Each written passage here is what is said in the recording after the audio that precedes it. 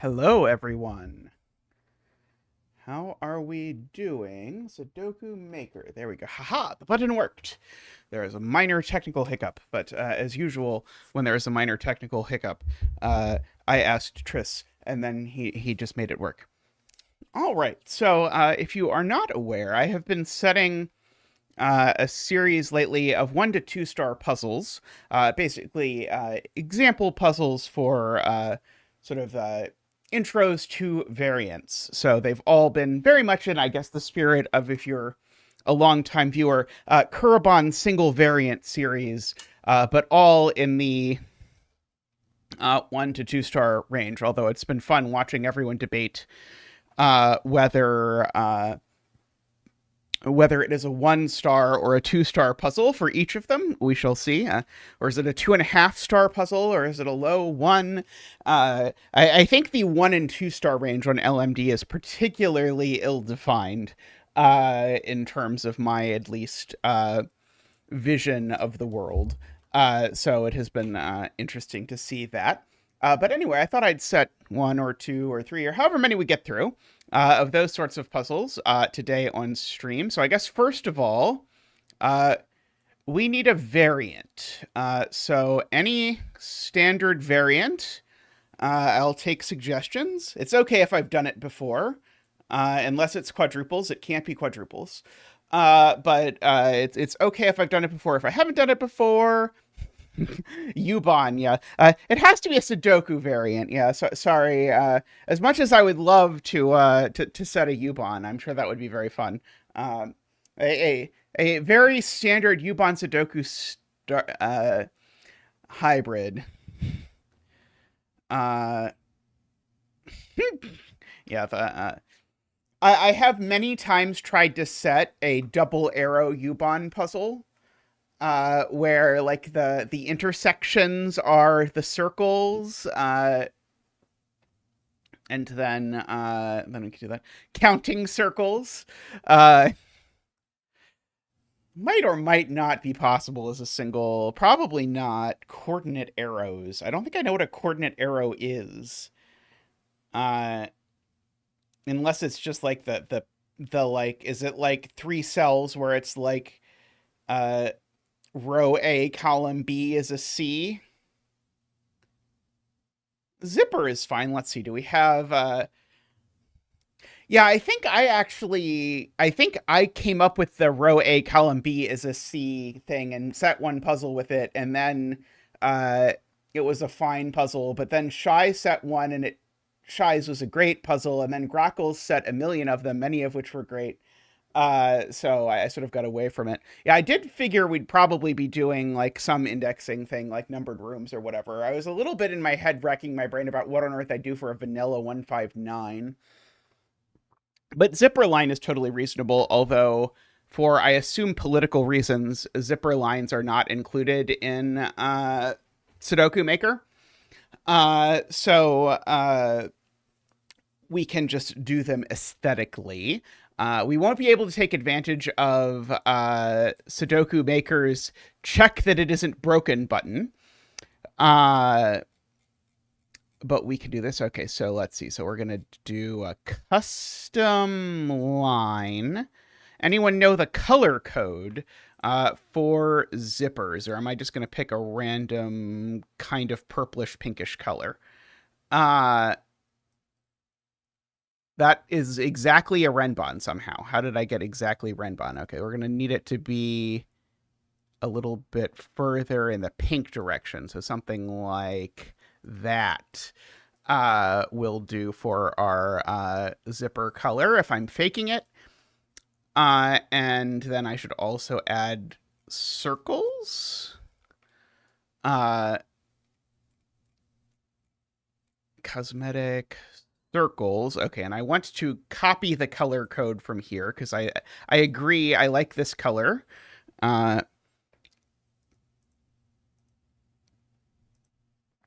Let's see. Fill color. We're going to fill with that. And then stroke color, we're going to fill with that. Okay, and we're going to make it a little bit smaller than that. I think this would be an unusual size of zipper circle. Okay, let's make it, I don't know, 15? 15? How does that, compare with that? Okay, that's too small. It's not worlds off, but I think we could do 20 and 20. I could also address... How about 20 and 120 is what it decided to give me. Do you think that would be good? Let's do 20 and 20 and that. Okay. It's too pink and not purpley enough. Well, if someone wants to give me a color code, I'll use the color code. Otherwise, I'll do this puzzle and call this a zipper, and then I'll just get rid of the dots, and then we'll call it a Chinese whisper. How about that? Uh, yeah, I don't know why, Playmaker. I was joking about it being some sort of underlying drama thing. But yeah, it's a weird omission given that we've got like look and say cages as a built-in thing, which is a thing that I would say no one should ever use. But zipper is not, when zipper is, I think, a totally reasonable one. Was zipper invented by Marty Sears, by the way, or does Marty Sears just really like zippers? Uh, anyway, I should probably explain how the constraint works. So let me do that by providing an example. So every zipper is going to have odd length. So there's going to be a digit in the center. That's where the circle goes. The circle is just a visual indicator. It is not technically speaking necessary, but it makes life a lot easier for the solver. And so if this is, say, a 7, then what we'd be saying is that each pair of equidistant digits from the center each sum to 7. So if I wanted an example, I could do something like 1, 6, 2, 5, 4, 3. This would be a validly filled zipper.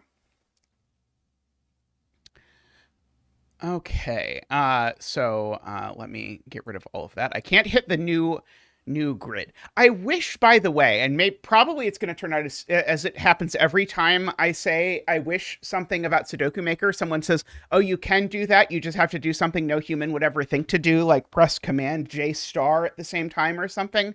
But I wish that I could hit new for new puzzle and have it keep my constraints that I had. Because very often it's like, I want to reset the grid I'm making, but I still want to be making the same puzzle. But at least in my experience, there's not a way to do that, but who knows, maybe secretly, there is. That is my usual experience, as it turns out that there's a way to do it, but, because Sven didn't design it, I don't intuit what it was. Okay, so my instinct with this is to do something Sudoku-y, so I'll just draw something in. Something like this. Yeah, if my goal is to be like, look, you can set easy puzzles is not that bad, going and downloading off-brand JavaScripts and installing them is not going to communicate that, I fear, Isaiah. But yeah, so I was thinking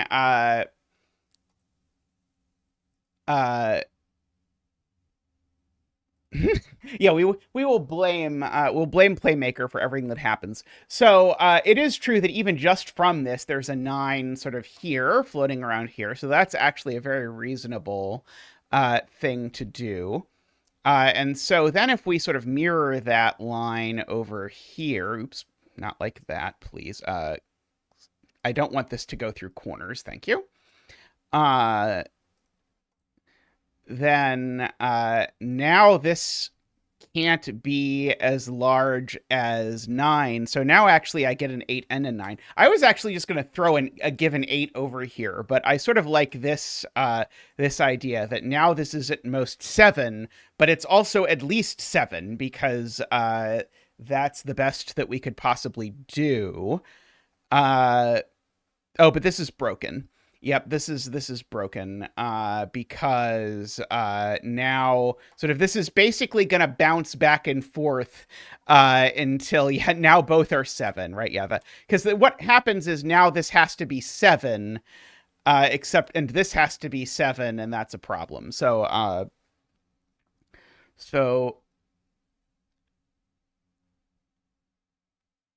Okay, so how do we... Okay, so what we can do, I think, is we can make this line do something like that, where, yeah, exactly what Playmaker says. I can make the line a little bit less pretty, which is usually good for setting anyway. The strong impulse, if I'm giving setting advice, is that your sort of natural human instinct is to make everything pretty like this, where it's nice and even. However, you're just setting yourself up to have a horrendous, deadly pattern in your puzzle at the end of it that you can't resolve without doing something hideous, like putting a given digit on a clue or something. Actually, I'm curious. I was thinking about this. Scale of 0 to 10. How hideous is it to have I'm curious of people's internal things. How hideous do you consider it to have a given digit on a constraint? And you can say it depends on the constraint if you want as well. But like, are you like instantly never doing this puzzle if you see this, or is that like doesn't even register to you as something that is horrendous? I'm curious of people's opinion about that. Okay, so now this is only 7 or 8. At the very least, I can say, because I certainly need to be able to make the sum. So we know 8 and 9 over here for sure. Now, that says that this isn't 8 or that it isn't 9, which is always something that I deduce, because one of 8 and 9 is in this column at least, and whichever one it is, this one isn't that.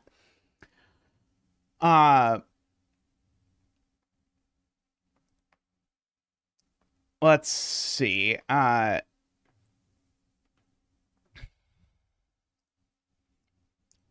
So...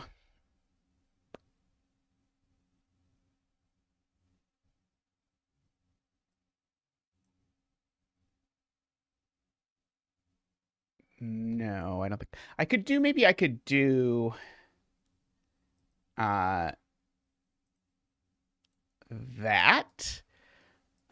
So how bad is this? It's broken. Well, that's really bad. I realized it broke if I put it the other way. Oh, right. It's broken because I know there needs to be a 1 on here. Right. Yep. Okay. Okay, so how are we going to abuse this 9? Okay, here is take 2.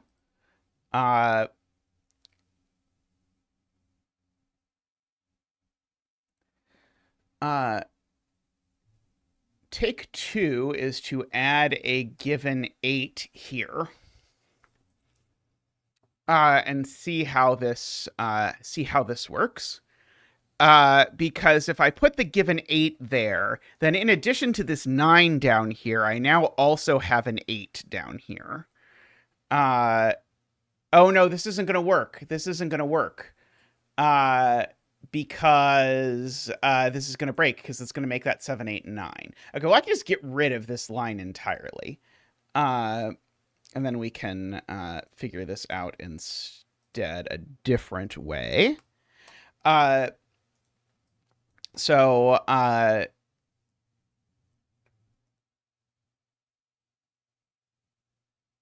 oh, wait.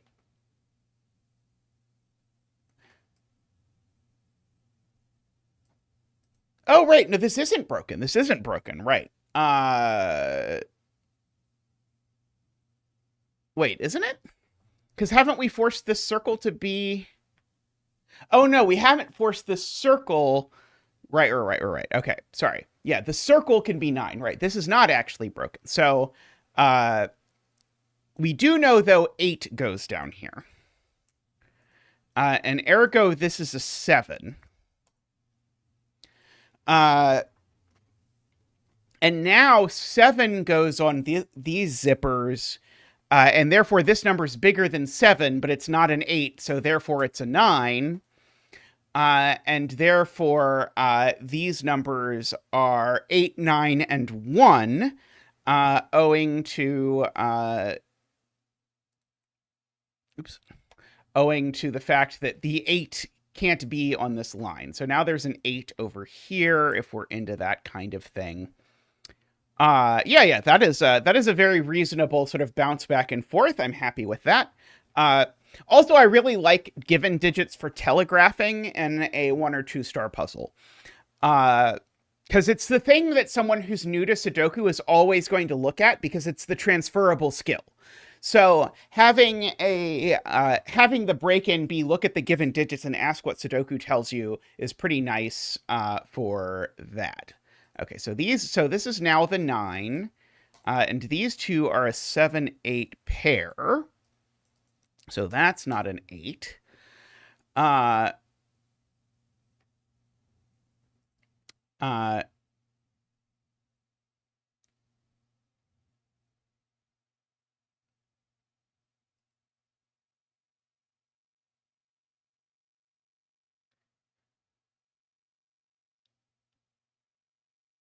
Oh, right. Sorry, this is not quite correct. This is not correct because of the fact that this can be a 9. Oh, no. No. What is actually true here? Is anything actually true here? Let's see. So, yeah, we might have to reconnoiter this slightly.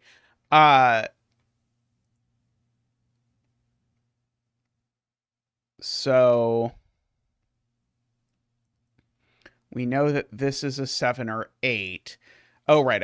I did put a given 8 over here.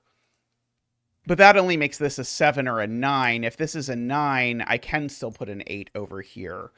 That is very unfortunate. Okay, so we might have to slightly doctor this.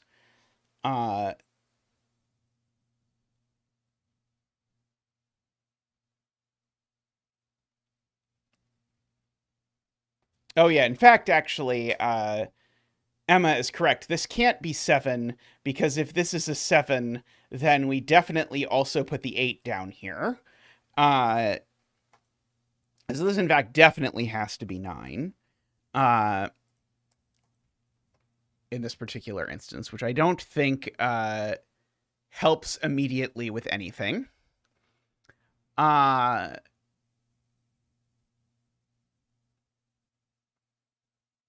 And that does place the 9 down here.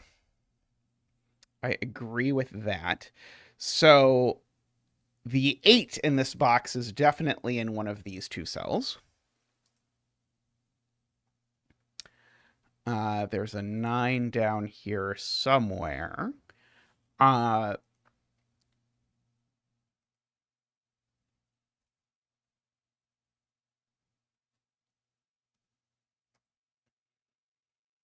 Let's see. What else can we do here? So I would like to somehow, I guess we have not even used this given 8, right? Oh no, we have used the given 8 because we've said that this wasn't 8.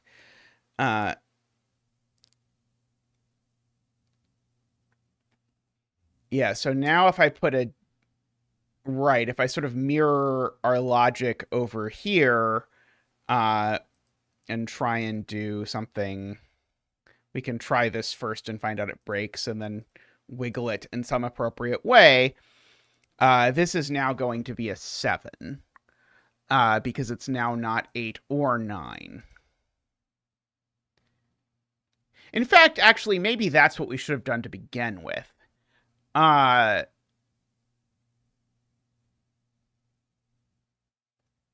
Yeah, let's and again, I will say I wish that I could do this. Let's go back here and let's do that instead.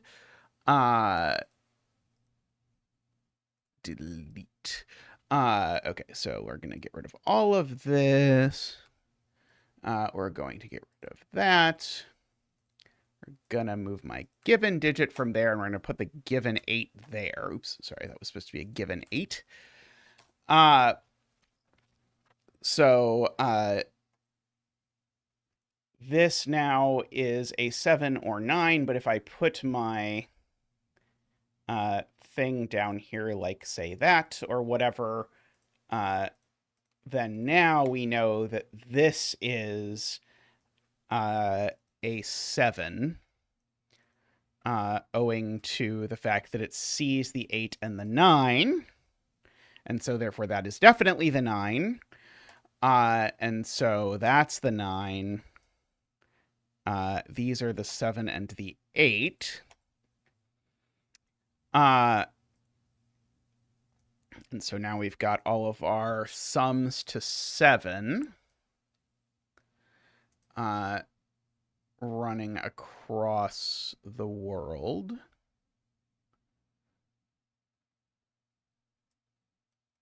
Okay, so that sort of sorts this out in a way that I think is pretty nice for sort of an opening thinking about this and realizing that this thing has to be pretty big in order to possibly have 3 ways to do it. Yes, Doylier, but our goal here is setting 1 or 2 star puzzles, so I'm actually deliberately going for not less interesting, but I'm going for easier. So I'm going for someone's never seen a zipper before, or they've done a gas zipper puzzle, and that's it. Is the thing I'm going for, not the fancier one. I agree that the other one is definitely fancier. Okay, so now we've got a 7 and an 8 down here. And so my brain wants to use that to put a line like this with the fact that this line now has a 7 and 8 on it. And the only way that works is if this is in fact actually an 8 is what I want, because the highest digit in this column definitely has to go there. So that'll be an 8. There will definitely be a 7 here, so there'll definitely be a 1 across here. I don't think this is broken. Let's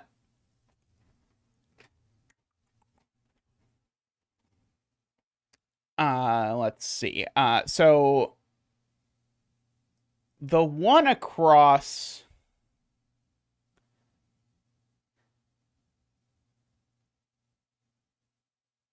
is kind of interesting because it kind of makes me want to use the 1 to point somehow at something interesting. I'm not quite sure. Oh yeah. Agree. Yeah, this is sort of like I would usually, if I was solving it, I would do something like that to call my attention to the fact that this 1 is not a box pencil mark. It's a zipper pencil mark. I guess for me, it's sort of like for killer cages, I will assume if a cross mark or if a corner mark is in a killer cage, it's in the killer cage, although that sometimes gets me. But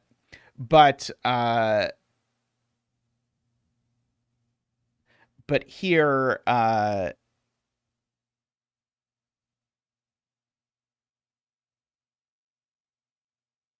okay, but here on a zipper, I probably should not assume that. Okay, so these are sums to 9.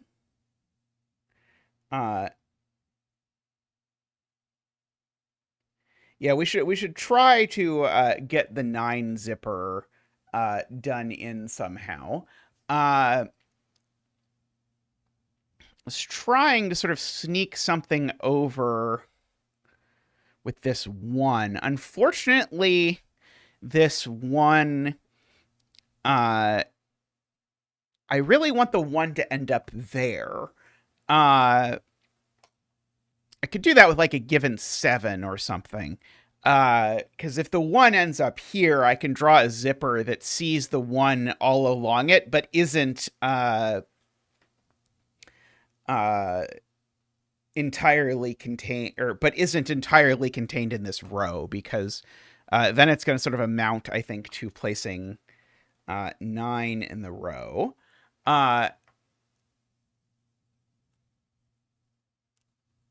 Oh yeah.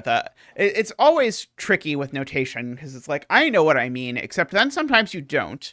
It's a learned skill to sometimes figure out, like, what did I mean when I wrote this in. Uh,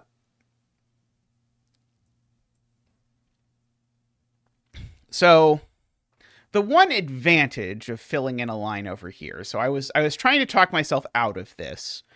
The one advantage is that it definitely has a 7 on it, just by Sudoku. Because if you notice, there can't be a 7 here. Because if there's a 7 here, we create a 1-7 triple in this world.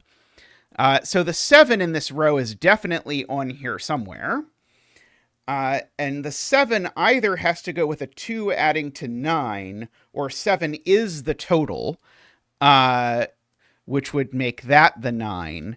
But I think that's probably a little too many universes to keep track of. So I think what I'd rather do is put a given 7 here, to have it look at this cell and place this 1 where I actually want it. So that will make this a 7 and this a 1. That won't be yellow anymore. And so my idea was to draw a zipper shaped like this, that now has to have a fairly large total, because it can't have a 1 in any of the spots. And notice it can't even be actually like 5 or 6, because I can't make a 2-3 or a 2-4 triple in the box. So this is at least 7, except it actually can't be 7. So this is only 8 or 9. Sorry, 8 or 9. Now, we also notably get that there's a 7 down here in this box. Oh, 3 plus 3. Oh, God. Yeah, 3 plus 3 is a possibility. Thank you. Thank you. You have saved me from tricking myself. Right. This could be 3, 3, 2, 4. Right. So it can't be 5, but it could be 6. Okay, how do I force it to be 6? What if I want that to be the deduction? Let's see. I could put, yeah, if I put a given 8 and 9 over here or something, or maybe put a given 9 there.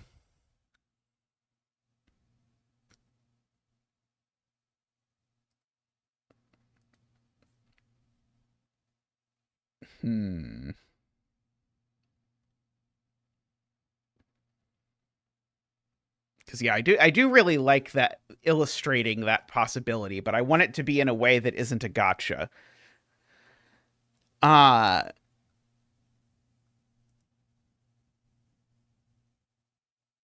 So like a given 9 here and a given 8 here or something like that.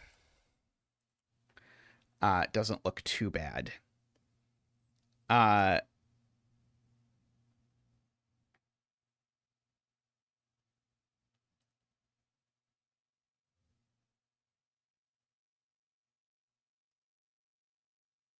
Oh yeah, we could have put the given 8 there instead. That's a totally reasonable place to put the given 8. I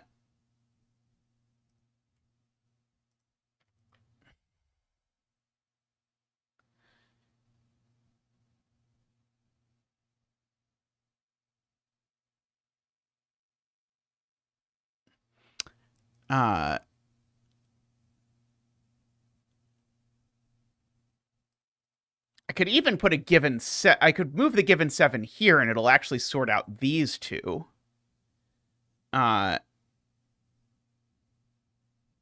We don't need the 9. Wait, why don't we need the 9? Sorry, there's some suggestions in chat that would get out of the 9 that I'm trying to understand. Uh,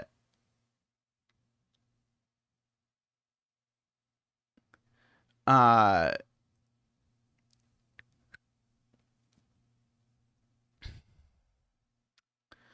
I think I am going to try moving the given 7 there, though.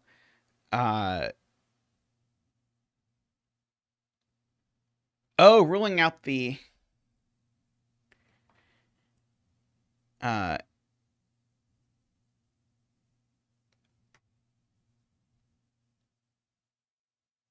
Oh, right. I already used that 7. Thank you.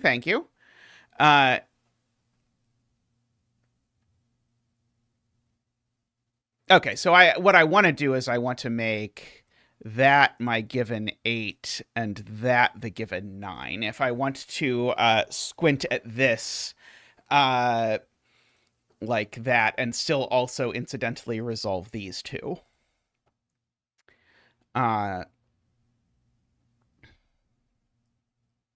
I guess I marginally preferred the 7 being here because it at least made this one touch more restricted, but I think this'll work. So we can now say this has to be a 6 because anything smaller than 6, the only way to do 5 would be 2, 3. And so what this forces is hopefully for the solver to discover the thing that I didn't see, which is that this can be 3, 3 with a 2, 4 here.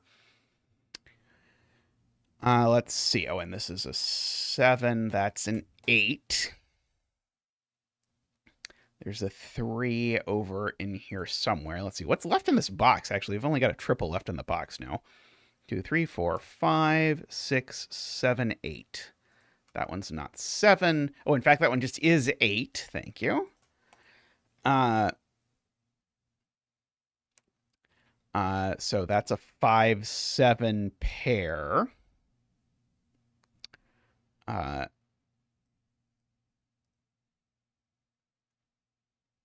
Okay, so what can this be? It doesn't actually have that many options, right? Unfortunately, the 5 and the 3 rule out the same thing. But this can't be 1, 2. It could be 3 with that being 5. It can't be 4. This can't be 5. This could be 6 with that being 2, and it can't be 7. So it's actually only 3 or 6. Yeah, so this is actually exactly as Laura says. This works out to only be 2 or 5. Is there any way I can do any sort of sudokuing into this box with this 3? I do know the 3 in this box is in this column. So this is either a 3, 6 or that's a 3. I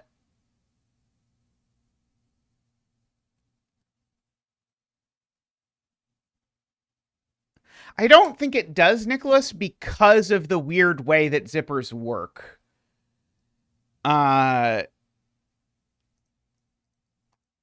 If these two added to 7, it would be very interesting, but that's not how zippers work, sadly.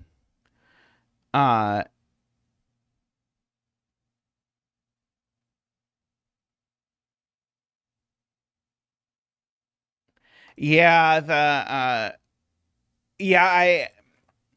I make that mistake about 6 times every time I touch a zipper, unfortunately. Yeah. Well, I feel better about how many times I've made that mistake, even though I feel like I've done a lot of zipper puzzles somehow still. I end up making that mistake. It's yes, fairly universal, yeah.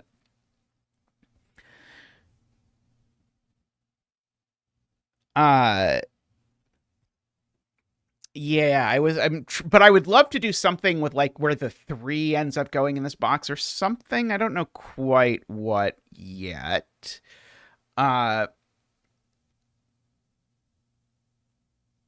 Let's see. I was looking to see if I could make some sort of zipper poke up into this line or something like that. Like the 3 over in this box doesn't have that many possibilities. So unfortunately, it's a little tricky to rule everything off of this side. Like if we had something like a digit we knew in this column, it might be helpful. But yeah, we know we've got these sort of slats running down.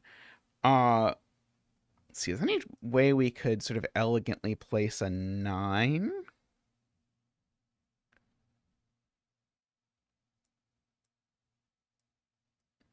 Yeah, so 57 Thorns notes 1-8 is either here or it's here.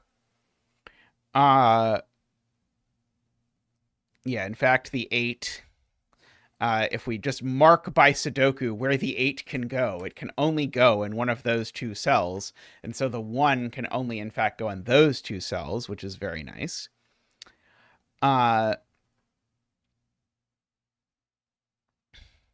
See, I was debating continuing this if somehow I could get something good out of that. Yeah, 3 is vertical.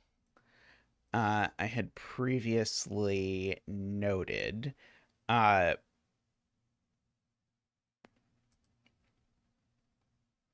was wondering if I could somehow like zig this. I could zig this one more like that, and then we'd actually have a corner marked 1 in the weirdest possible way. Looking over across here, except I don't think it does anything. Hey, AFK, how are you doing? Yeah,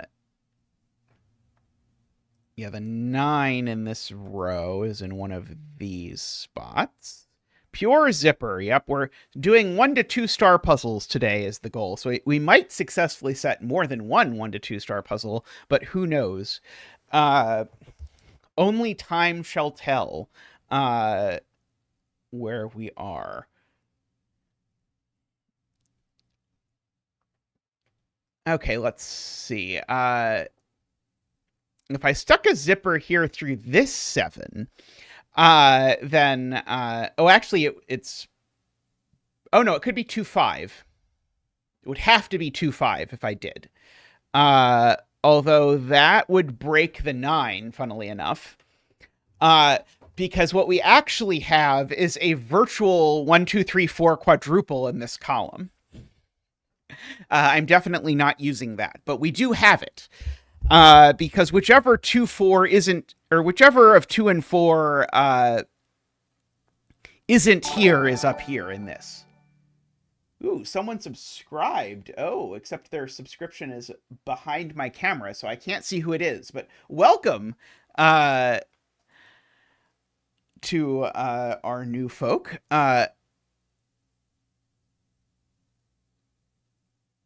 Oh yeah, I like the 5-7 zipper. That's a good idea. So have the 5 and the 7 zipper poke over here, something like this, with this at the center.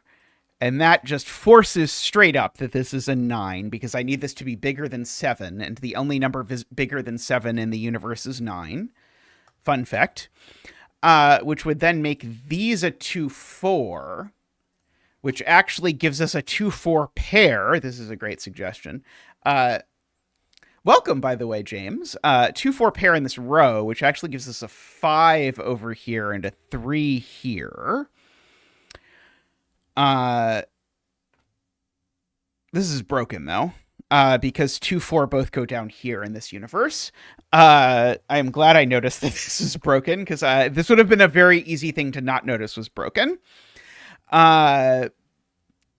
So, how can we salvage this?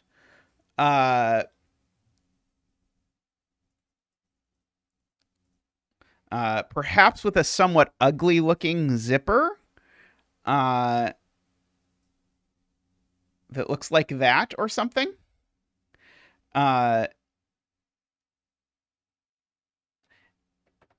With that.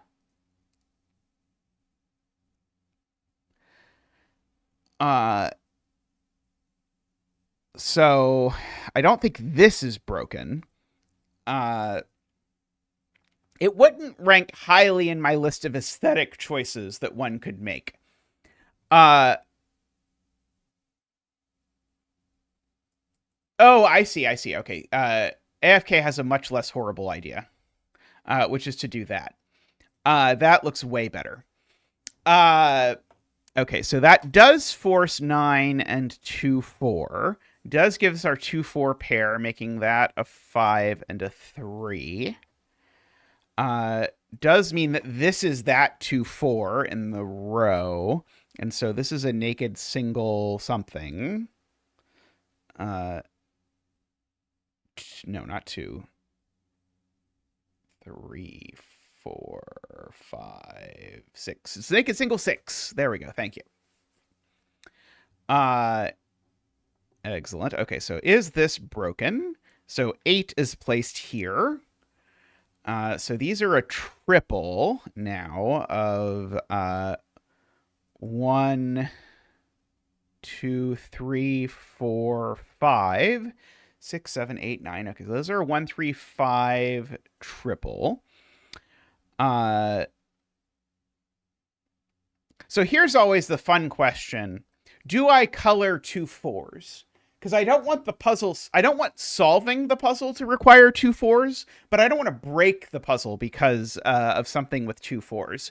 So that's always a question. 1, 2, 3, 4, 5, 6, 7, 8, and 9. Okay, and so we can place the 1 and the 9 like that. And so now these are, we've got a 2, 4, and a 6, I believe is what we have floating around the universe now. Okay, so we know that these aren't 3, 4. So these are 2, 5 or 1, 6.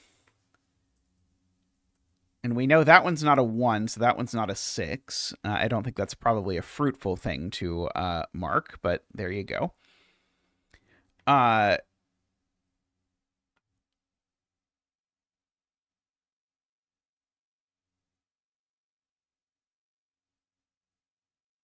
Okay. Is this forced yet? No, this is still 2, 7 or 4, 5.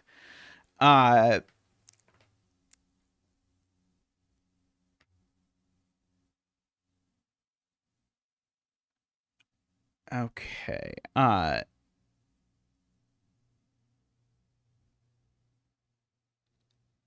Here's where, by the way, if I was setting this with a, if this included zippers, I would definitely be checking the button up here for find solutions just to make sure there are some.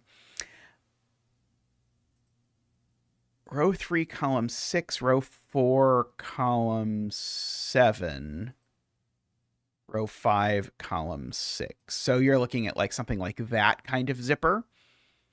Yeah,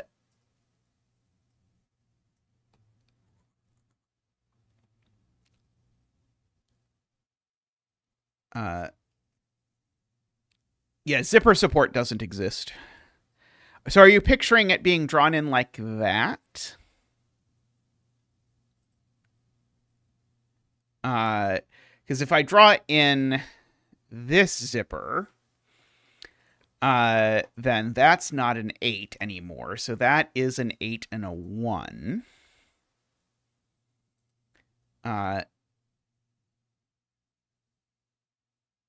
So this is at most 6. But it's at least 3, but it's not actually 3. Oh, you meant a diagonal one?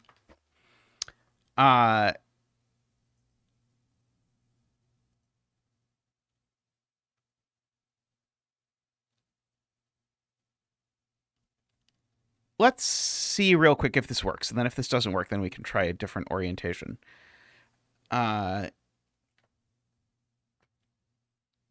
it can't be 3. Yeah, AFK, but part of this is to demonstrate setting easier puzzles and convince people that they can set easier puzzles. And so using bespoke, complicated technology things is not a good way to demonstrate that.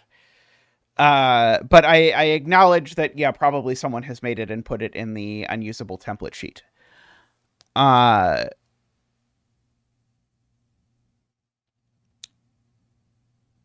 So this is 4, 5, or 6. Yeah, this is meant, since I'm setting 1 or 2 star puzzles, I'm also trying to make it sort of like more approachable than my average setting stream. I've been publishing a bunch of 1 and 2 star puzzles recently, so I figured it would be fun to make some.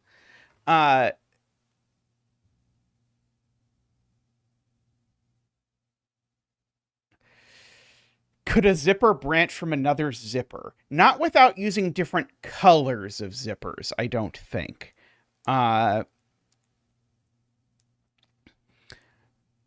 think if you use different colors, it would be okay, although maybe not advisable. But if you made the circle, like if I made this like a yellow zipper coming off the 3, I think I could do that, and you could probably make an aesthetic out of that if you wanted.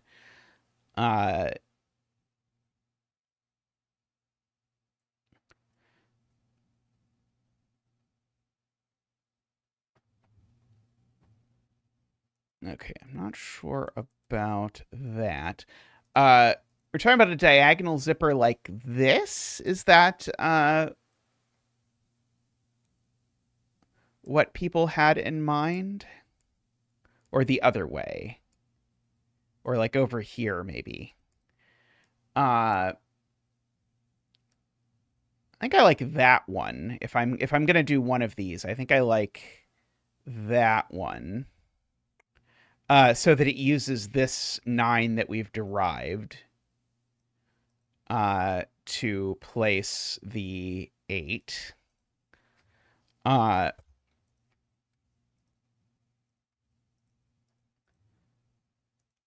So now this is at most 6, but it's at least 5.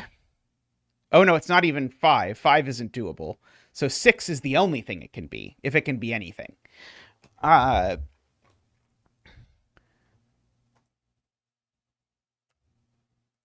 Would have to be 6 with a 2, 4.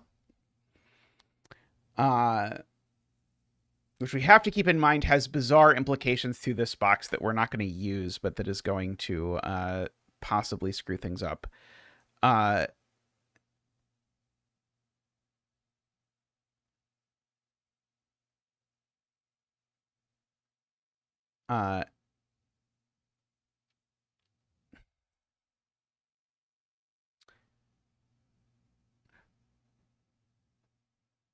Right. So now the digits that go here are the 2, 4, and the digit that goes with 2, 4.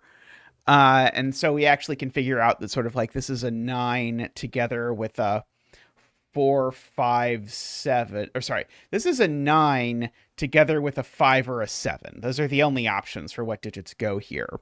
And so in particular, that means the 6, or sorry, the 3 in this box goes up here. So this is now a 3, 6. And now this is a 2, 4 with a 5, 7. Oh,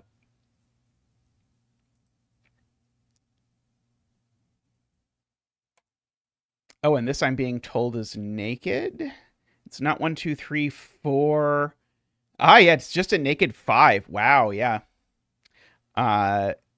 Literally a naked 5. Very good. So that's a 7 and a 2 and a 4 and a 5.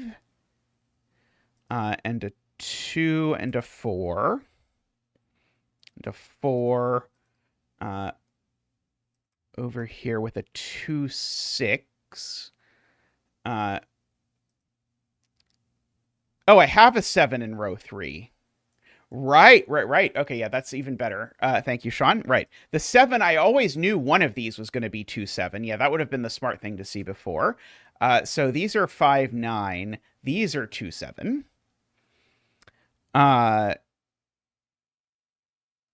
Which makes that a 4 and that a 2. That none of these being 4 means one of them is 3, by the way, because I need to put a 3 in this box somewhere. and it can't go over here anymore. So one of these two is 3, which means one of these two is 4. Oh, the 5 actually looks up and lets me actually place the 5 in the 9.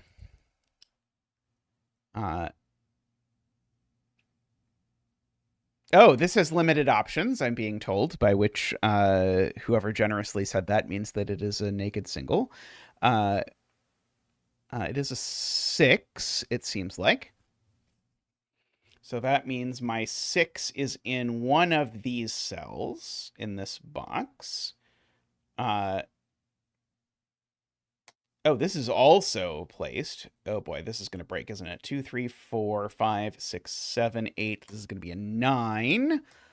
We're big in the hold the baby territory of hope this doesn't break.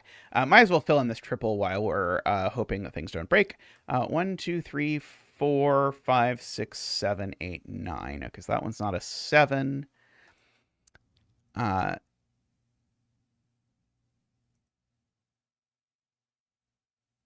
Oh, this is good too. It's not 1. Could be 2. It's not 3, 4, 5. It could be 6. And it's not 7, 8, or 9, so it creates a random 2, 6 pair in the column. Oh, that's horrible. Do I want to use that? That's the question.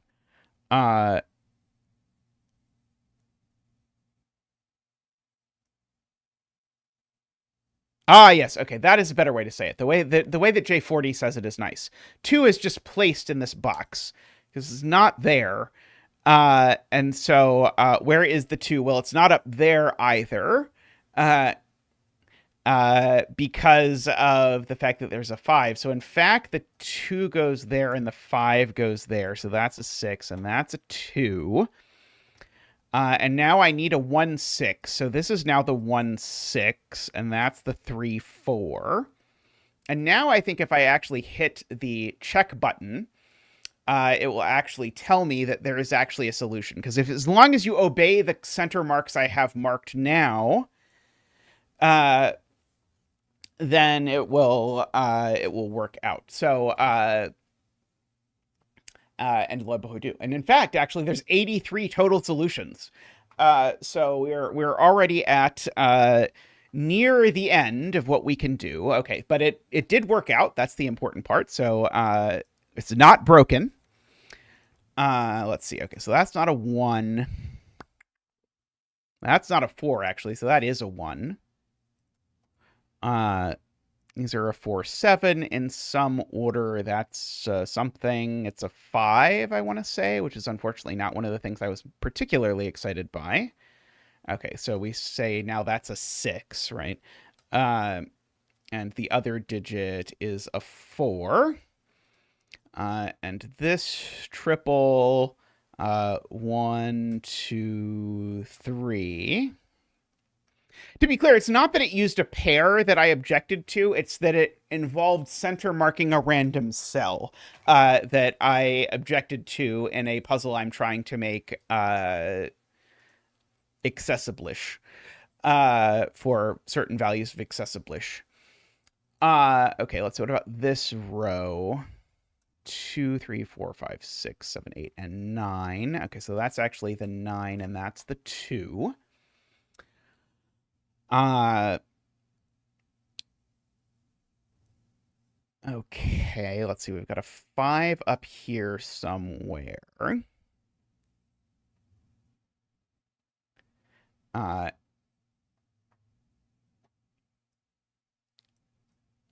Oh, the 9 is just placed because this is the last 9. Yeah, the that kind of question, yeah, but when it was where is 2 in this box, that was a very nice way to that sort of got there that I particularly liked. But the thing when someone's new to Sudoku that you have to sort of try and convince them that they shouldn't do is just center mark random cells and hope good things happen. And then, eventually, you level up in your Sudoku solving skills and you learn how to how to do it. But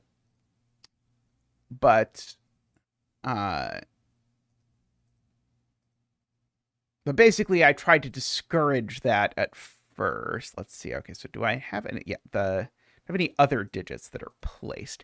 I wish this would be a little bit more like Sudoku Pad, and show me like in red digits that see other things, for example, and let me do things like double click a 9 to see if I know anything about where 9s go.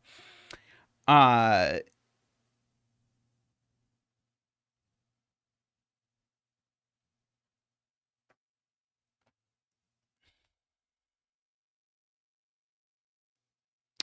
uh,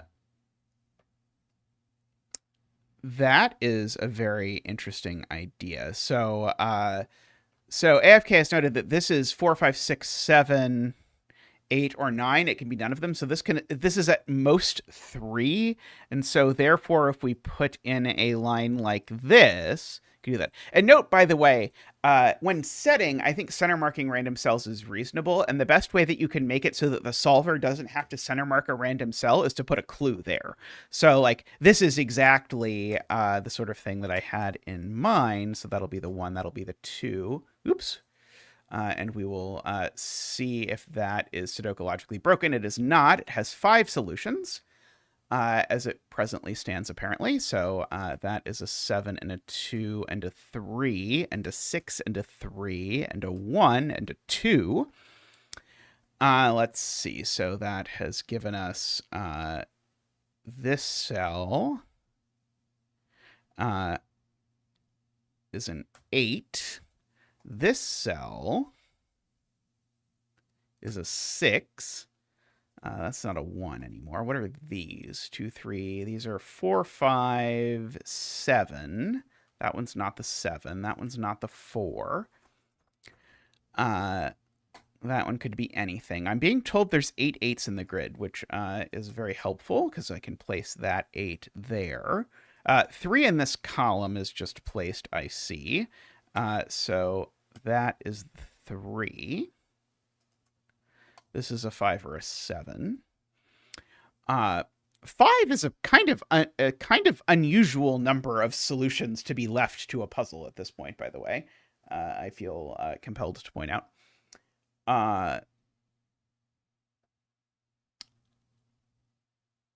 Also 8 3s. Yeah, so that's a 3. This is a 4 or 7. Let's see. This is a 1, 4, or 5. This is a 1, 4, 5, or 7. The worst. Okay.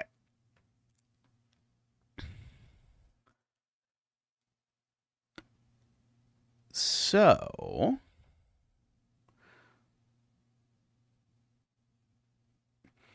I also wish it had the green digit thing. So I'll say, there's a couple of different ways people set. The classic way is to do it in F puzzles. The newfangled way is to do it in Sudoku Maker. And F puzzles has a much better solver if you want all the solutions. Sudoku Maker has a much better solver if you want some solutions.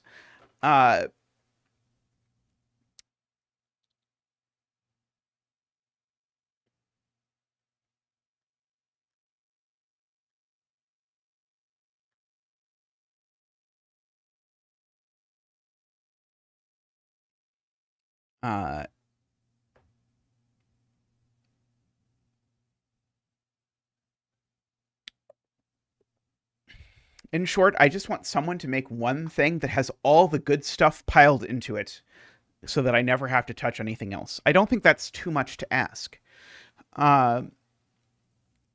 Let's see.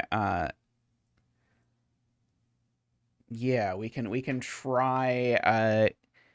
Can I do? And this is just my cheeky way of doing it because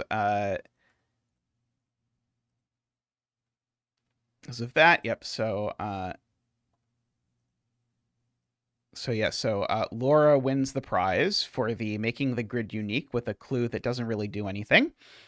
Outside of that, Probably won't resolve too early, but now we look at this, and so certainly that's not a 7, making that a 7 and a 4, and so now this is certainly a 5 or a 7. However, if this is a 7, this would need to be a 3, and it can't be, so in fact that's a 5 and a 1. And so we get that's a 1, a 4, a 7, and a 5. And there we go. Let's see if I just want to check it to just look at what the grid looks like. Oh, I should probably also click the Sudoku pad button. It probably... Uh-oh. The Sudoku pad button doesn't work. I don't know why the Sudoku pad button doesn't work. Oh, it's because Tamper Monkey is off. One moment. This might do it. It did not. I might have to restart the web browser if I want this to work, unfortunately. So we cannot do that at the moment. But it looks interesting from here. Yeah. I think it looks pretty nice. All right, I'm going to take a quick break. And then we can come back and we can set another one. So be thinking of variants to suggest, and we can come back in just a moment. So see everyone in just a moment.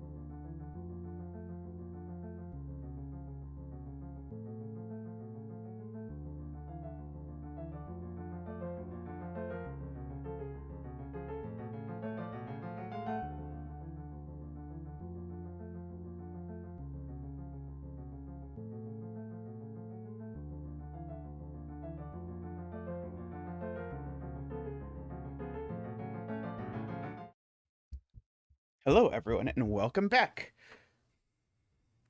I thought the Sudoku pad screen thing worked, but apparently it doesn't. But maybe it will if I was just going to show you what the thing ended up looking like. There we go. Okay. Just so that you can see it. So yeah, someone suggested Zippity Doodah. I like Zippity Doodah.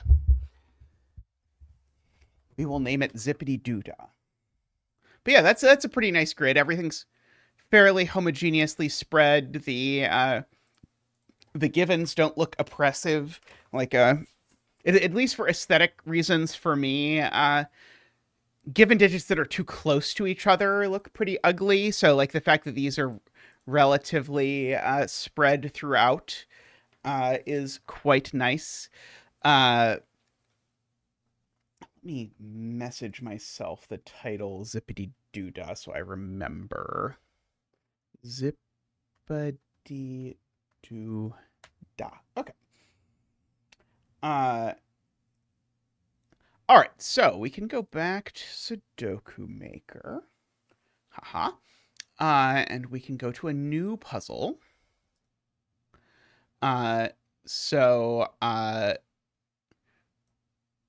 Rule suggestions for what constraint we might want to do next. Any favorites that anyone has around, I will happily entertain. Oh, I see AFK before said 10 lines. We can try and set a 1 to 2 star 10 line puzzle. That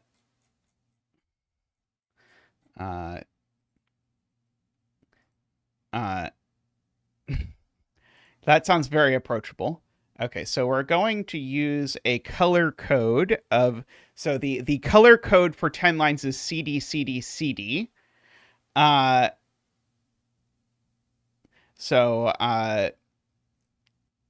We can use that. Okay, this only needs to go through centers of cells, I think. So if you've not seen 10 lines before, here's how they work. It has to be possible to divide the entire line, so something like this,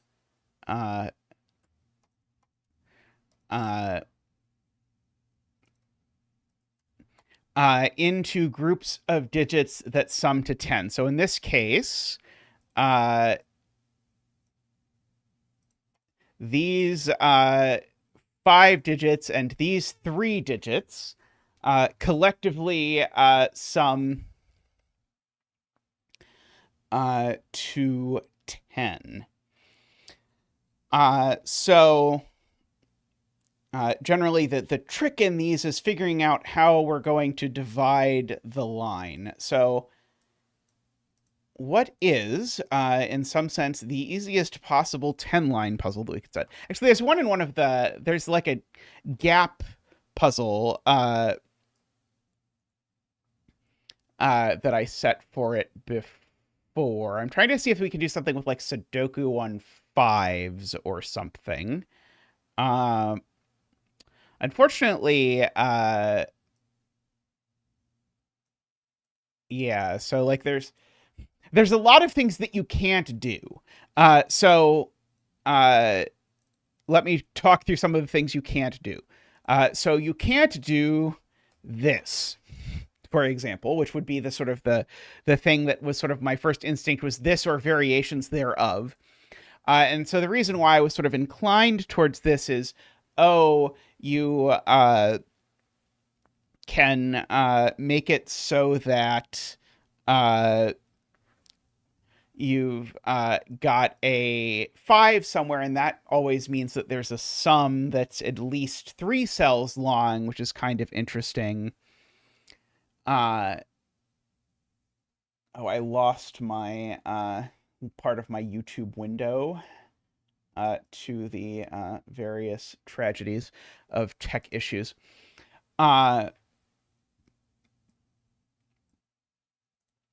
Okay, let's see. So we want to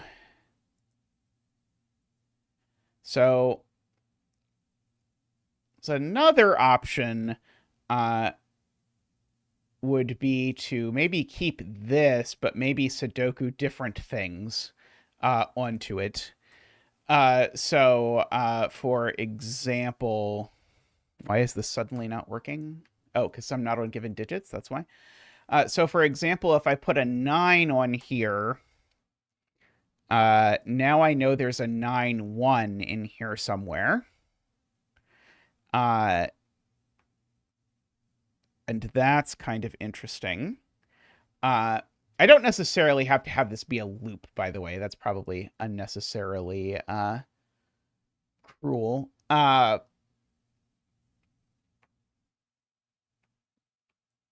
was trying to decide if I could do something interesting with a 1. So, like, I could put a given 1 here.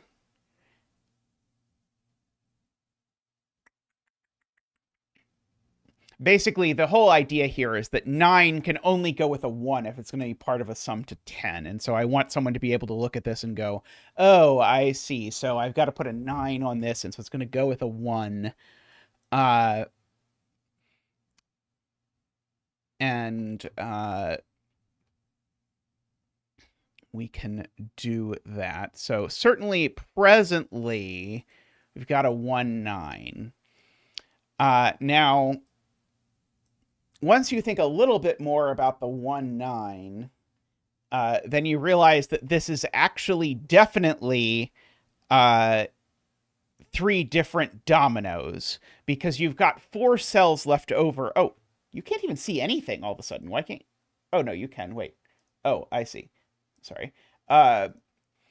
Started playing a random thing. So once you've used your 1-9 domino, you have 4 cells left over. The 4 of them can't sum to 10 because they're in a box and they don't have a 1 in them. So what does that mean? That means that you must instead have 2 divisions, and the 2 divisions can only possibly look like that. So each of these is a domino that sums to 10, and that does mean there's a 5 up here. And so now is, I think, a good time to use our old friend, the 2-3-5 domino. Does that work, or does that break? No, that breaks, right? I can't do that. Sorry. That would make the whole box sum to 40, which does not work. I cannot do that.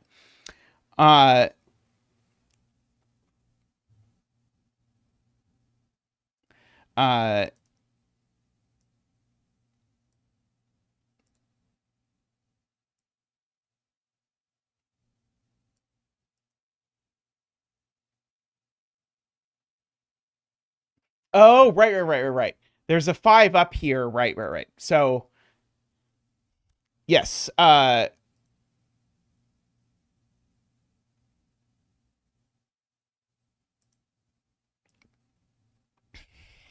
do agree, by the way, with Silver Grooves made an interesting suggestion as well, which is that you could mirror the shape into this box, at which point then you actually know that these cells will sum to 30 for exactly the same reason, and then you'll end up with a 1-5 up here, either through... oh, that just breaks. That just breaks, actually.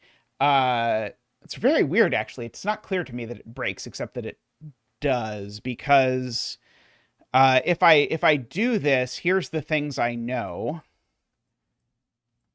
I know there's a 1 up here, and I know that these cells and these cells each sum to 15. And I also know there's a 5 up here and a 5 up here and a 5 up here, because it's 1 and 5. So that would put 3 5s in row 1. Which is perhaps too many 5s for row 1.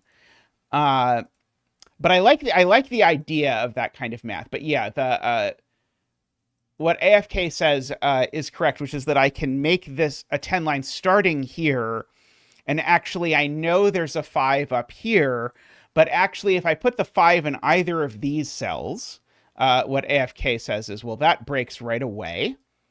Oh, this is going to be a lot more than one more cell. I just don't know where those cells are going yet. But it doesn't need to be there. It could be there, right? Just the whenever I'm setting with 10 lines, I always assume the line I'm currently drawing is going to extend. I just don't know where. So I always sort of start in my mind, this end is the end.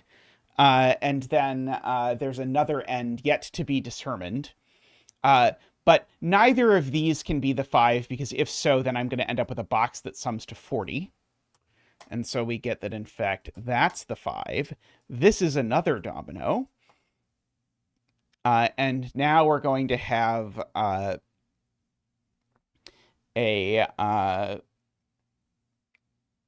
thing that's going to continue. And so my question is, how is it going to continue? That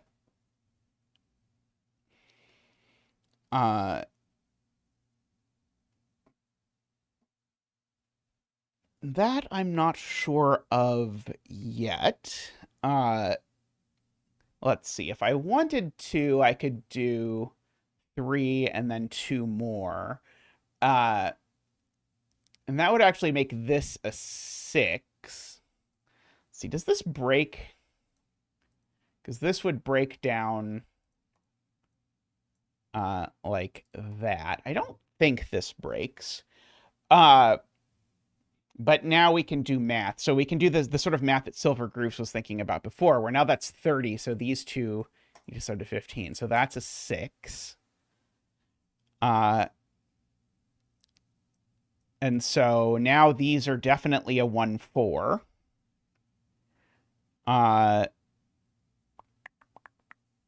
Because neither 1 nor 4 can go anywhere else in this row, because they'd have to be part of a domino.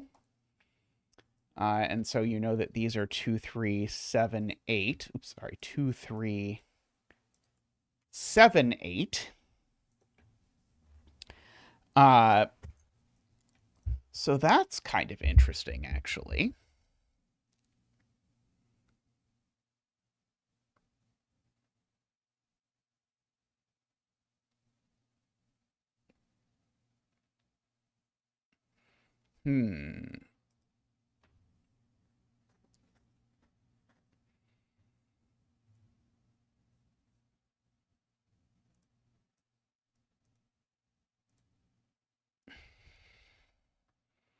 I guess the next thing to do would be that I could extend this 6 here onto its own line. This could be a 4 or a 1, 3. I do know there's a 4, 6 domino living over here somewhere.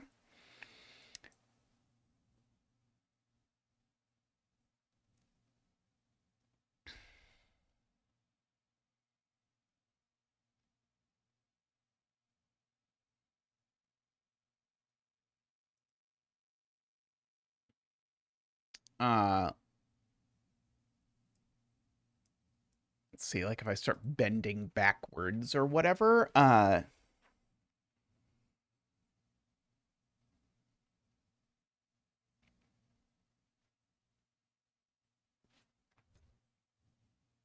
Yeah, that's a little bit fancy for this application. I like it, but that's the trick with 10 lines puzzles. It's kind of tricky to make a 10 lines puzzle that sort of feels a little bit more approachable, because sort of the natural idea, and I've sort of, to try and break my brain of thinking about this, I've deliberately sort of colored these in such a way that I'm not incentivized to think about where does the yellow pair go in box blankety blank, which would be a pretty common thing to do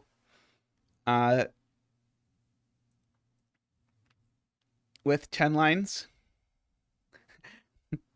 Understandable, very understandable. So we're trying to make a slightly friendlier 10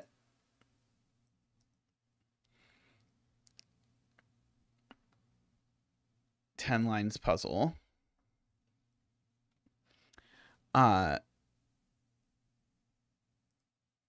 Okay, so what is a... So the problem with this 6 is that I think the 6 can extend two ways, unless I literally make this a length 2 line, which I don't have any, like... It's not like I think it's morally reprehensible to make a length 210 line, but it doesn't even place the 4-6 domino in box 1. So it would be like a very heavy-handed use in order to not accomplish very much at all.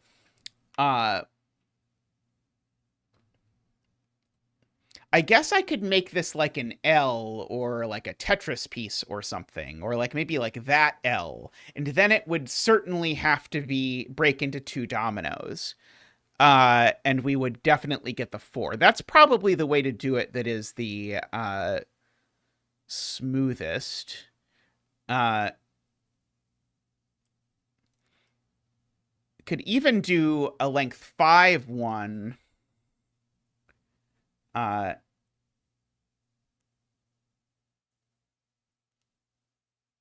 No, I don't think we can do a length 5 one, but I think we could do a length 4 one like this. And I think that's reasonable. So now you say, okay, well, this can't be one line, so it has to split. And so we've got this and this, and may or may not be broken. That I'm not committing to yet. But these two sum to 10.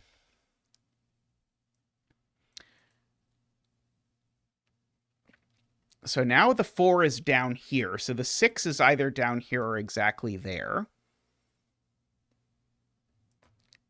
Yeah, we've got the sort of the 5 places is an interesting oh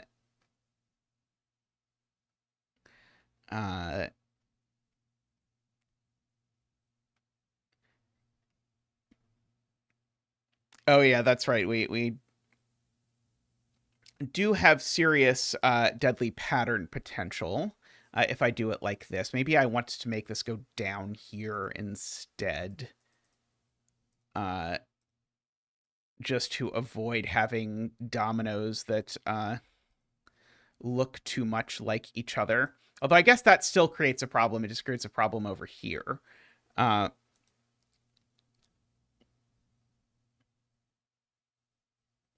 Yeah, the no getting around it, I suppose. Let's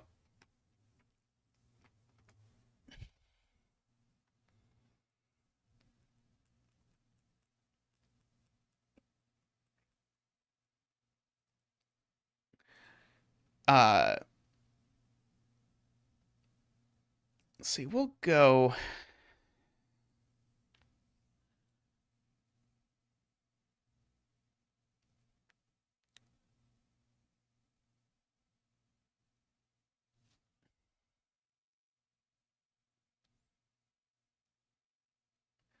Let's see. The funny thing is, if I do something like this, now I've got sort of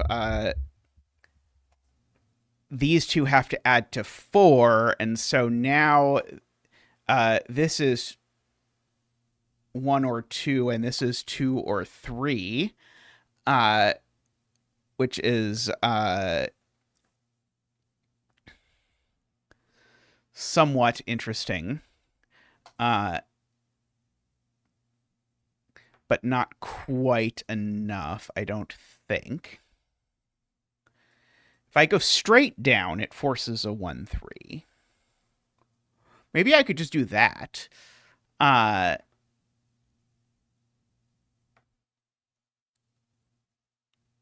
sort of thinking length 3 line for this 6 seems like a good place to be.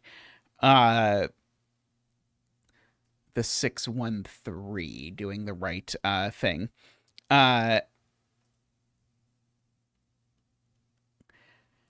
It's the 2-2 possibility that is really annoying. I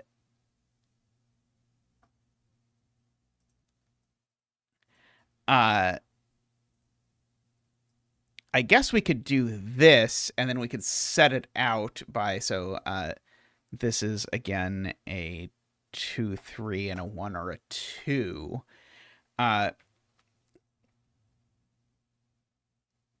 And we could sort this out with a appropriate given digit.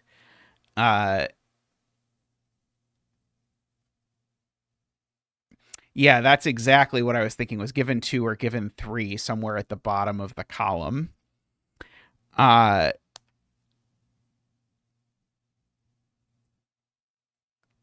So like a given 3 here, for example. It's almost for sure that anytime there's a given digit in one of my puzzles, the place you're supposed to use it is the geographically farthest place from that given digit. So that forces the 2-2. And the reason I like that is because it makes this 3-7, and in fact actually tells us the order of the 3 and the 7, which then makes this 2-8. So we at least have that going on, which feels very reasonable.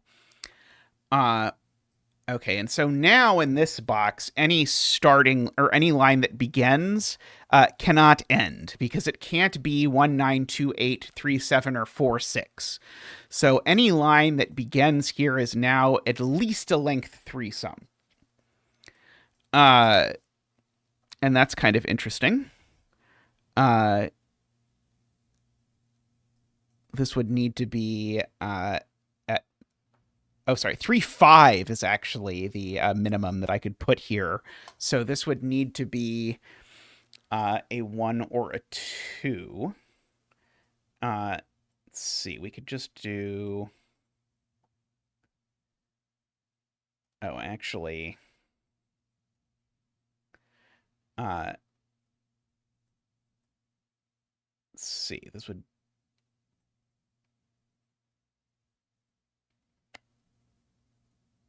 Actually, maybe I want this to go like that. Still true, right? There's no 2-cell sum that this could be, but the minimum sum of these cells is 8, so it can't go on for 2 more. So that's a sum, and then this is a sum.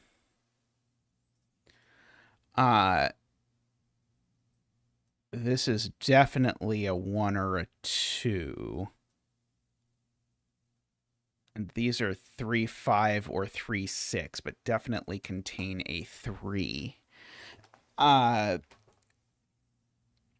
For what it is worth. I'm not, by the way, implying anything about these things being the same, although this is going to either have to be 2, 8, or whatever that is.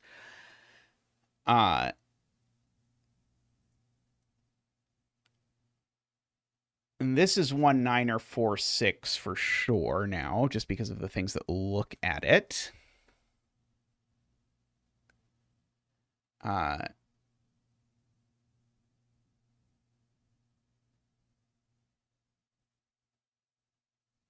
So what's left in here? We've definitely got an 8 in this row, I suppose.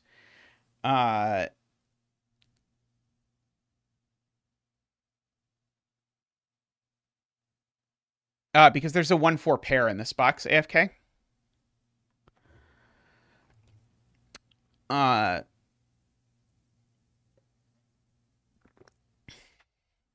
So that 1-4 together with this given 3, say this cell's not a 1 or a 3.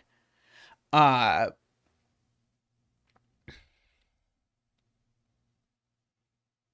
there's also a 9 in these cells. That's probably also worth noting.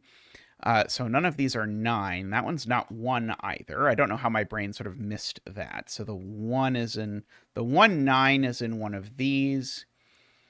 There's definitely an 8 over here, which sort of makes me want to sort of continue a line over here like this, or something like that, so that we sort of are forced where the 8 goes. Oh, that'll actually even resolve this. So if I do... This is probably broken, huh? This is almost assuredly broken. Yeah, this is definitely broken. Because I don't have any 2-cell sums I can make in this box either. I was hoping to force like an 8-2 coming over down here, but sadly, we don't get that.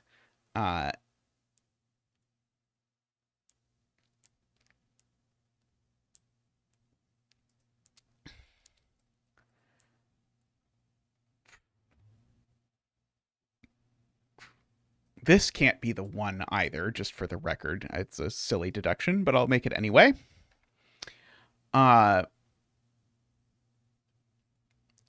Okay, so if this was 1, 9, it doesn't, strictly speaking, tell me very much. And I know there's a 5 or a 6 in here.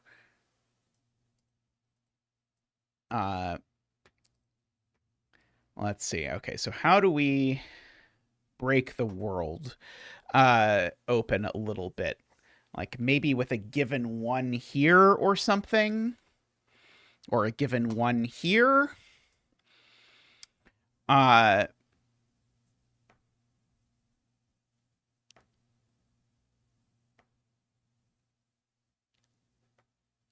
If you have a 4 cell in row 3, column 8, 9, does it have to be 1, 2, 3, 4 then?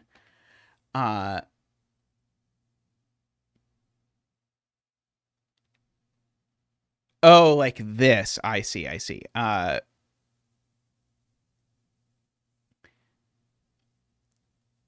So it couldn't be 1, 2, 3, 4. I think we could go 8, 2 there, and then maybe do something there.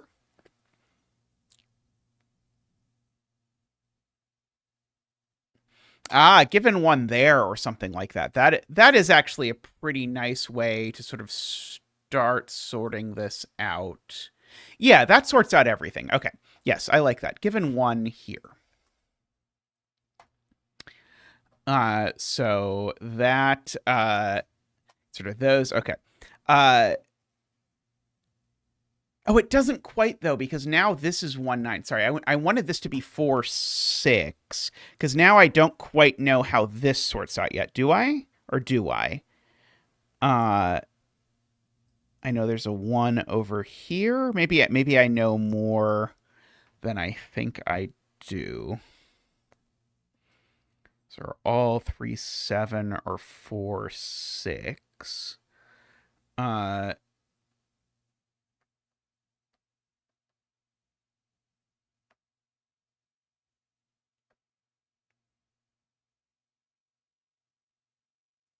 Okay, what about a given 1 here? It's a little bit louder, but it does resolve all of this. Oh, crap. No, I want to resolve this one. So maybe the given 1 goes there, and then we resolve it by... No, because if I want to resolve this into a 1, 9, then I need this to be a 3, 6, which means I need this to be a 1. So I'd actually need like a given 2 or something like that, like down there. Let's try that. But a given 2 there. So that makes that... I basically just want this to do as much damage as it possibly can. So this is 3, 6. So this is now 1, 9. We now know there's a 1 in one of these 2 cells. We know these are 5, 8, 9.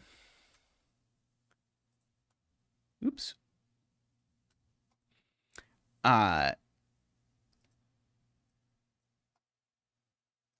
These are 3, 7 or 4, 6, but we actually know that the 3 or the 6 goes there. And so this is the 4 or the 7.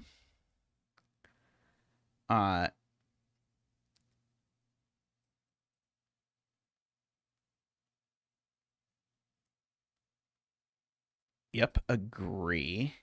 I don't, unfortunately, quite know much about this yet. Now,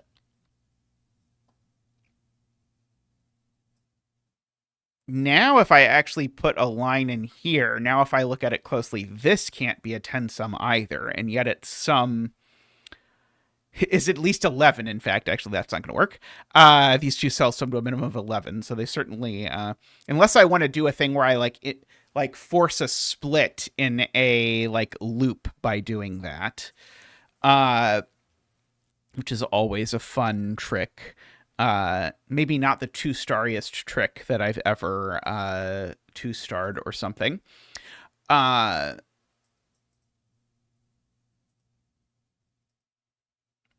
Restraint is hard. What can I say? Yeah, I know one of these is a 6. Uh,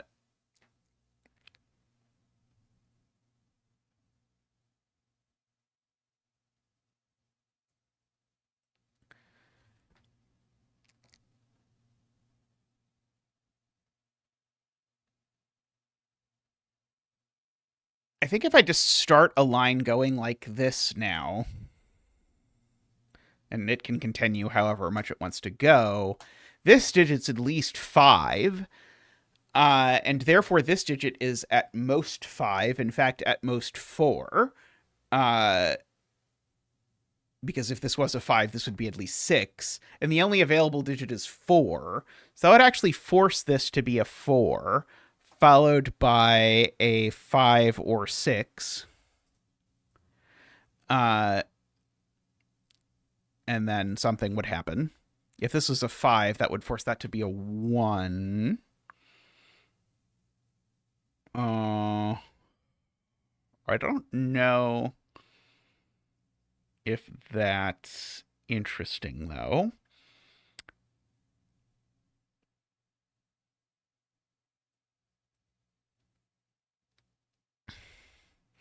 I could do, if I do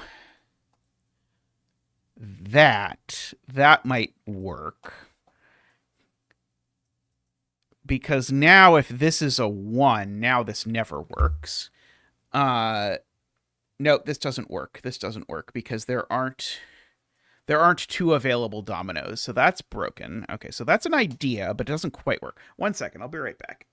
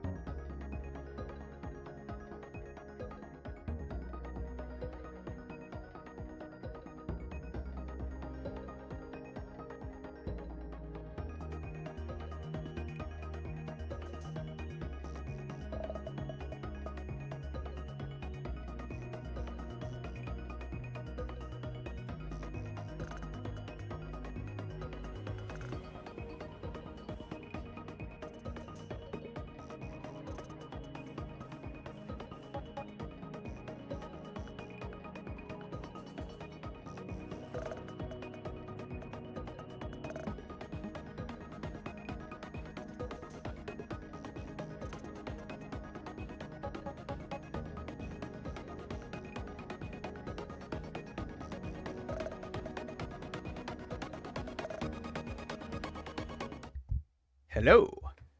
Okay, so has chat solved it? Have we figured it out? Uh, uh,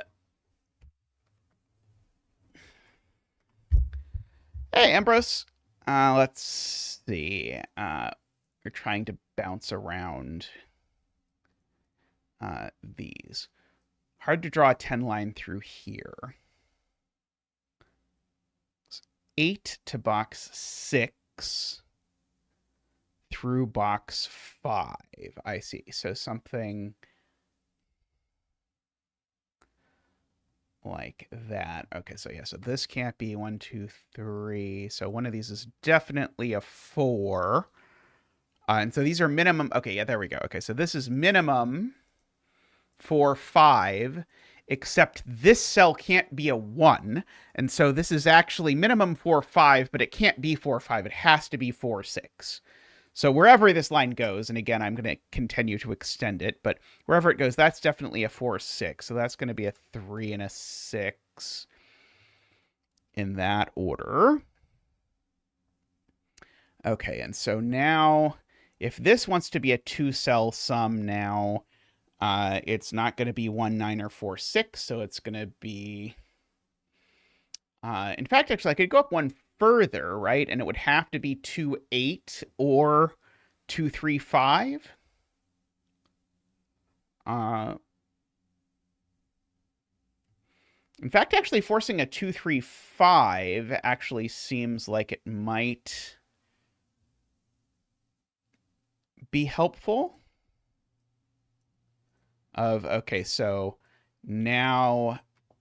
Because this sort of looks like it's setting up to force this, but this is in fact actually now got to be 2, 3, 5. If I just end it there.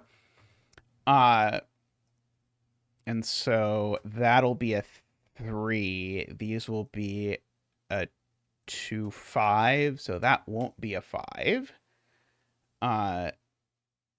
That seems good.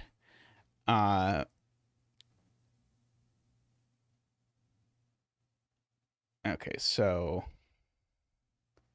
this is a 7, 8, 9. 2, 3, 4, 5, 6. This is a 7, 8, 9.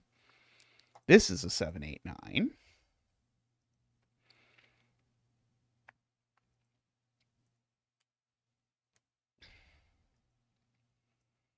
Okay, we've got a 4 over here somewhere.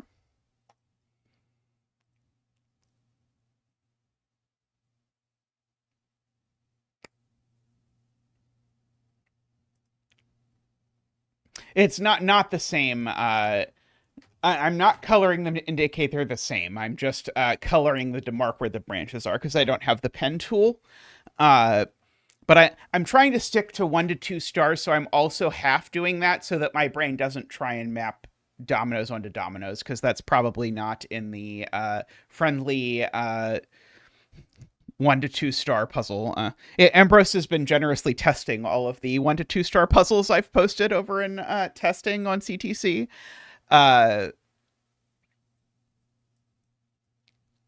I guess I know one of these is a 1.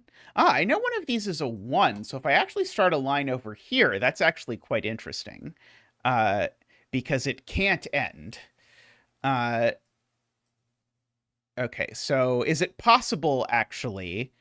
Actually, yeah, it would have to be 1, 4, 5, right? If I start a line over here, I don't think there's any other thing that works.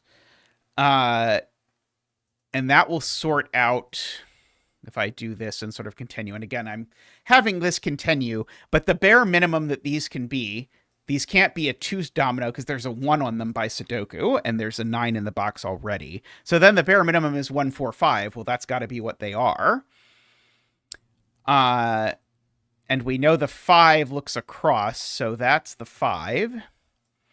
And then the 1, 4 looks back and says, this is not the 4, 6 domino. It's not the 2, 8 domino. So this is the 3, 7 domino. And this is the 6 and the 4. Looking over there. These are an 8 and a something.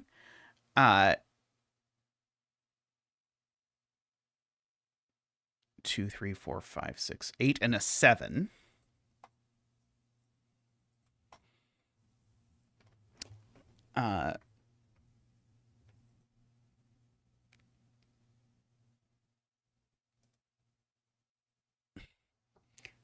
It's very interesting. Yeah, I try and guess whether it's going to be 1 or 2 stars. You try and guess whether it's going to be 1 or 2 stars, and then LMD decides whether it's 1 or 2 stars. And we have been wrong in all possible directions, I think, so far. Yeah, this is definitely 2, 8, or 4, 6.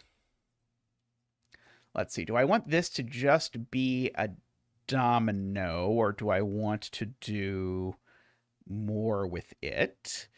Okay,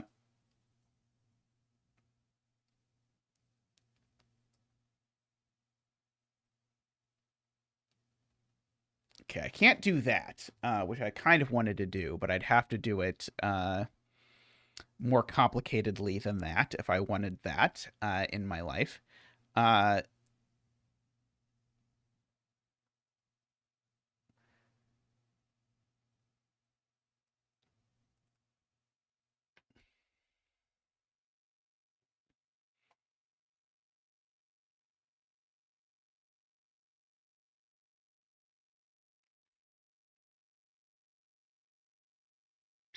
Let's see. I'm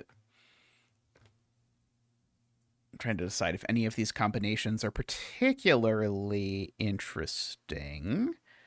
I'm not sure they are. I do know that this cell is 7, 8, or 9 just by sudoku. I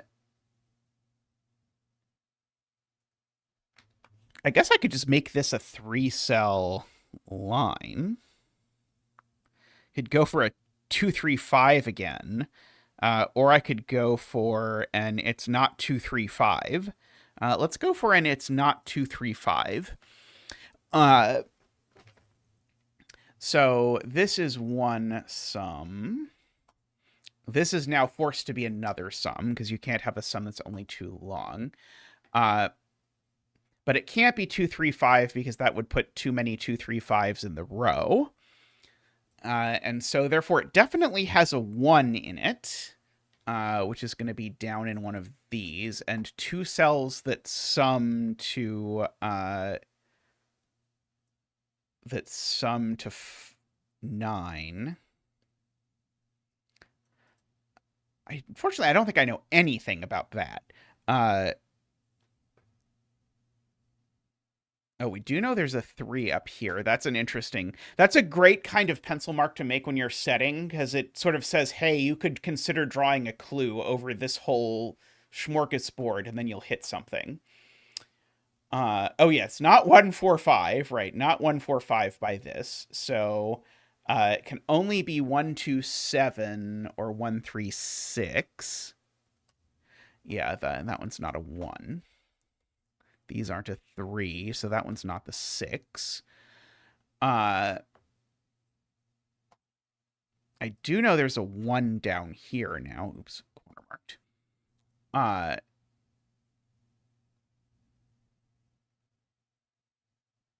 Column 8 has a 6, so this is never the 6. So funnily enough, this one is a 1, 2, or a 7. Regardless, but it could be one with a 3 and a 6 over there.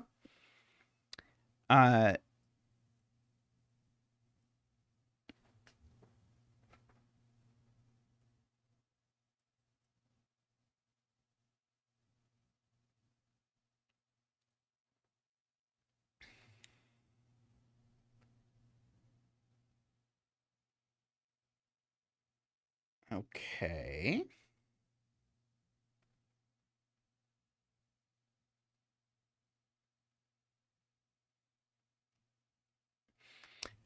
I was trying to figure out if I could make a domino that was going to break this in some which way. So, like, if I start a new line like this, it certainly can't be...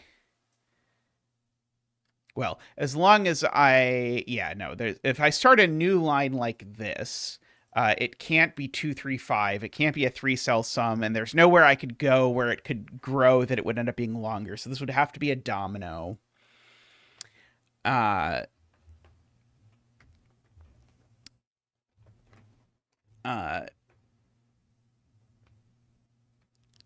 unfortunately, I don't think this domino is really at all restricted. Oh, actually, that's not true. It can't be 3, 7. So it's at least a little bit restricted.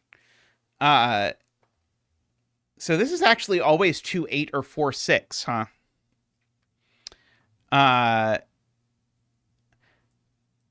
Yeah, it's always 2, 8, or 4, 6, because 3, 7 breaks both ways of making 10. So that actually gives us sort of an interesting thing going on in the row with our 2, 8, 4, 6 business. That one's not 2, so that one's not the 8.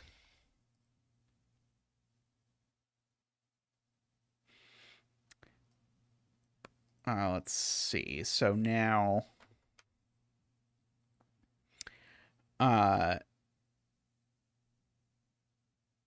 are we 100% sure this cell isn't a 5 based on where this line goes? We could certainly make this line go somewhere where it's guaranteed to not be a 5, I think. So let's see. If this continues marching down the column... In fact, I guess I could make this a 3-cell... I might be able to get away with making this a 3-cell sum with that being a 1 and these two...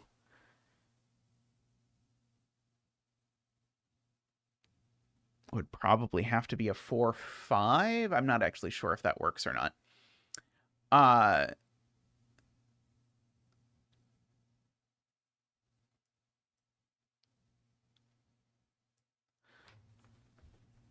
Okay, if I do just continue this down, though...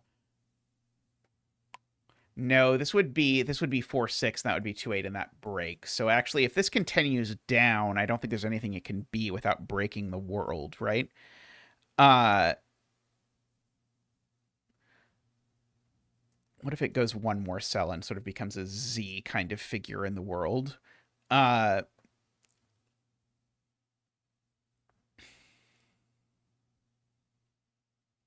There would be no 1 or 2 on it, which would make it be forced to be 3, 4, 3, would be the only way it would work. Oh, there's no 3 on it either. Okay, so yes, it's definitely not acceptable to make this line, because this line has no 1s, 2s, or 3s on it.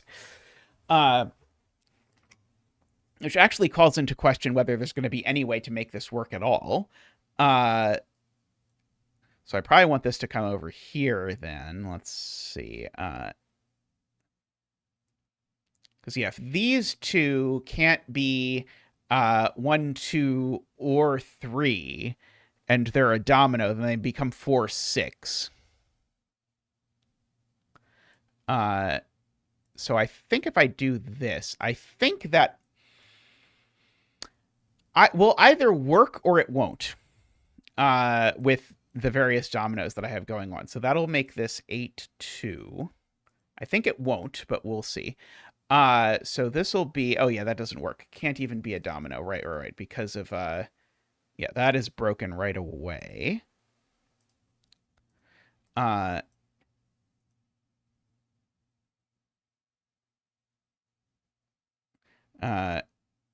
50-50. It works or it doesn't. That's exactly what I always taught my probability students.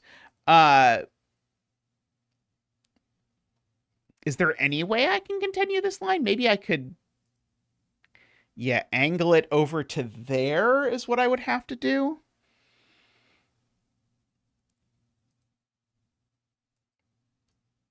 Oh, or there. Maybe there is okay, actually. Yeah, maybe if we angle like that, that might be okay. Can't be 5, 5, sadly. But let's see. This digit, if I look at it, it's at least 4.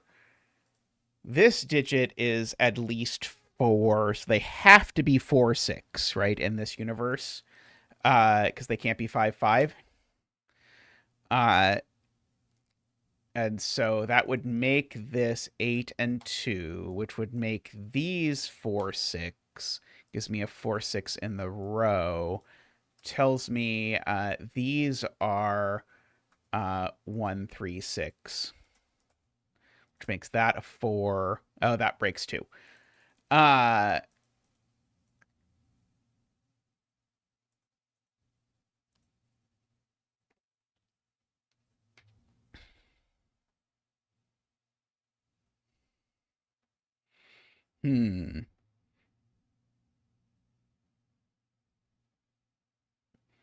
Can't be 1, 2, 7 with a 2, 8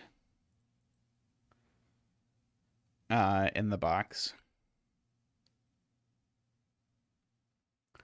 So yeah, that does eventually break.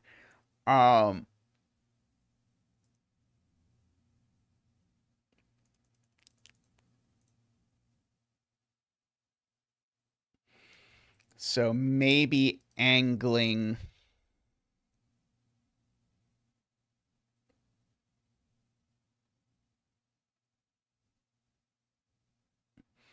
Oh, could we do that? That might work. Let's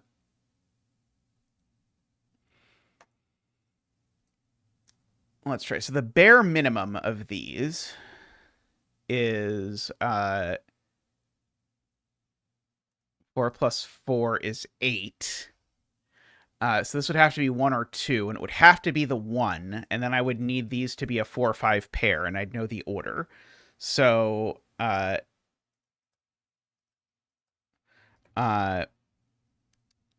see. The 2 would look across there. The 4 in this box would end up here. So this would be 4, 6. So that would make this 1, 2, 7. Oh, apparently, yeah, that would end up being the 2 and the 1, 2, 7. So that would be an 8. And that would be a 2, dagnammit.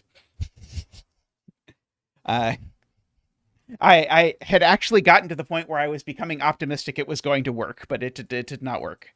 Okay, so maybe we have to give up on this line starting there. I liked it, but sadly, I think it is broken. Let's see. Now,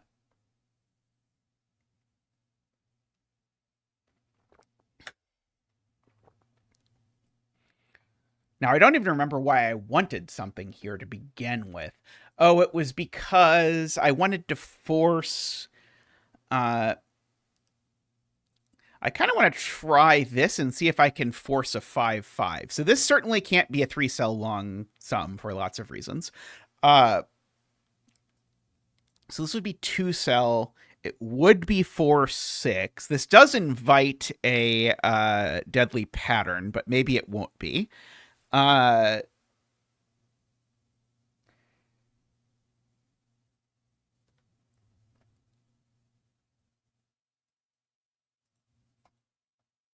So that would make this 1, 2, 7, unfortunately.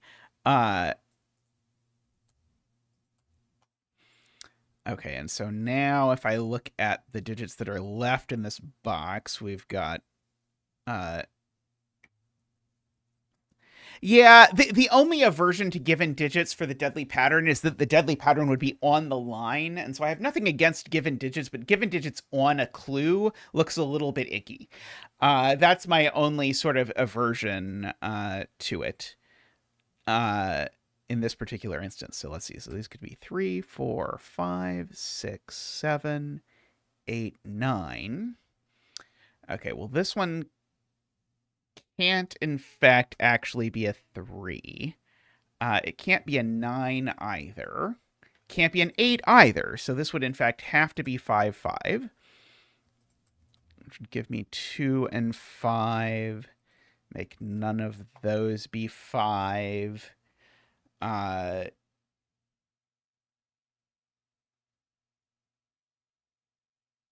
let's see.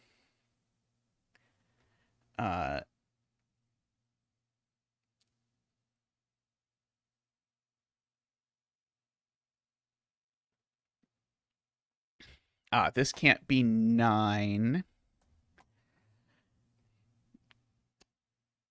Yeah, given digits on clues, generally, I don't like if I can avoid it. Let's see. So we know one of those is a 9. So we actually know one of these is a 9 now. I didn't actually check if we could extend this, but I'm quite at the moment afraid that this is going to end up being 4-6 and that's going to be disastrous. So I need that to not be 4-6. Oh,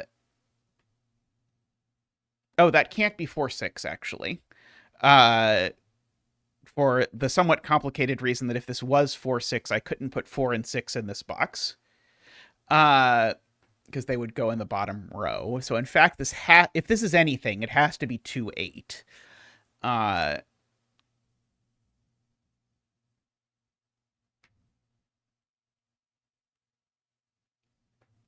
Let's see. So that tells me the 2 is in one of these 3 cells, which wouldn't you know it, it is. Tells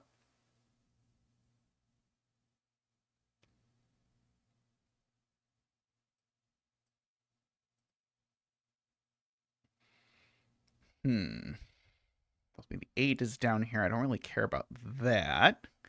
It's pretty fancy for a 1 to 2 star puzzle, and it also doesn't do anything. So that's a very bad combination for things to have happen.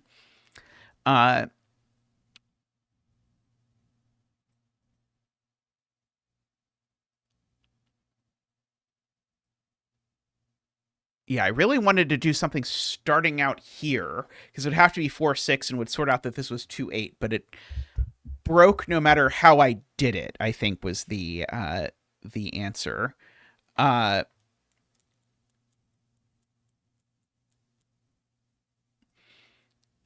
Let's see. If I put something here that's forced to be... Yeah, let's see. Let's try this. Because this has to be 2 dominoes. And because it can't be 1, 2, 3, 4. It would break that. And so this domino is forced. Because it's not odd. It's not 4-6 or 2-8, and it's got 1s looking at it. So this would have to be 3-7, and we actually know the order would look like that. And so that, I think, will then force... It'll either break or it'll force this, because this won't be 3. So this will be 1, 2, 7, but that'll be the 7. This will be a 1, 2 now, which will make that a 5 and a 2. That won't be a 2, so that won't be an 8. That will be a 7 just by sudoku, because the 7 has to go somewhere.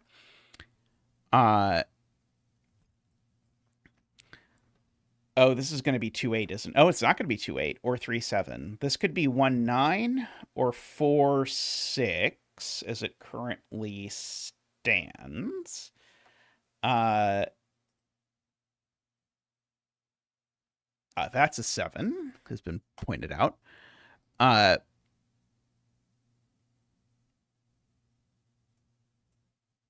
yeah, can't be 4-6, right. Not 4-6 by the column, right. So this just is 1-9, which is not bad, I suppose.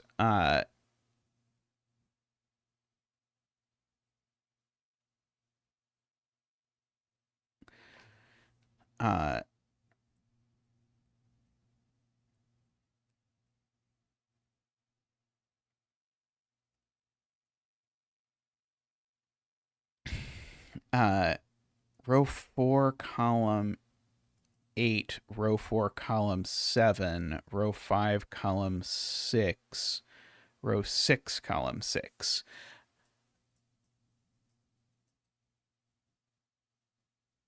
Oh, that would make this be a 4... I think that would make this a double 4-6, actually. we can certainly try it. So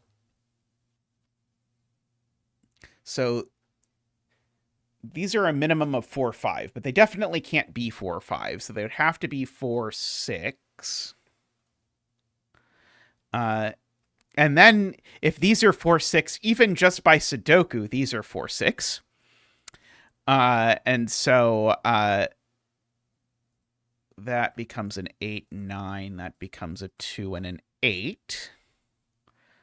This is a something. That's a 5, I am being informed.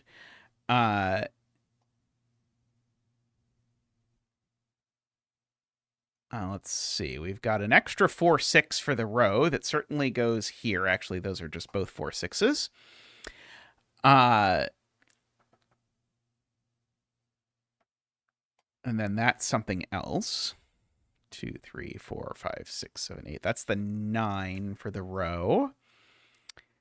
Does this still work, by the way? Yeah, this still works. Okay. Okay, and so these are 3, 5, and 8. That one's not a 3 at the very least. That one's not a 5.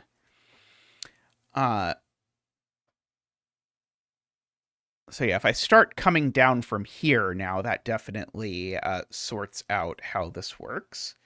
And I can continue this line, because as I said, it was forced to be 4, 6. I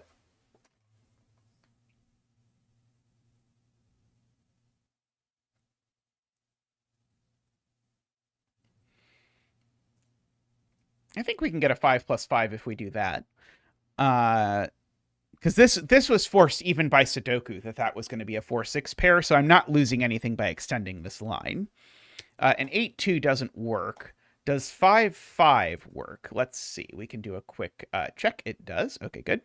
Because the reason why I can check it, even though 10 lines is not supported, which is a great travesty, and I take as a personal affront.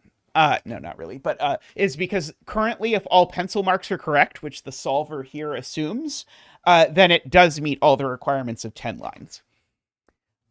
So there's our 5, 5. Oh, it would look better if it connected the other way. I agree. It would look better if it connected the other way.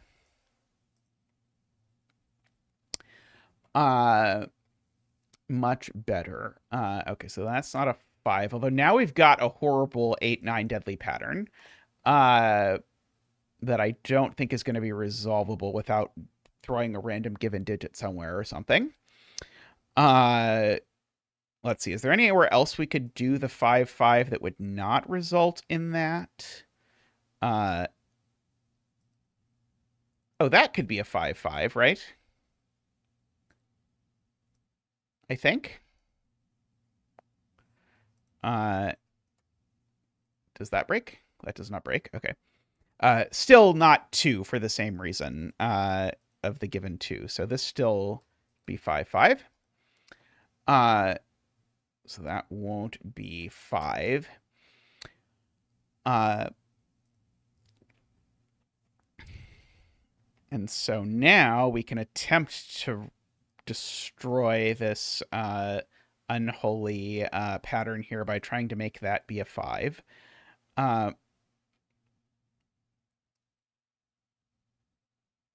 So if I now go to these two, they can't be 4, 6 or 2, 8. They could maybe be 1, 9 or 3, 7. Oh, they can't be 3, 7 either. So if I come across here, I think that might actually do it. I've got my own little zeta squiggle. So I think this is now forced to be 1, 9, right? Because it's not 4, 6 or 2, 8. And it's not 3, 7 because of this box. So this would have to be 1 and 9. And does that break? That does not break.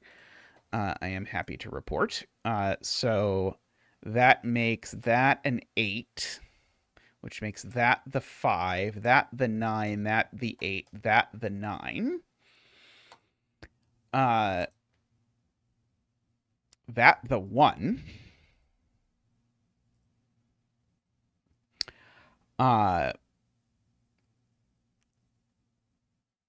And I don't think with this extending, this could have been anything else, could it? Let me just go back and make sure that that was true. Yeah, this couldn't have been a 3-cell sum. So yeah, that was forced. Okay. Sorry, I had to make sure that I didn't cheat by extending it.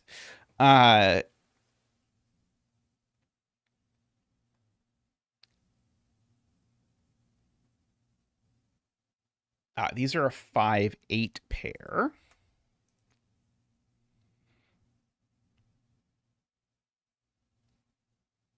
Let's see. I've got a 1 over down here somewhere. Let's see. In fact, actually, my 1-9. Yeah, I guess my 1 is in one of these two cells. Yeah,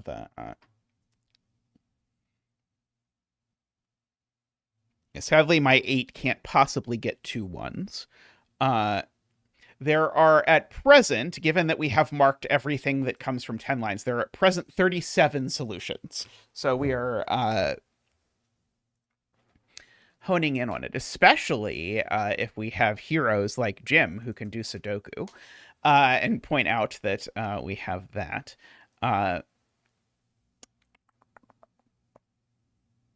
Oh, and that 1 now looks down, giving us a 2 and a 1.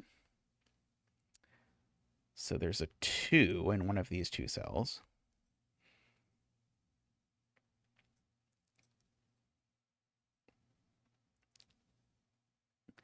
Yeah, we definitely can get there if we have to get there with given digits. We can add a 10 line. What I'm guessing probably is there's going to be 1 10 line and 1 given digit to go. Like probably there is a green digit if you had rank solver. That's the one thing that I joking aside, the one thing I most wish Sudoku Maker had was green digits when you're down to 37 solutions or whatever.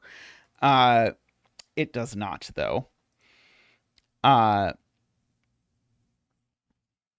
I kind of want a square somewhere, or like I kind of want a closed loop somewhere that we get to resolve in some capacity. Let's see. So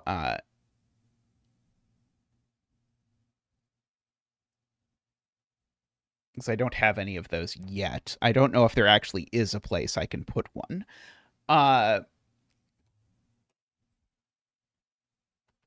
Let's see. Yeah, we know one of those is a 1.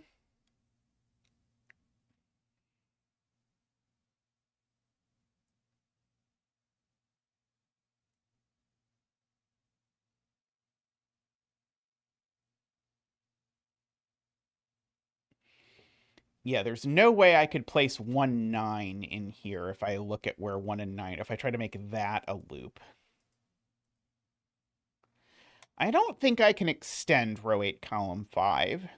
I think if I extend it, it's going to undo the previous logic that we had before. Let's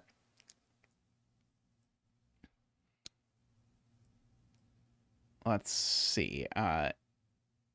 I do see that a domino here can't possibly be a 1-cell sum.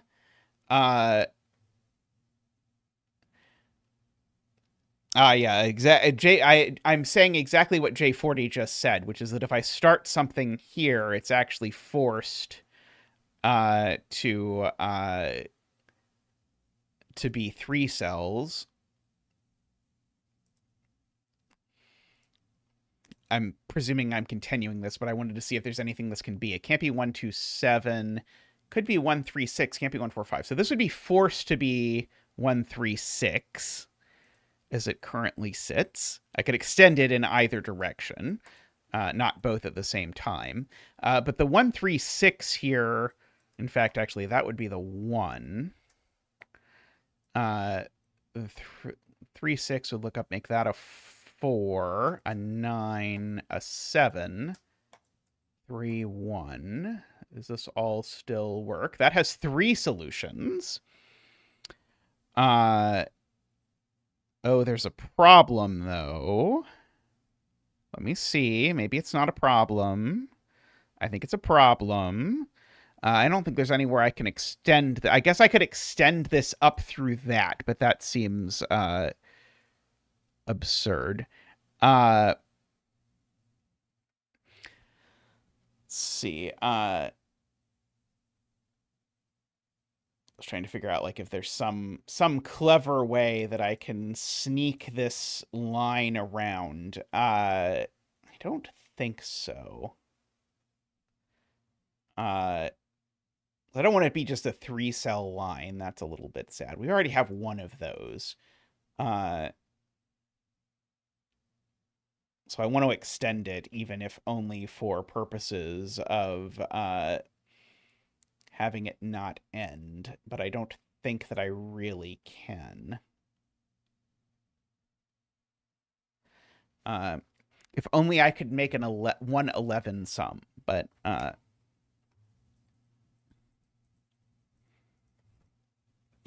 let's see. But I think I was told the same is true. Let's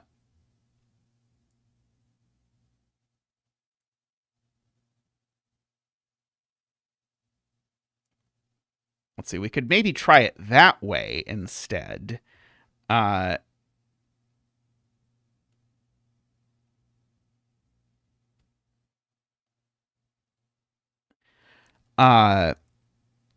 if that's the start of it instead,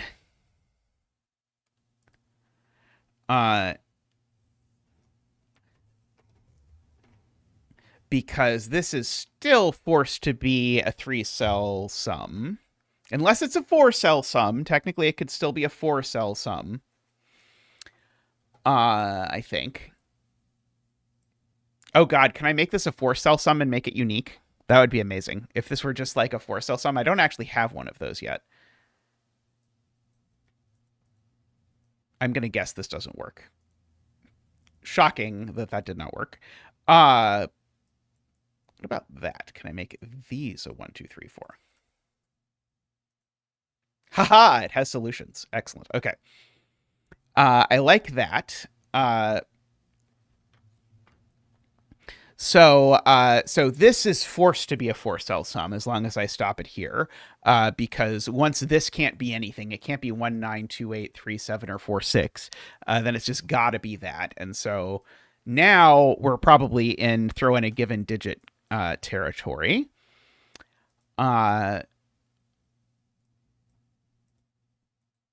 Okay. Let's see. I did want a loop, but I can't make this a loop, I don't think. I think if I make it a loop, then I think it could go this way and still be a domino.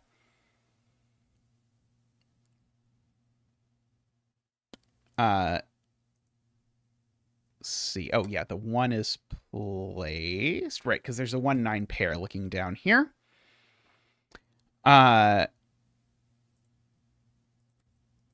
So that is a 1. Got our 2, 3, 4. We know there's a 9 over here somewhere, and that 9 looks up, which sorts out the 1, the 9, the 1, and the 9. The 2 looks up and sorts out the 8 and the 2. These are now a known triple of 5, 6, 7, 8, 9. That one's not the 9 or the 5, actually. So that one's actually the 8. So those aren't 8. These are a pair of 1, 2, 3, 6, 7, right? 4, 5. Yeah, these are 6, 7 as a pair. Oh, yeah, the 3 does look over. Right. So, yeah, so that 6, 7 makes that a 4 and that a 3, which makes that an 8 and that a 3. Staples pointing up are disconcerting from a safety point of view. That's true. So this is a 6. Yeah, we can make it a safer looking staple.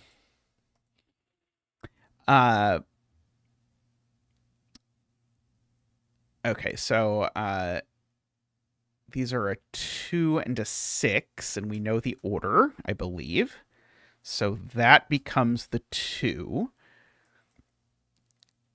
Let's see. These are a 7, an 8, and a something, a 1. So that's the 1. I didn't even realize we had a 1. No, this is not a 1. What are you talking about? Sorry, it's a 7, an 8, and a something, and the something is not a 1.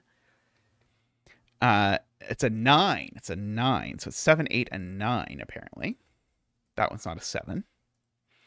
And these are now going to be 7, 8, and 4, I want to say.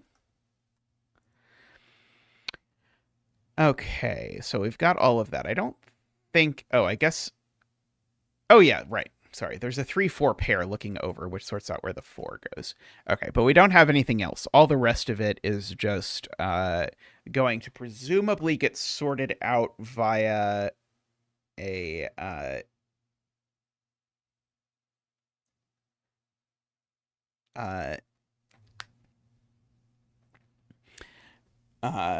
via a singular given digit. And we're currently at 3 solutions? Sorry, 6 solutions. So let's see. The most innocuous thing would be to throw a 5 there, but that's going to bring us down to 2 solutions. So we have 2 different deadly patterns. Let's see.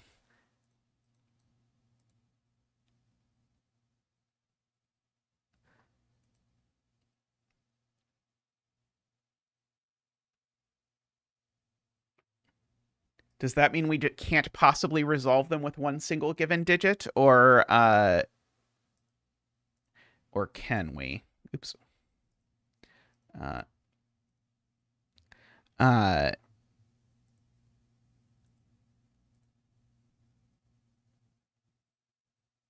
We can't possibly resolve them with one given digit. How irksome.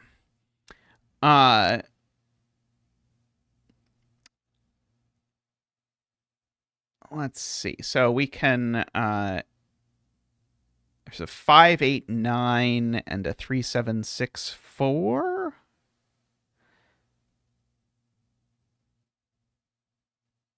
Just trying to see if there was any like random line I could possibly draw that went through multiple things. It's okay if we have multiple givens though. Yeah, I guess I really want this to be an 8. Sorry, given 8. And then maybe a given 4 over here. Which will then make it unique. Something like that for the 2 given digits. I might go back. One of the things I often do at the end is go back and look at column 3, row 6 and 7.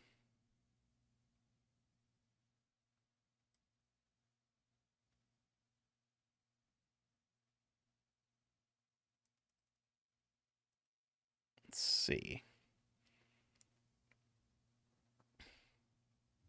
Thinking about a line through here.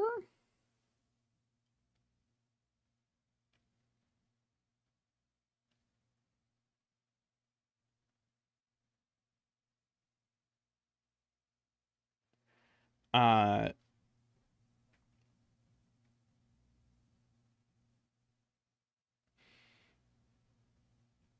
2, 8 in box 8.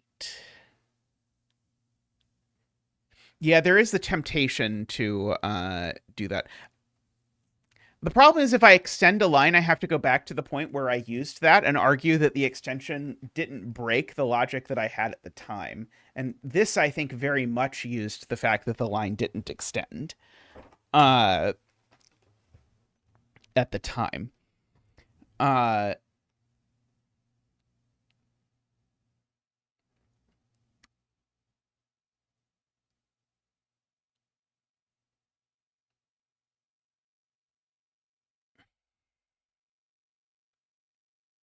Yeah, and I don't think we can really get out of this area of the world. Now,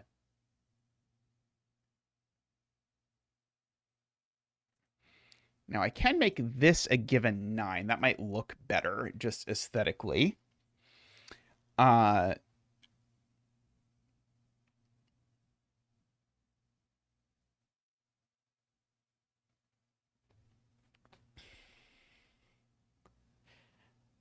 And then like a given 4 here, maybe?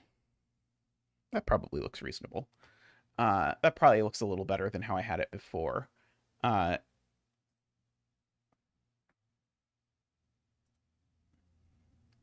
Looks like a very reasonable grid. Uh,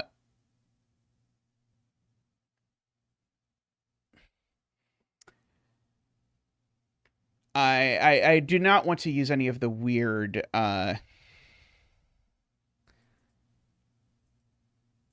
any of the lines that are too weird. 4-cell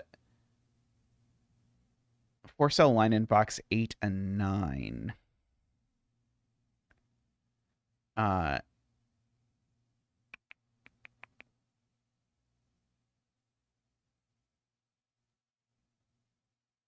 Panthera, how are you doing? Oh, 3782. I see. So something like that, is that what you're suggesting?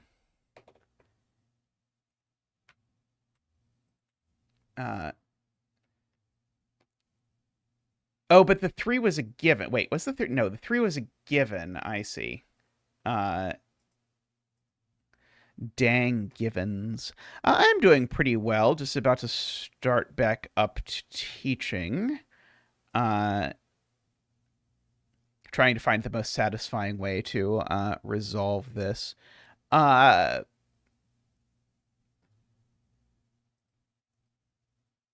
Let's see. Yeah, I didn't hate the 9 I've done here. What do you teach, Ian? Row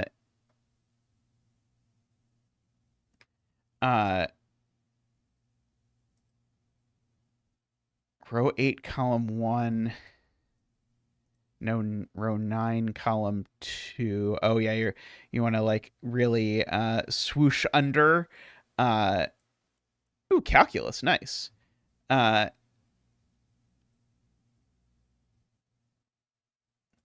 So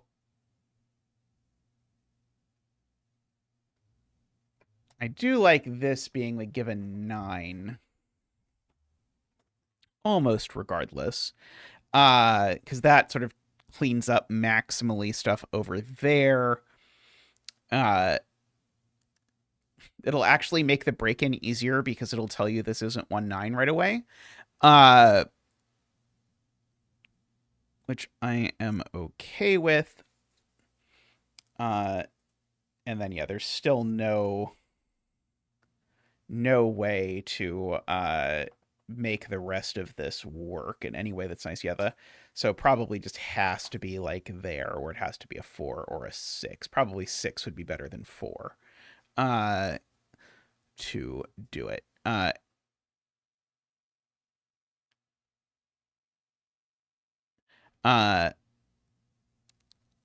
it is not a bad thing if there's a little extra wiggle room and you don't quite want the solve path on a 1 or 2 star puzzle to be completely razor thin if you can avoid it. All right.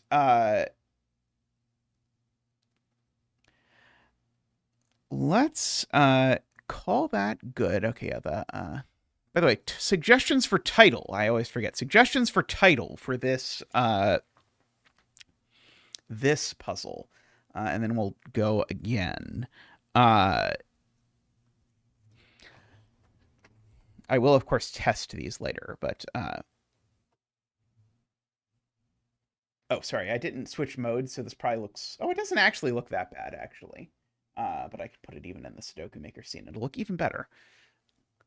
Like, the grid is nice and evenly spaced out. There's not, like, a lot of crowding on the clues. That's one of the things I sort of look for. Yeah, I do hope that these are sort of tempting. Yeah, I think you can convince yourself if you want to start there that this line absolutely has to sum to 30. And that there's no other feasible sum that it could sum to. Box of bent staples. Uh, 2, 3, 4, 5, 6, 7, 8, 9. Yeah, everyone always wants 10 lines puzzles to have 10 lines, but I do think this is successfully easier than the first 10 lines puzzle I set. A little to the left.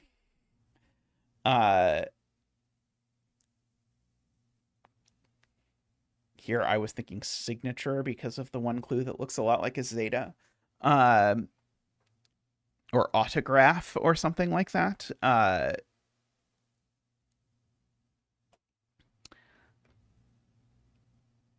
see. I think I like autograph. Ben 10. 10 tickles.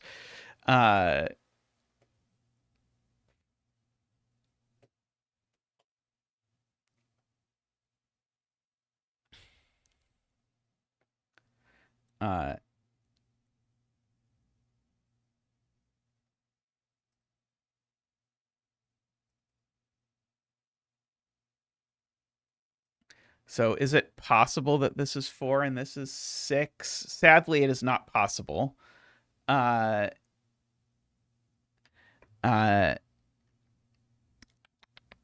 yeah, you do run into that. Like, there's a combination where this is 4 and that's 6, but it doesn't quite work, unfortunately. Okay, let's go with autograph. I'll go with autograph. Okay.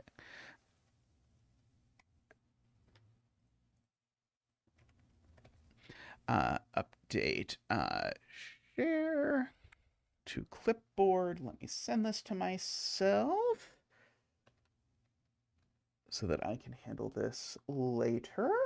All right, I'm going to stretch real quick and we can come back and we can do another constraint. So go ahead and think of another constraint and we'll set another puzzle. All right, I'm going to take a quick break and I'll be right back. See you in just a moment.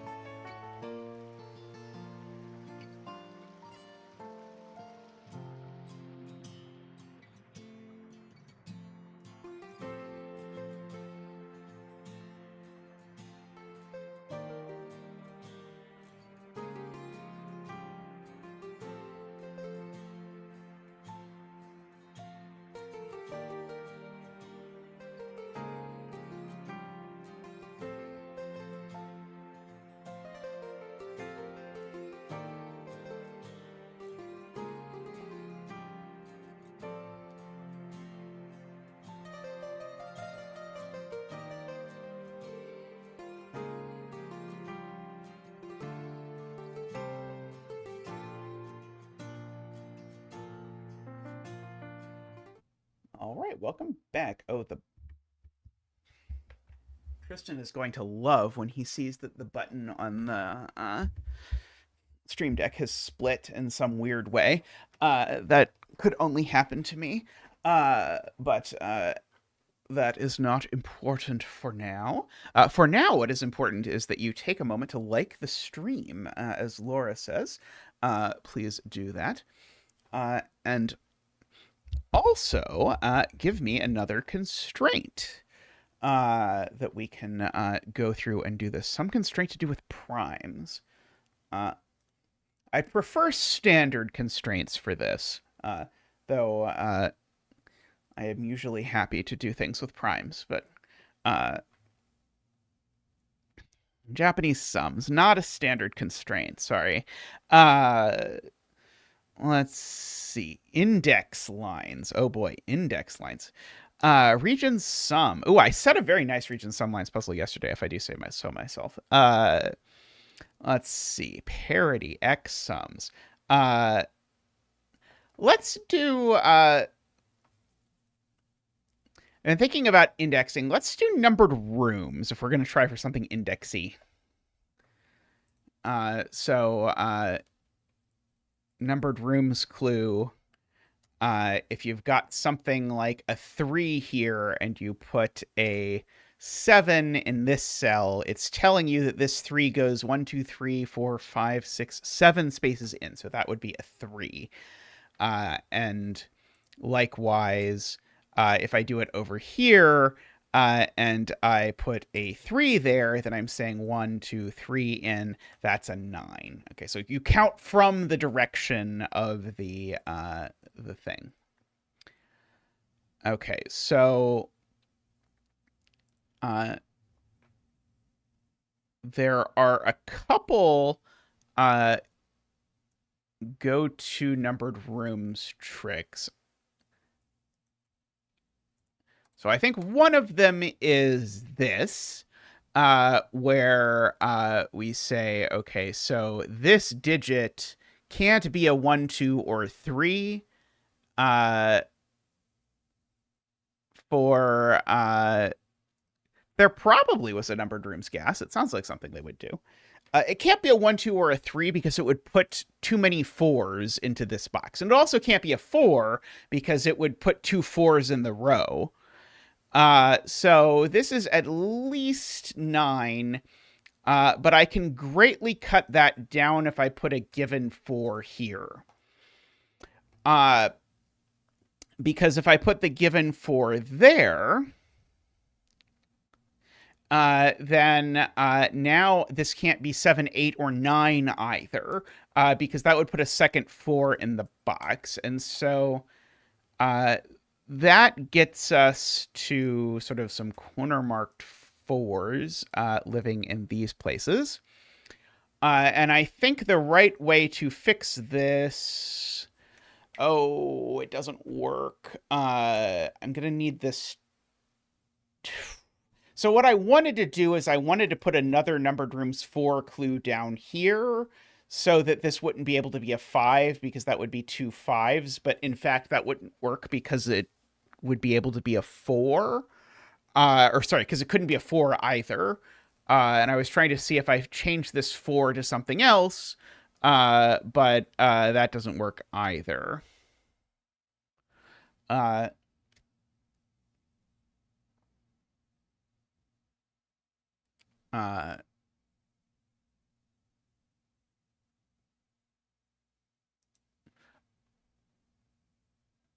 Oh, yes, that's very cute. So yeah, so yes, so I like that a lot. Okay, so AFK has suggested something like, and we can change that digit to whatever we want, I suppose.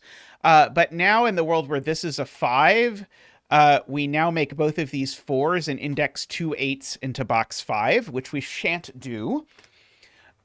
So that does work quite well, actually. So that gives us a 6 there, which gives us a 4 there and a 4 there. As a starting point. Let's see. I'm debating if we want some other number than 8 for some particular nefarious purpose. Okay, so now we've got some 4s. We can reward these 4s with some digits. So, for example, perhaps a 7 and a 9 or something. just for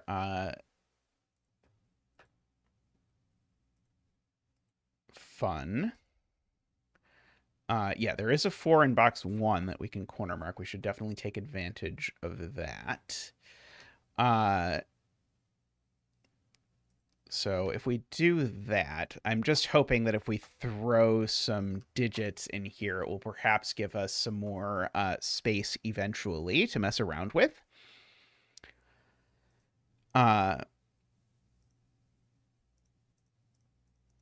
It doesn't quite yet. Maybe I'll save that for... oops.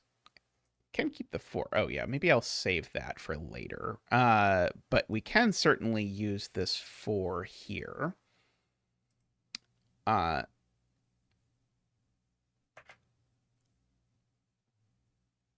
Okay, so where is the 8? So it's going to be 2 or 3. Funnily enough, if this is 5, then that's 5.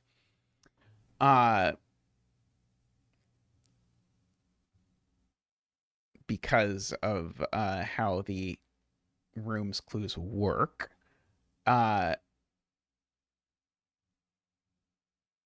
So we can break that possibility by having a 5 numbered rooms clue down here.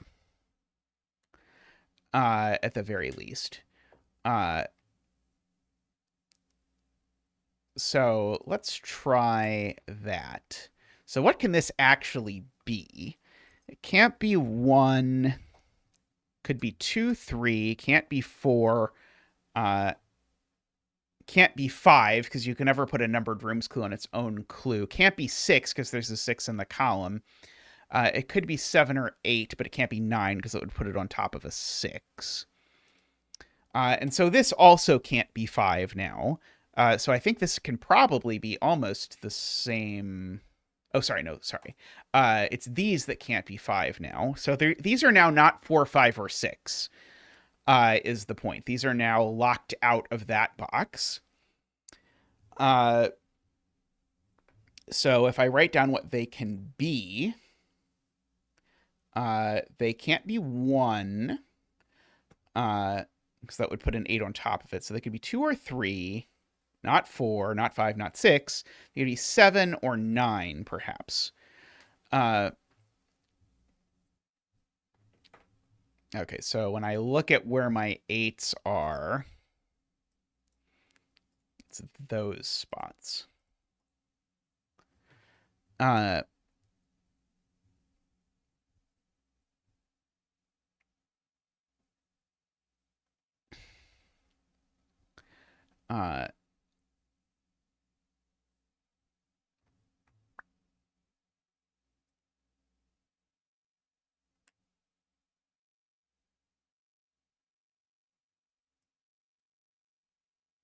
Okay, and so in particular, we now know the 8 is in a corner of this box. Somewhere.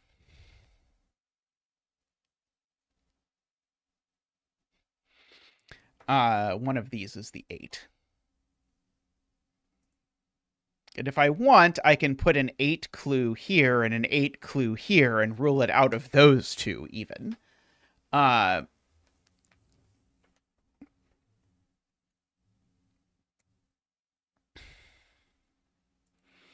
Except I don't think AFK is suggesting using the same clue across a row sums to 10 trick. I like that trick. I like that idea. I don't think we can quite reward it with that, because if I put the same clue here and here, you can just place it and then count. And so you won't get to use the sort of sum to 10 business, I don't think. Let's see. 8 in column 7. Could be 5.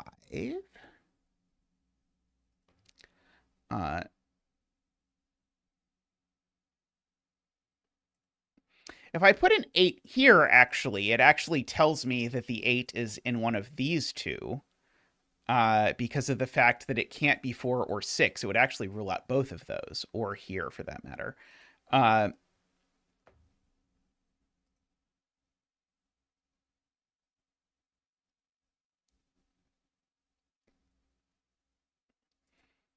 Or we could do 8 here, 8 here.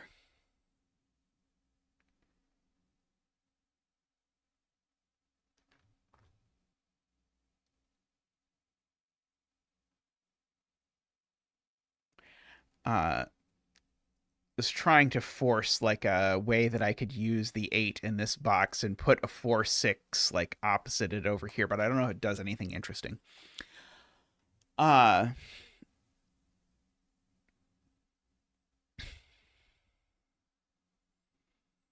Oh, interesting. I've never seen the Y spelling. Is the Y spelling traditionally British AFK? Uh,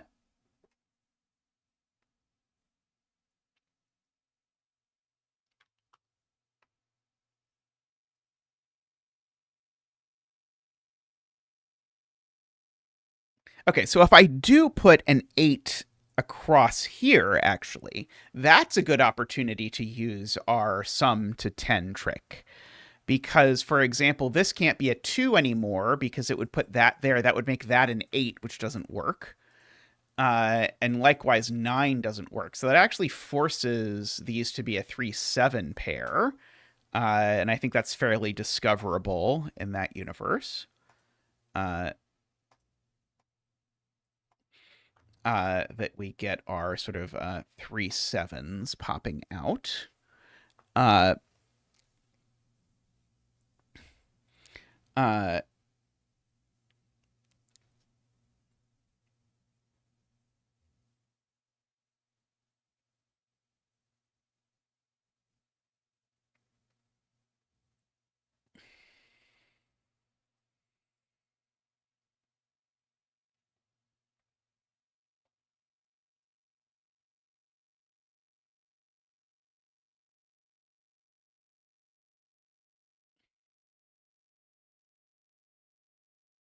we make row 5 left. Oh, we're looking at 9s now. Yeah, we can certainly introduce additional digits.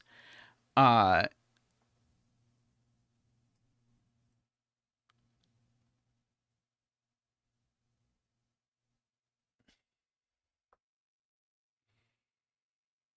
like, for example, now if I place a 3 clue here, we actually again know. So if I put a 3 clue here, we again very bizarrely know that it's not 4, 5, or 6.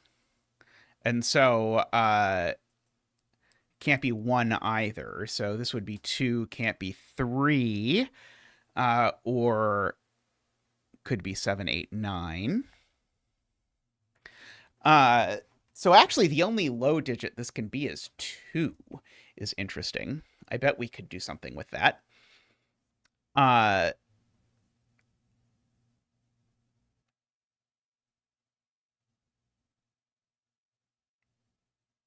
Interestingly, this didn't have anything to do with with the fact that I happen to cram this 3 here. I could do this anywhere, other than, of course, those columns. So I could actually do it over here. This still has solutions, I assume. Yeah, I assume so. Okay. So I think this is still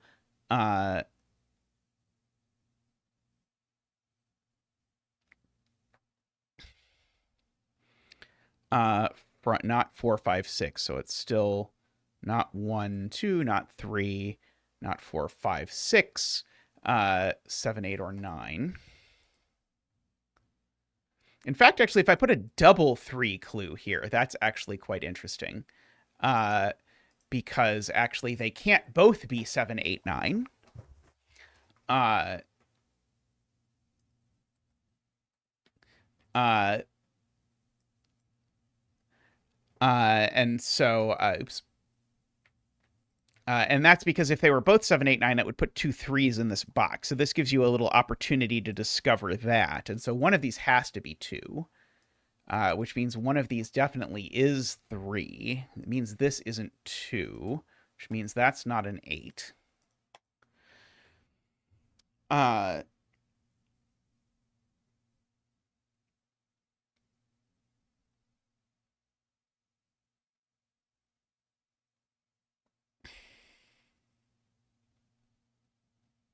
see, we could probably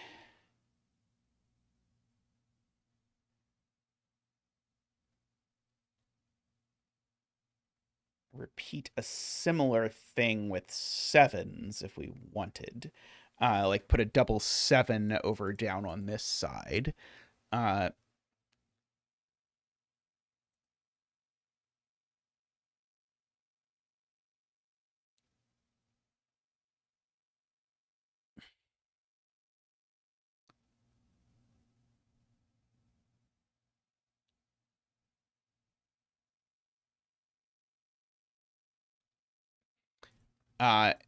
AFK is pointing out if we make this a 9, it actually means that can't be 9.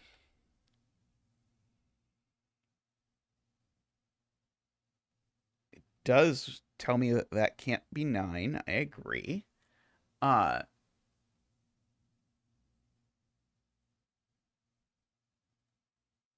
Might be a little subtle for not a lot of benefit.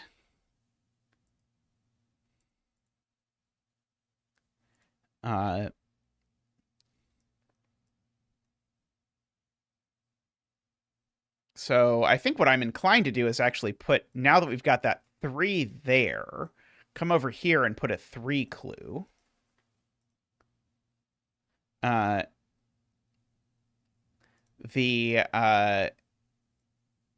3 now is in the 7th or 8th spot, so you could certainly now say, okay, so that's a 7 or an 8.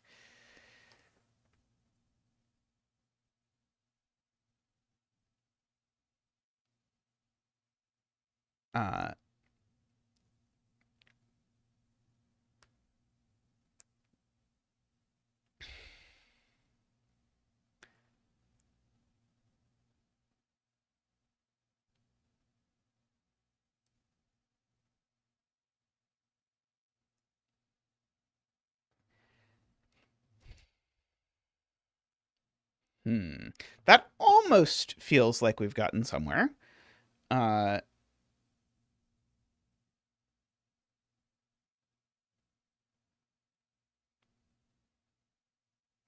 right, that certainly tells me this is not 8. Very good, yeah. So if this were 8, then it would put the 5 there. We know that's not the case anymore. So now we've got sort of very few digits floating around in this column.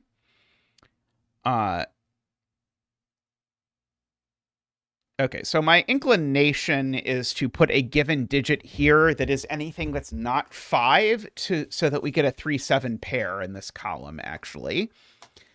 So what is your favorite digit that's not 5? 9 is a digit, but if anyone has a favorite non-5 digit that they would like to nominate, it can't be 4 or it can't be any digit that has appeared in the puzzle yet. But if anyone would like to nominate a digit that is not in the puzzle yet, I will happily place it here.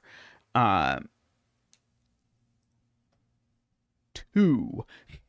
Maybe not 2, only because that we're placing it here to remove 2 from this cell, and it's maybe a little explicit to use a 2 to remove a 2. It might be overdoing it by a smidge. Fighting the urge to say 0. Yeah, Sudoku Maker won't love 0. 1. Okay, 1 is perfect. Let's do 1. Okay, so this being a 1 means that can't be a 2. So now we've got our 3-7 pair here, which makes that an 8, which makes that a 3, which makes that a 2, which makes this a 7, 8, or a 9, which gives me a corner marked 3 over here.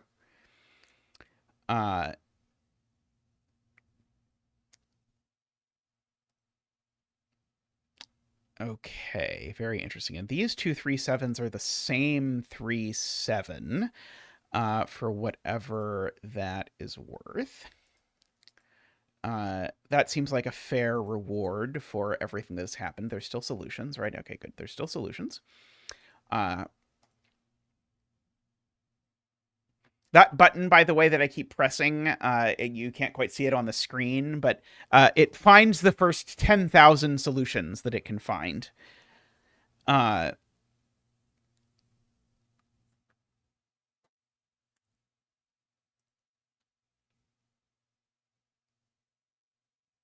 Oh, I like hearing that. If I make this a 4, it's now very restricted. Actually, before I do that, let me fill in what these digits are, because there's only 3 digits left in this column, which are 2, 5, and 9 are the only digits that happen to be left.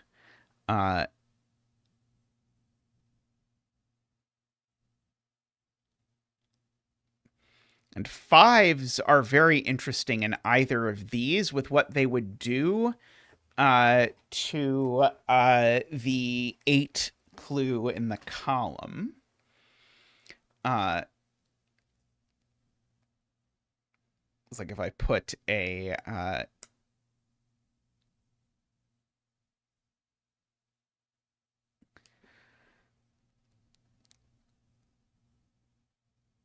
if I put some none 8 clue here, then if this was a 5, it would rule this out of those assorted cells, that kind of thing.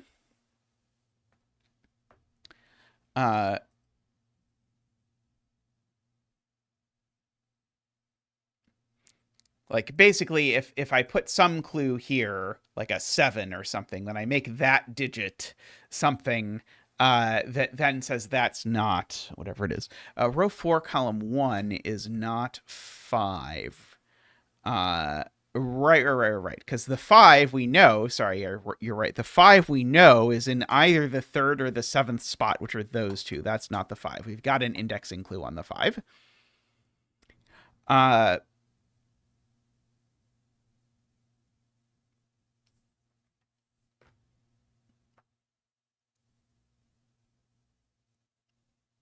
So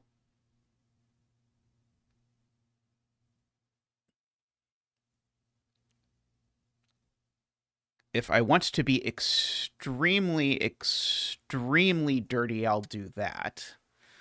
And the effect of that, just to show you, is that it makes these cells definitely an 8-9 pair, because one of these two is a 5, which feels like right on the edge of like 1-2 star sort of stuff, because you'll have pencil marked this whole column to the extent that anything numbered rooms can be. But it'll be telling you, okay, well, one of these two is a 5, and whichever one it is, it's going to put a 9 here.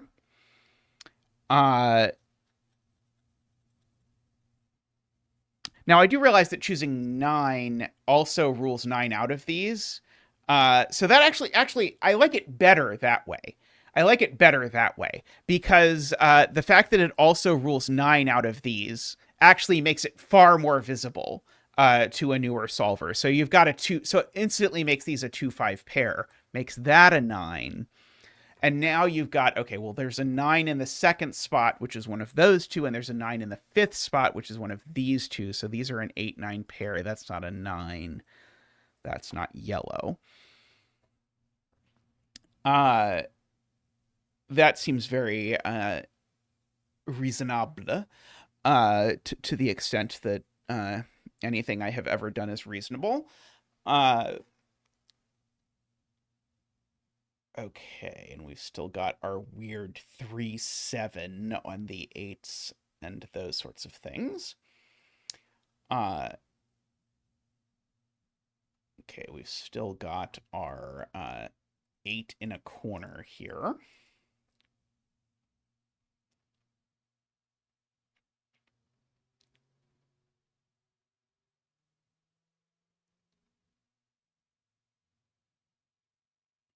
Okay, so then I want to put some digit down here to reward that. So what digit can I put down here to reward the fact that now these definitely aren't 8 or 9? Or sorry, these definitely aren't that. So it shouldn't be... it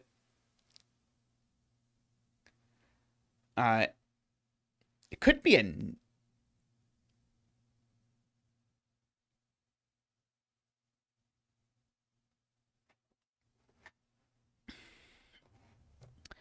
a...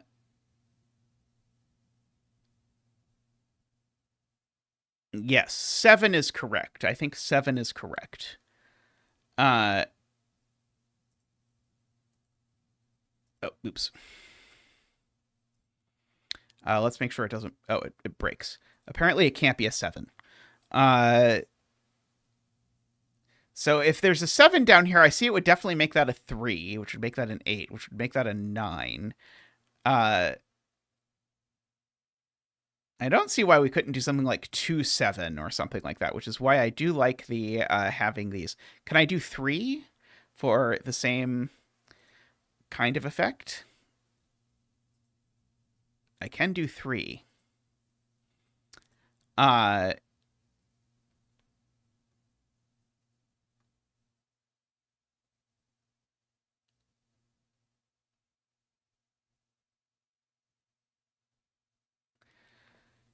Uh, look at column 1. Column 1 loopage. Uh, that sounds terrifying.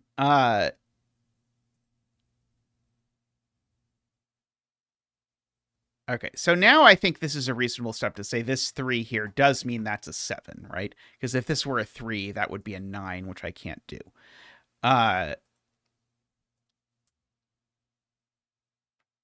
The clues bounced around each other. The worst possible sort of indexing nonsense. 9. The 9 there went with the 5, so this is a 2, so that's a 9. See, that's not a 7 anymore, so that's not a 3 anymore. 3 is only in one of those 2 spots. This 3 can't be 1, could be 2, can't be 3, could maybe be 4, 5, 6, can't be 8 or 9.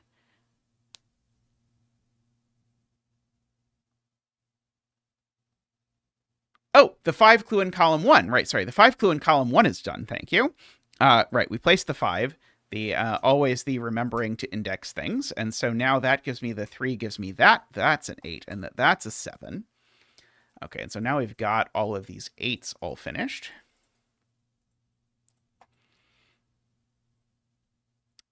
Let's see. Now is where it's sort of like, okay, can I keep track of what clues I've actually finished?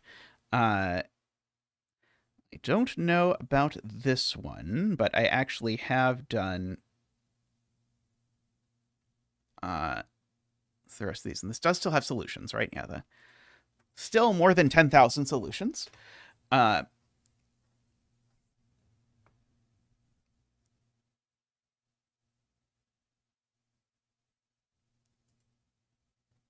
Yes, this cannot be 5 because we've got a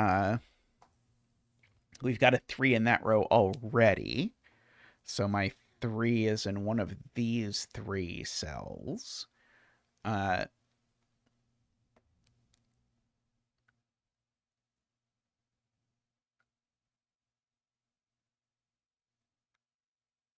Yeah, the 9 here is in one of these 2 cells. And so AFK is noting that there are lots of digits that I can make a clue here that will say that's not the 9. Would be nice if it then said, so that is the 9, but unfortunately it doesn't quite work that direction.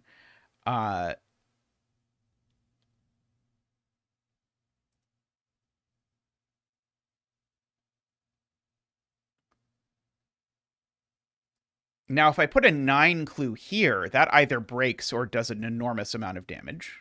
Unfortunately, the answer is breaks. Because I saw it meant that neither of these things could be 9, that couldn't be 9, and that couldn't be 9. But unfortunately, that was too many things, apparently, that couldn't be 9. I was thinking maybe that could be 9 and it would be okay, but apparently not. Oh, that couldn't be 9 because we need one of those 2 to be 9, and we're actually going to make neither of them 9. Uh,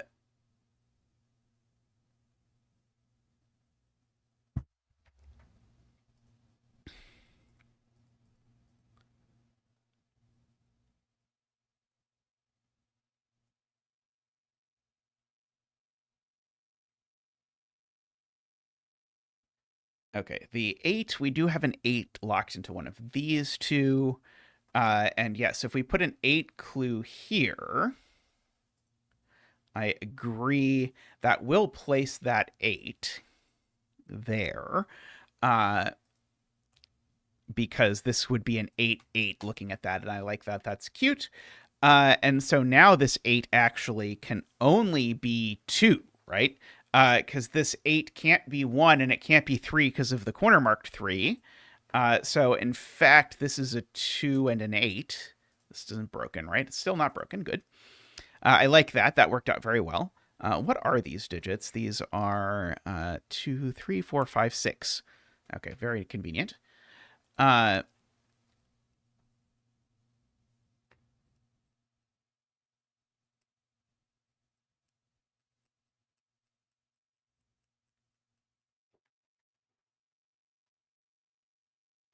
see, a 3 over here. Can't be 6, can't be 7, so it'd have to be 8. Yeah, uh,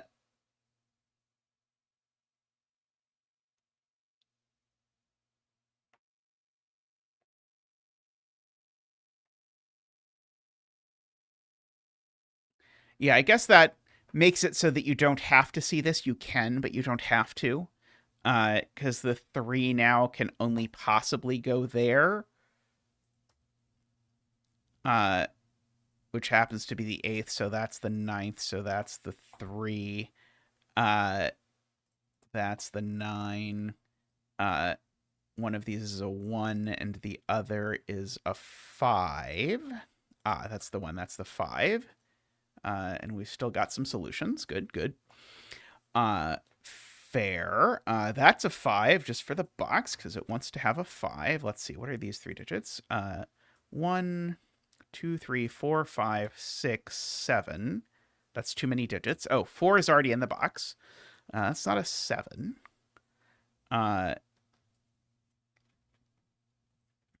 1, 2, 3, 4, 5, 6, 7. Except none of those are 7. So actually, that's the 7 if I were to just do my Sudoku better. And these are a 4 and a 2, right? Oops. And so these are 2, 3, 4, 5, 6, 7, 8. It looks like. Okay. That 3 looks over there. Okay, we have many a digit. Not all the digits, but many a digit. If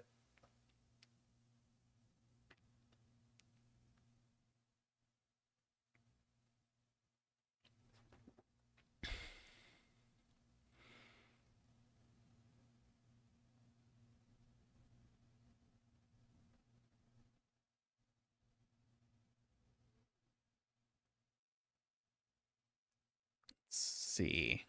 Oh, the 9 in this box is down in one of these 2 cells. So the 9 in this box is in one of these 2 cells.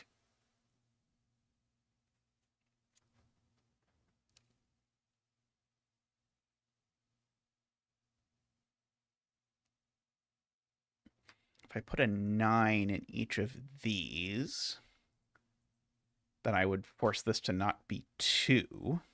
Would be a 4 or a 6, which plays a 3 there. That's not necessarily so exciting.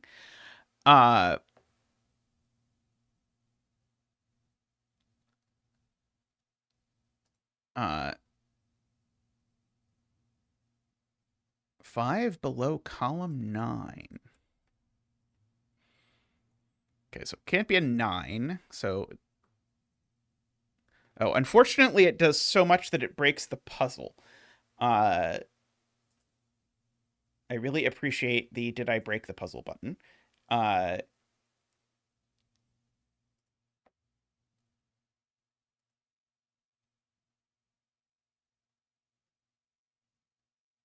Probably wouldn't do nearly as much here.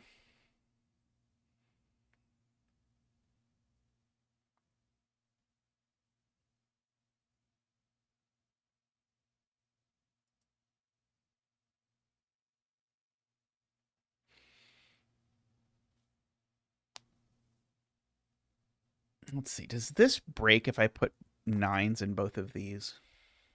Oh, it brings me down into almost being able to be solved. Let's see how this works.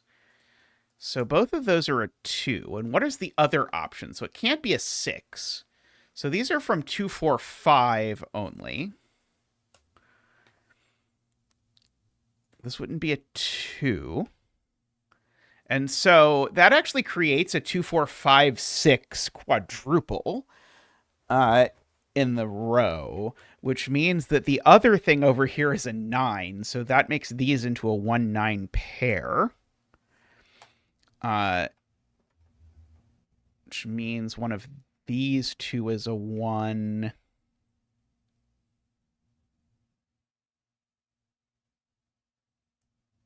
Means one of these two is a 5. So that at least is not a 5.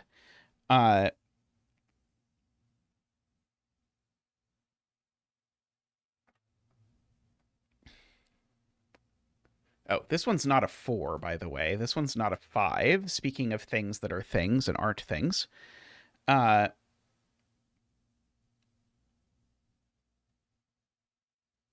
5 here has only one option. Unfortunately, it seems it is broken.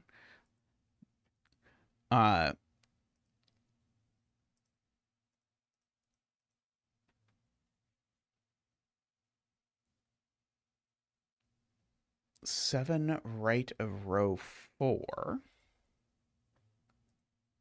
11 solutions. Let's think about it. Okay, so it can't be 1, 2, or 3. Can't be 4 because of the given. Can't be 5 because there's 1 there. Looks to me like it could be 6. It's only 6. I think is true. Do we agree? Yep. Okay. My secret way of checking if I've made a correct deduction or not is to remember that there were 11 solutions, do some work, and then make sure it still says that there's 11 solutions. So that places a 7 there. Certainly means that one of these two is 6. So that isn't. It's not 3 either, by the way. So this is only 4 or 5. Oh, column 9 has some sudoku happening. So that's a 1, 9, 1. One of these is a 5, and the other is something else. The other is a 3, I think. But this one is the 5. That one's the 3. These are 4, 6, 7. Creates a 4, 6, 7 triple in this column. So these are the other ones. 3, 4, 5, 6, 7, 1, 2, 8. That is not an 8.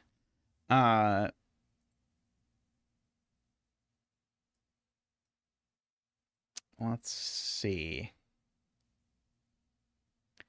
Oh, I know one of these two is a 7.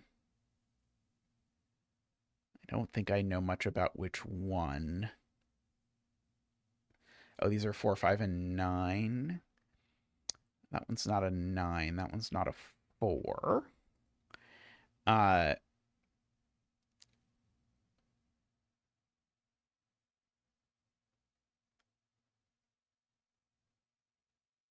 see. We know there's a 2 down there.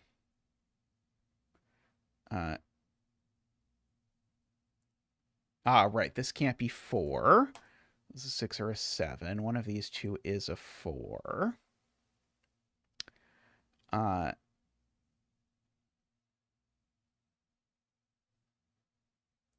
this very confusing quadruple down here. Is this even resolved? It's not even resolved. Okay, it is resolved to the point that this can't actually be a 4, but I don't really want to think. Oh, no, I do want to think about that because there's a 3 there. Okay, so this can't be a 4 for perfectly sane reasons that don't involve anything crazy happening. So that's a 6, which makes that a 3. Okay, but then we've either got 9, 9 or 9, 9, and both of them are feasible.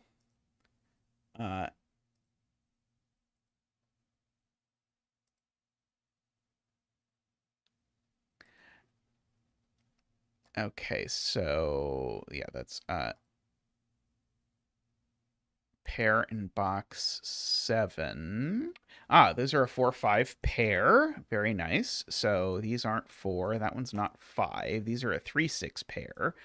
So this is a 2 or a 5.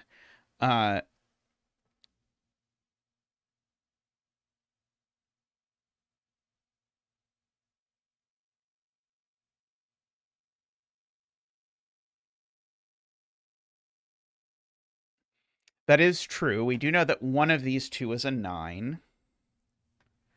Uh,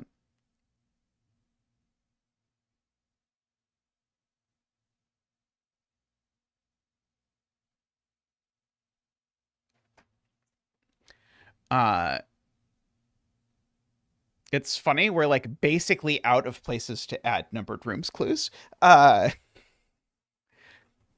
Literally only here. Yeah, oh, column 5 already has a 6. Yeah, we definitely need to add a clue. It's just a question of what clue will do the most damage. Preferably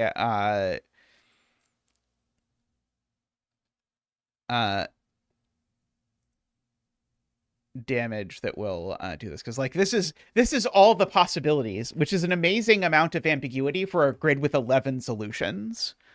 Yeah, apparently this has to be a 4, but I don't really want to think about why. Do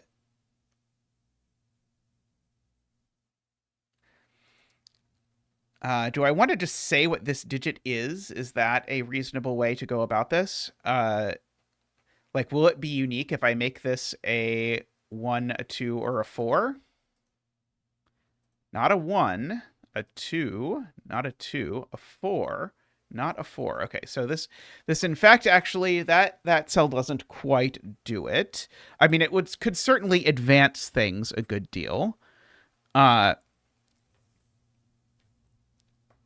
we could certainly add a clue on the outside that uses one of these. Like,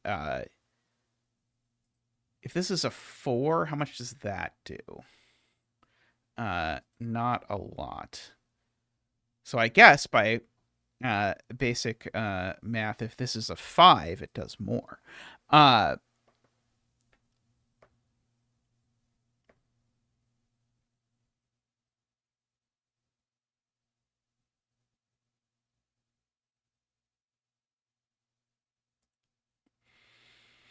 Oh yeah, Panthera suggests this being an 8. That might be a good way to look at it. That certainly does a lot of damage.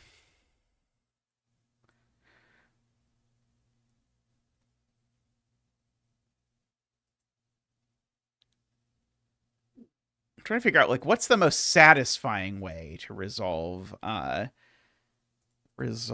these. Something like a 5 here, maybe, because that requires that you get sort of to this triple to resolve it. Because that'll at least resolve all of that stuff.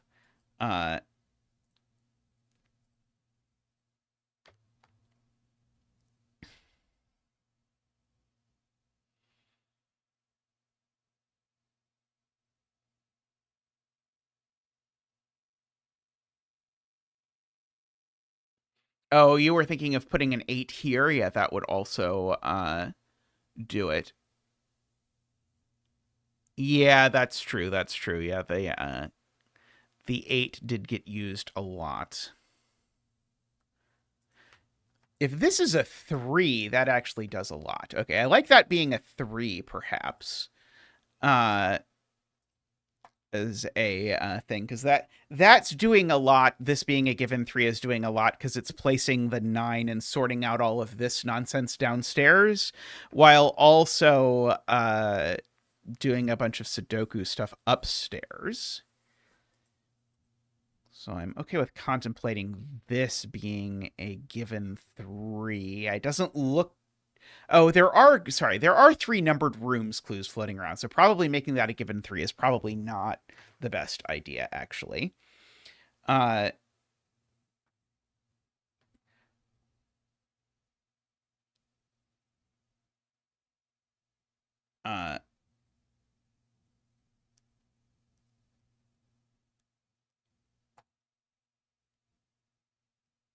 Again, we conveniently have no 1s for numbered room clues. So, oops.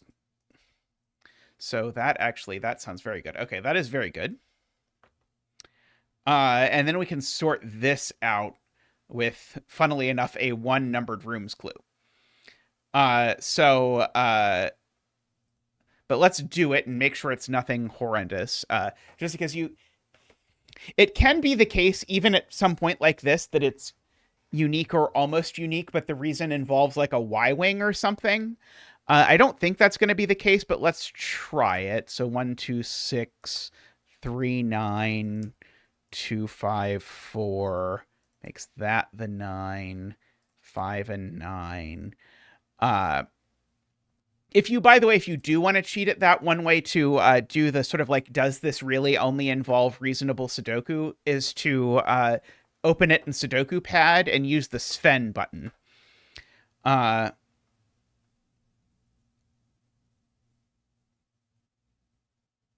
Oh, right. Sorry. Thank you. Good point. Thank you. You're correctly identifying that, yeah, I was 1 step further ahead. Sorry, we'll put the given 1 there. Okay, we'll see how that does. Okay, so that's a 2 and a 6. We have that. Okay, so what else can we do? Okay, so the 1 is placed now by Sudoku here. Oops, there. So now one of these 2 is a 1. In fact, this column is actually 1, 2, 3, 4, 5, 6, 7, 8, 9. Okay, so that one's not a 1. So that gives me my 2, 4, 5 triple, which is what then gives me my 3, 9, 6 over there. That one's not a 9. So now we've got our 3, 6 looking over there seems to make that a 7 and a 4. This is right. Uh-oh. What did I do? Oh, 3, 7, 9. Thank you. 3, 7, 9. That sounds better. That one's not a 9. But that 7 looks down and tells me that that's the 7. Which gives me the 3 and the 9, which gives me the 2 and the 5, which gives me the 9 over there. That's not a 7. Oh, that's a 4. So that's a 6, a 7, and a 4. So that's a 6 and a 7. That's a 6 and a 3. That's a 5 and a 4. That 4 looks up, gives me that 2 and the 4. So that's a 5. That's a 4.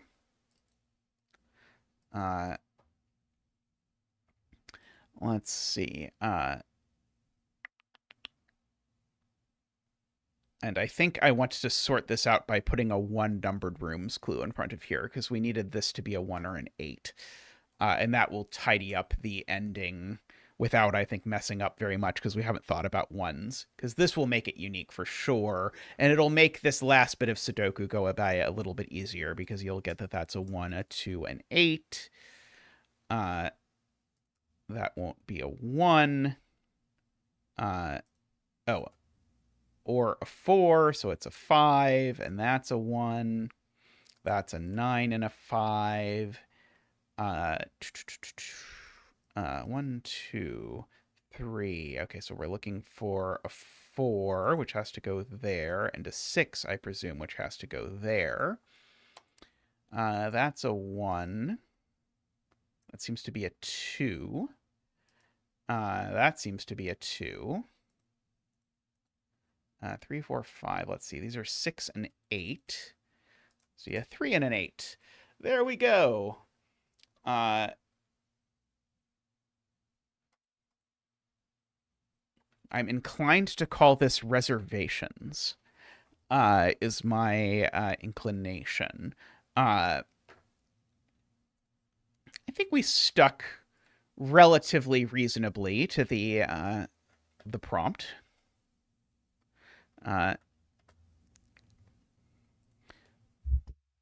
Ambrose will tell me what difficulty it is, and the LMD will say it's the other one. That is how it's been going so far. Let's see. Yeah, pretty successful. We can even do another one. Okay, I'm gonna send this to myself, so that I don't lose it. And I'm gonna stretch real quick, and people can tell me another constraint. I'll be right back.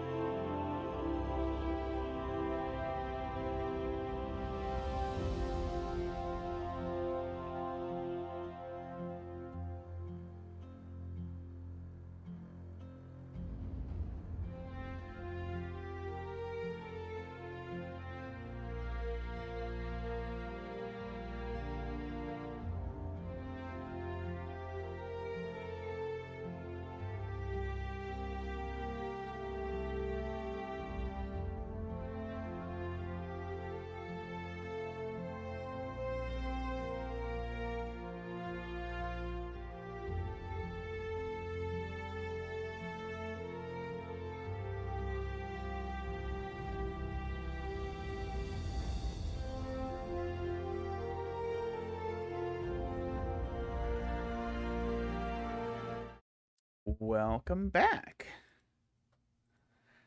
Let's see. I see suggestion of lockout lines.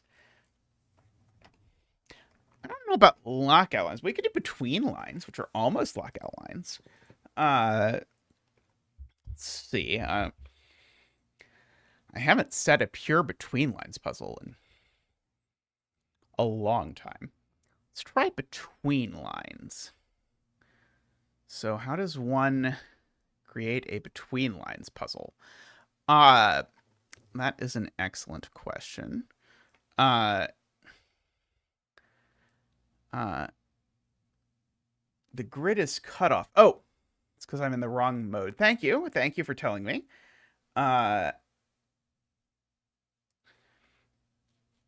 Okay, so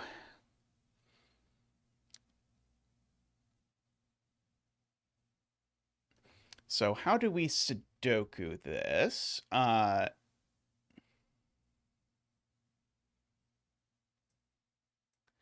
Oops. I was trying to add one of these.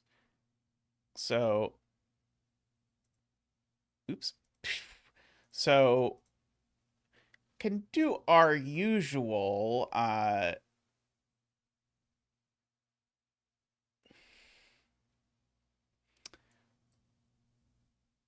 thing of sort of trying to Sudoku something onto a between line. Maybe that's a little too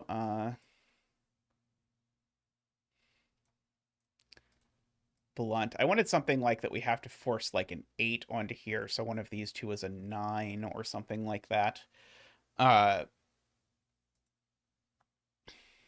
So like something like that or whatever. Because that means there's an 8 here, which means one of these has to be a 9 to bound it. And so then, so now how can I use that 9? Yeah, so now I can stick a between line here. And now it can't have a 9 in the circle.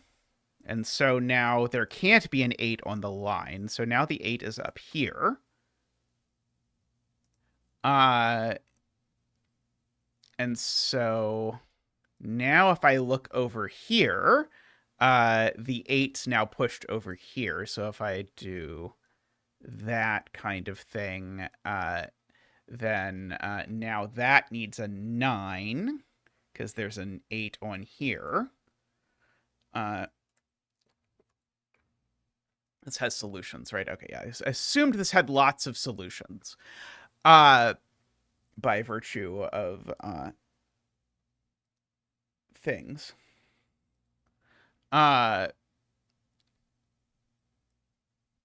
Okay, and so now if we want to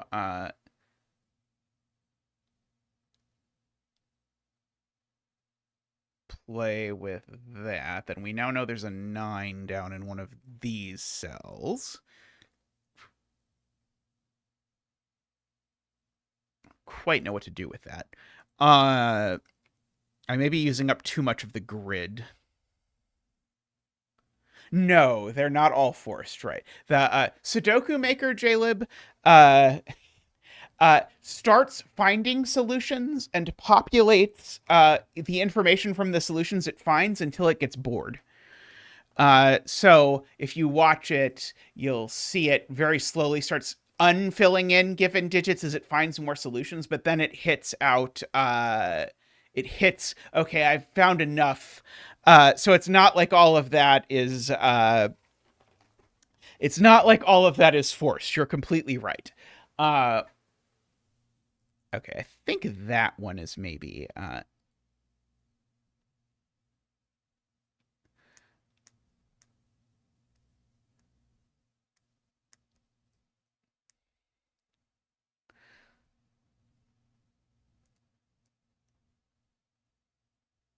let's see.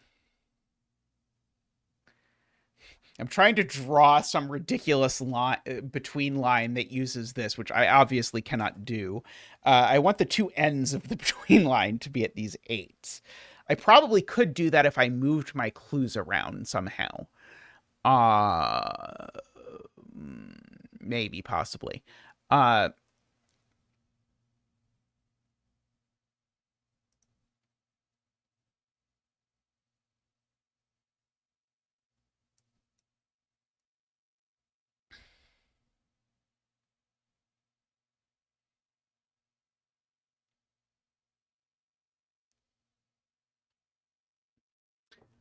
Let's see. I do like this 8 corner mark. It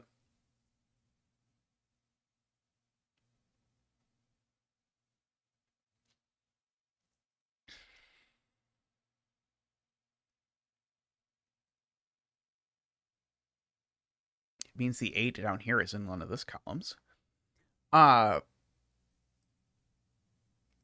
Means this digit's not 8 or 9.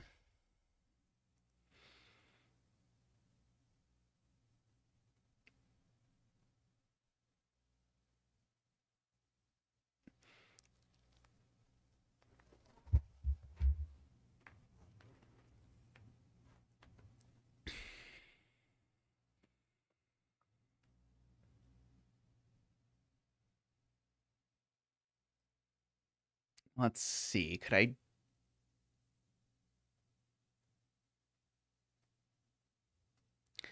do something?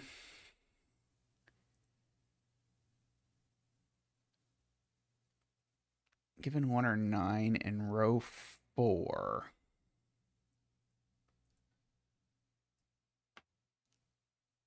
I'm just going to sort of bounce the 1 or 9 down over to there.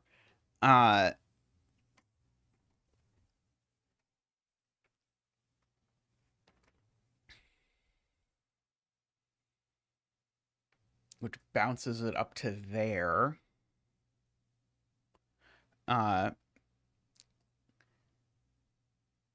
Yeah, that's reasonable. We can try that.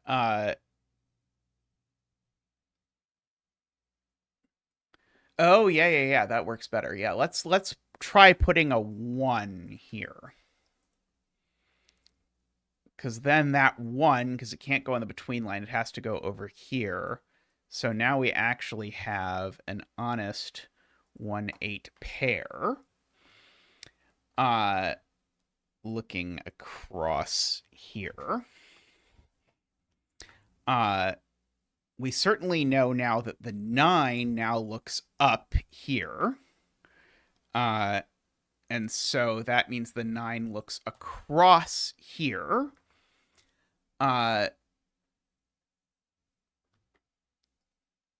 Like that.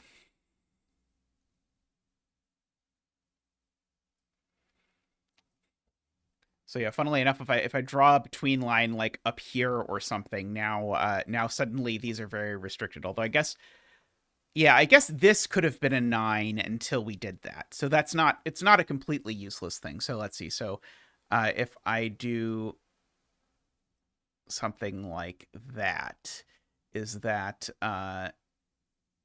how long is this? So these are, we could go from 2, 3, 4, 5, up to 6. So this would be 6 or 7. So that would actually be quite potent. I could even make it one longer if I really wanted to. Or somehow like loop it around through here or something.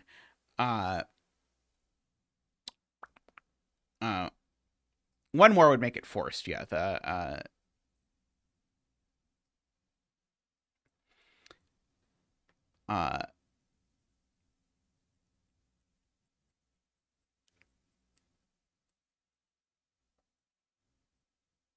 okay, yeah. What else am I doing with a 9 that runs across here, though? 9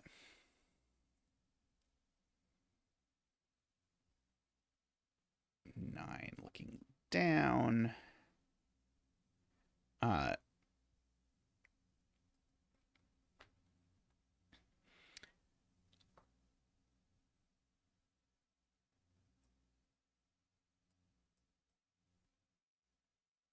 Oh, you like the idea. Okay, you like forcing it. Okay, sorry. I thought you were saying you didn't like forcing it like that. Okay, so yeah. So this would have to be now 2, 7 with 3, 4, 5, 6 is the only thing there. That seems very reasonable.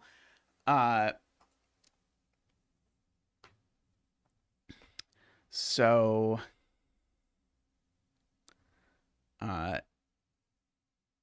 this digit is now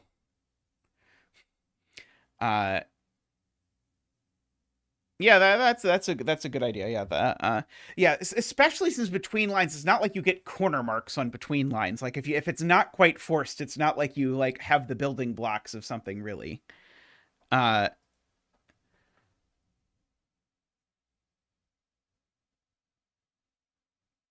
So yeah, so what digits can these be? Ambrose asks.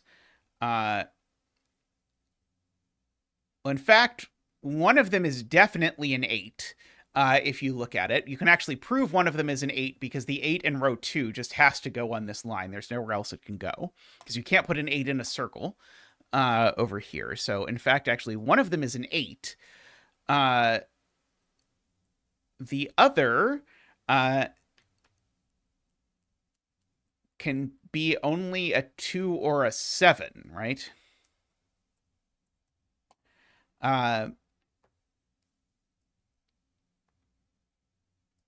Although if this is 2, 8, it makes these 1, 9.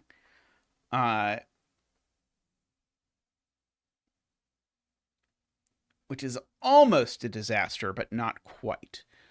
Because it almost pinches this too much. I,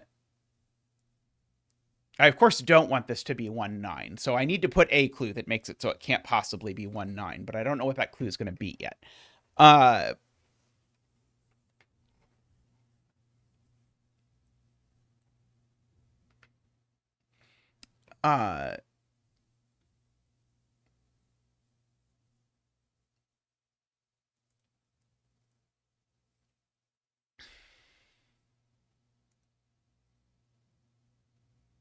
Yeah, 1 in row 7, column 4 is tempting as one way to hedge against it.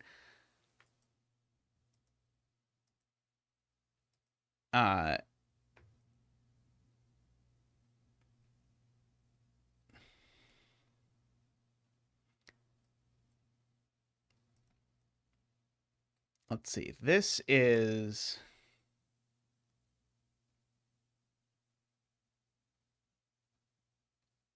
2, 3, 4, 5, 6, 7, or 9 only.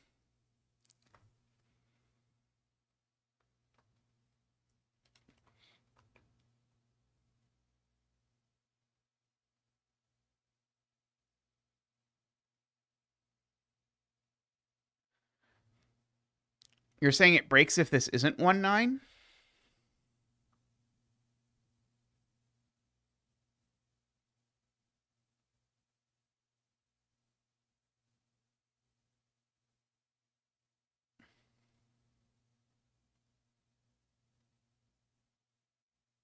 I see, I see.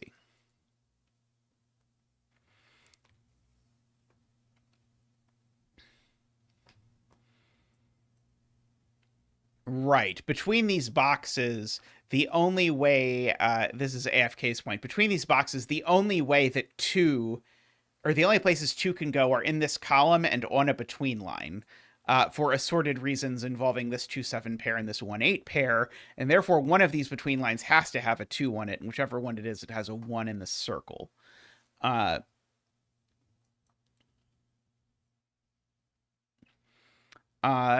My idea is to say that if this is 1, 9, these then have to be 2, 7, which would force these to be exactly 3, 4, 5, 6. So I could just put a random digit that's 3, 4, 5, or 6 as a given in this box, and that will tell me that you can't do 1, 9 up top, like a 6 or something.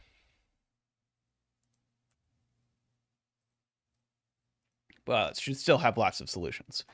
And I can change this to something else. But now these can't be 1, 9, because then these will be 2, 7, and it doesn't work.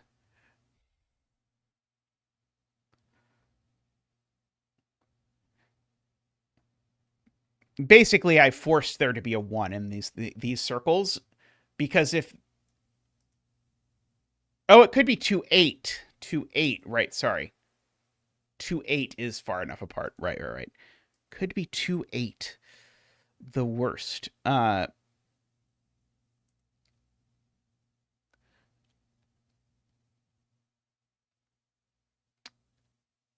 realized, by the way, I should have set these up. I can probably do this now, actually. Oh, in fact, actually, this might save the day. If I just change this between line slightly...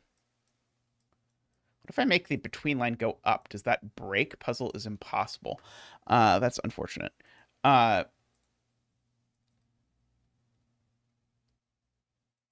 Maybe I want to go back before I added this whole giant forced between line, and I want to go back and make it so that this between line actually did that so that we could use the sudoku.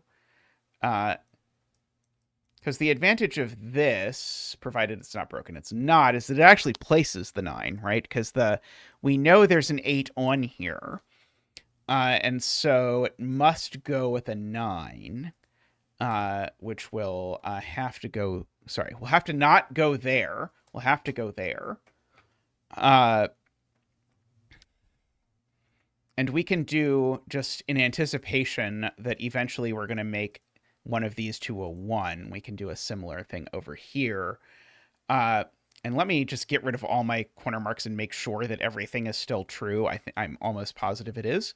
This line still has an 8 on it. So it still needs a 9 in one of these.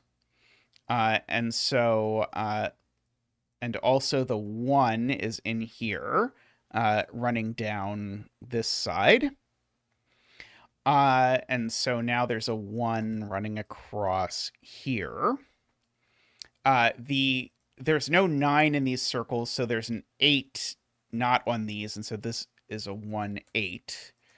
Which means there's a 9 running up this vertically, which means there's a 9 running across, which gets us the 9 over there, which is very nice. Now this can't possibly be 1, 9, as Laura points out, because there's a given 1 looking at it. And so we get that. Now, I should say 8, 7, 6, 5. So this is only 2, 3, or 4. And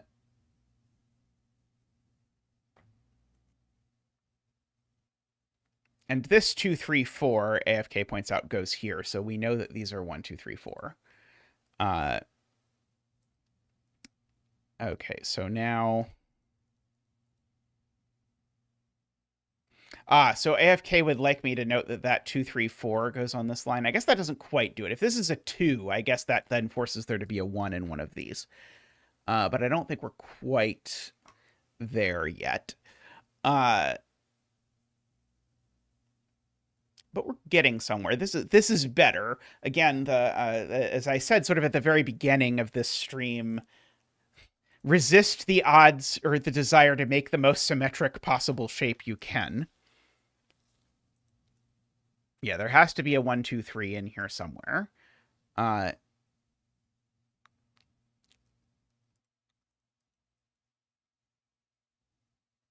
If there's no 8 in either of these, does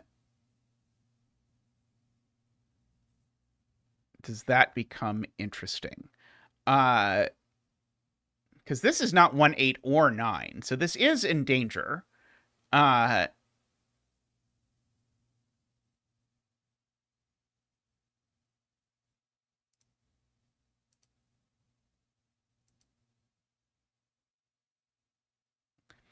I know there's a 9 over here. Let's see. Now, we could go with putting something over here. I could go with my usual strategy of draw a between line that sees one, where both ends see 1 and 9 in different ways, and look at what they could be. I probably want it to be at least 1 longer. In fact, both ends see 1, 8, and 9. So this is at most 2, 7. Bye, Panthera! Something like that, maybe? And I could even pull this back 1 further if I want. Oops, that's not what I wanted to do, and you know it. So I think this might now be forced to be 2, 7. So let's see. So how many do we have here? 1, 2, 3, 4, 5. Sorry, 1, 2, 3, 4 digits. So 3, 4, 5, 6 would do it. So these do now have to be 2, 7 if I leave it like this. With these being 3, 4, 5, 6. Makes this definitely 1 or 2 for whatever that is worth. In fact, actually, if I kink this line a little bit, I know you should only do that with consent, but if I kink the line in some really horrible way, oh, that will make it impossible. Okay, well, we won't do that then. Uh, uh, anyway, this is a 1 or a 2.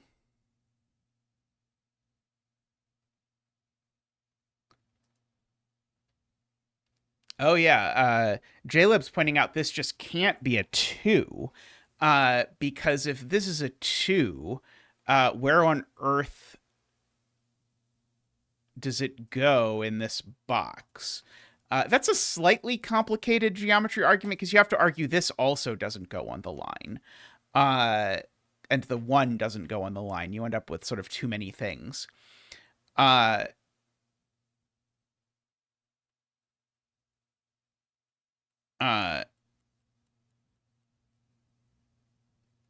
Okay. Here's an easier point. Where does 1 go in row 3? 1 definitely goes there.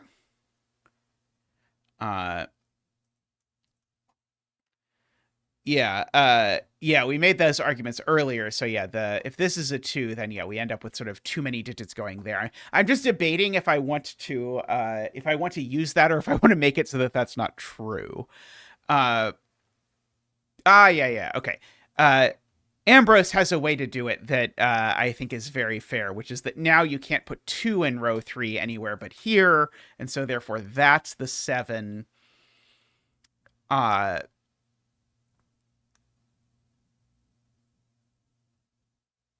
now these are a 7 and an 8.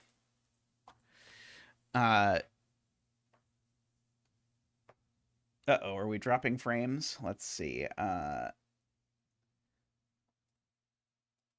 doesn't look to me like I am dropping frames, but one never knows with these things. There's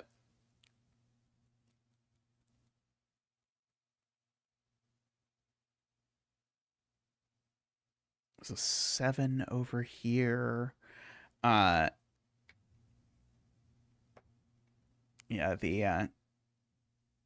it's kind of tricky for this not to be a 1, but I think it's still possible. Like, I think if I fill in a 2 here and ask it, I think it'll come. Oh, it won't. Okay. Maybe it's not actually possible for this to not be a 1.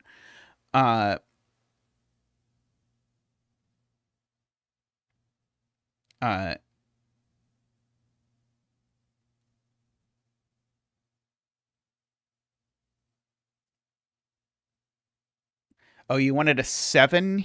Oh, row 7, column 1. I see. I think this is going to break. I think. Yeah, unfortunately that breaks. But I really like it. Aside from that part. The problem is, for some reason, I can't avoid putting a 1 in one of these cells, so I therefore can't put an 8 in one of the cells.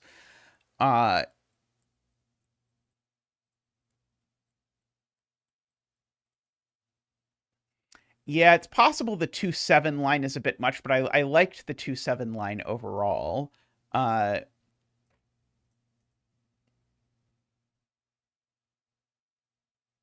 Oh yeah, I can get rid of these 8 corner marks. In fact, all the 8 corner marks for that matter.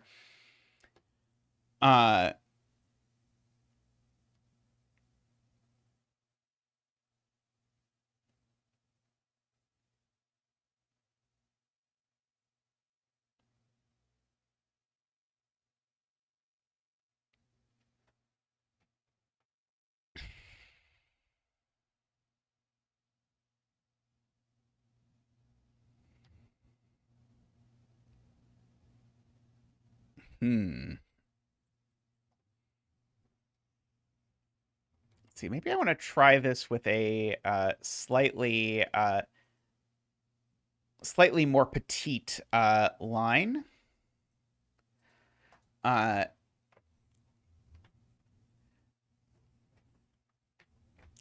So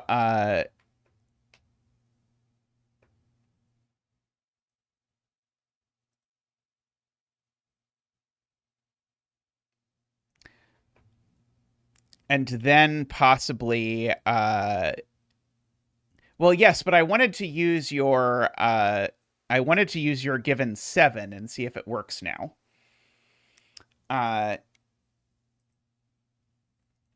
And it does, because now the given 7, and maybe I want to do this before I even add that, because why am I even adding that if I want to use the given 7? Let's make a given 7.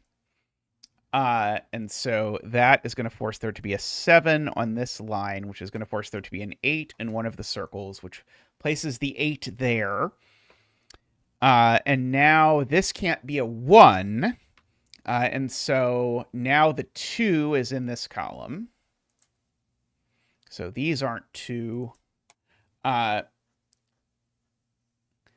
now, if we look back up this, now if this is a 2, we just don't have a 2 in the box. So this can't be 2. Because the 2 in this box now definitely sees this cell.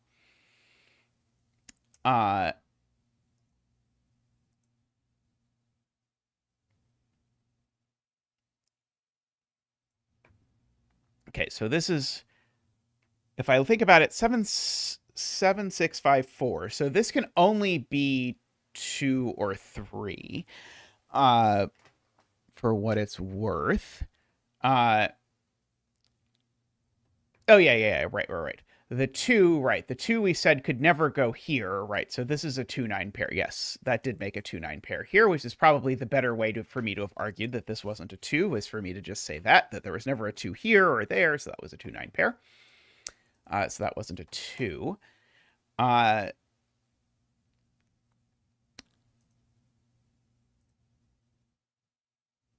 Okay, so that's a 3 or a 4.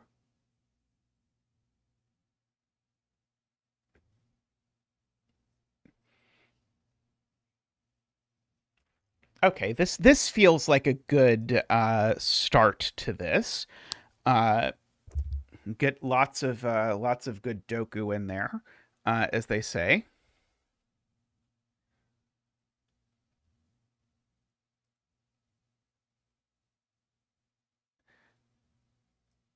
Okay, yeah, that's very nice. Yeah, so now, J40 is going to give us this digit, because now there's a 3 in these cells, because there's nowhere else for 3 in the box. And therefore, that 3 gets placed onto here, and so therefore that's a 2. So that sort of bounces back over there. Now,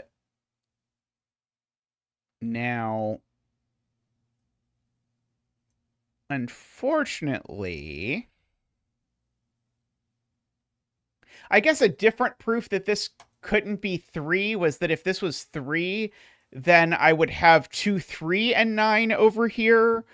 And that would force 2, 3, and 9 into these 2 cells. So that's sort of you could look at a backwards version of J40's argument.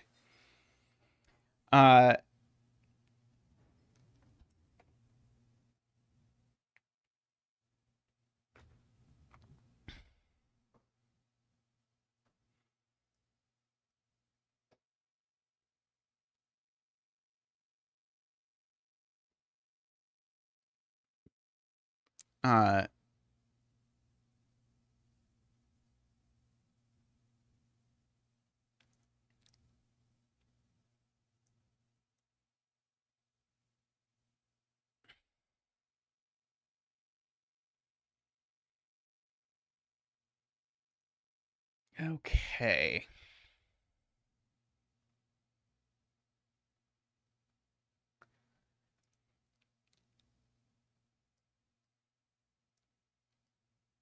Seems a little gnarly to try and argue that I can't put a 3 in these cells. I acknowledge it's true, but it feels a little bit. It's really a hidden quadruple, is what's really happening. Is that these 4 cells are hidden in these 3 cells. or sorry, in these 4 cells is what AFK's real argument is, but that's probably not a incredibly 1 to 2 star friendly deduction as these things go. I do know one of these two is an 8. Let's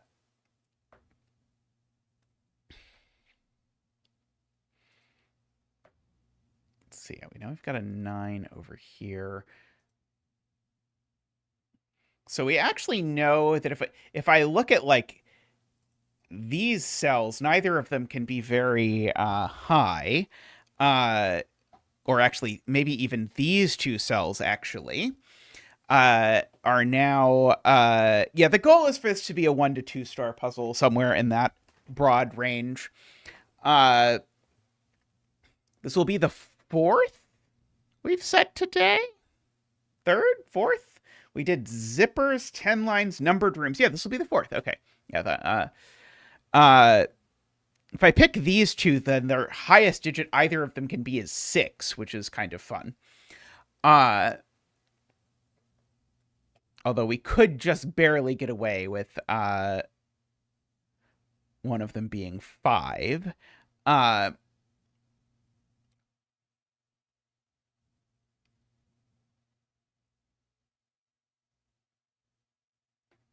Okay, but this is, I mean, for the paucity of clues we have, this is some very nice, gritty logic stuff so far.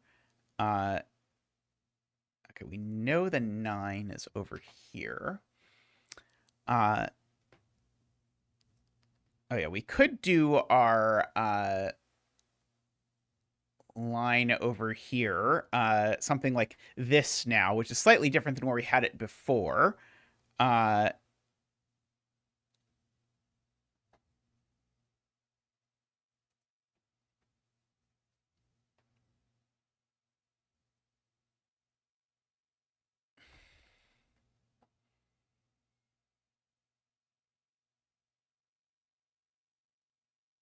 yeah, 8 in box 9, 8 in box 8.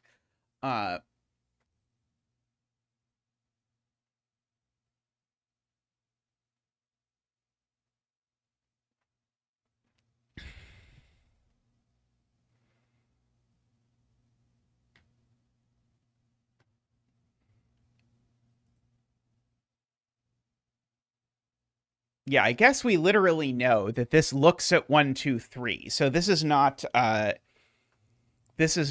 big stretch to say that this is 4, 5, 6. It looks at 1, 2, 3, and it looks at 7, 8, 9.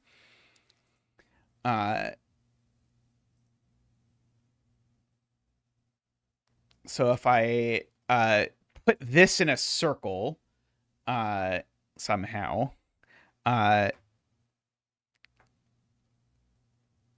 like if I put this in a circle and connect it with the 8, that's probably crazy. Uh,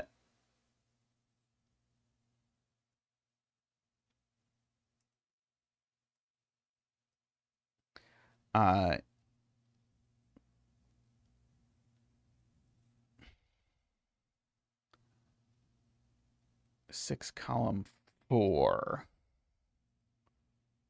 Row 7 column 4.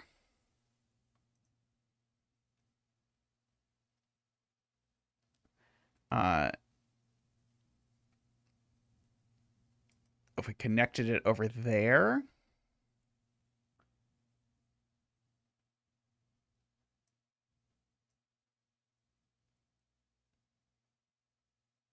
yeah, we could try something like that. Just looking at it,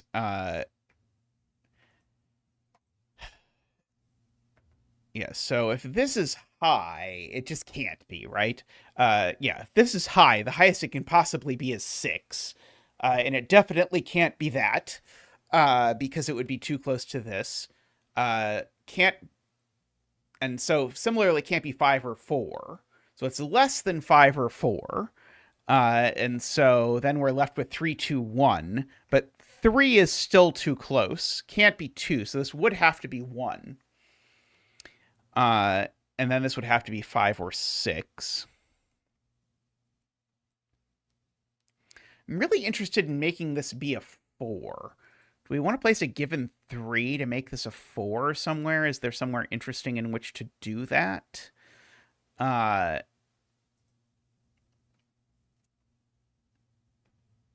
like there, maybe, or something? Uh,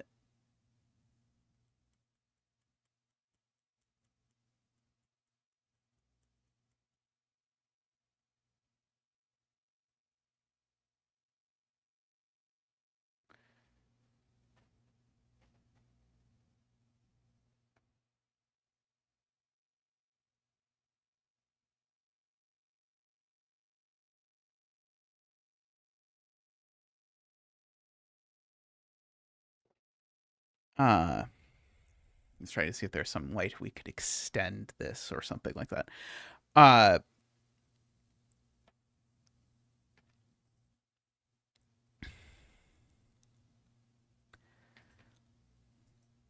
it does actually work, right? If we, yeah, if we pop a,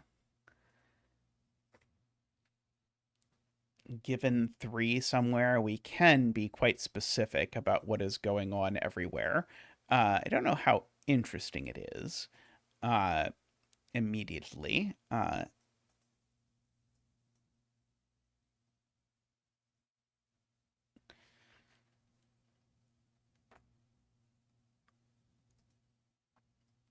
Also thinking about things like circles through here.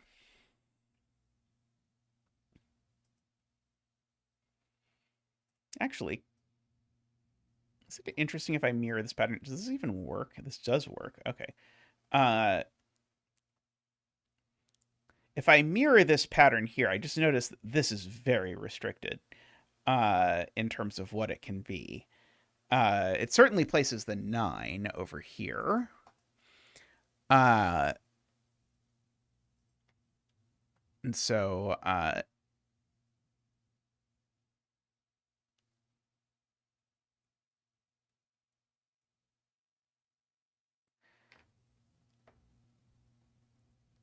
I guess this is where we really want to make AFK's argument that this circle can't actually be 3, which is kind of tricky. I think.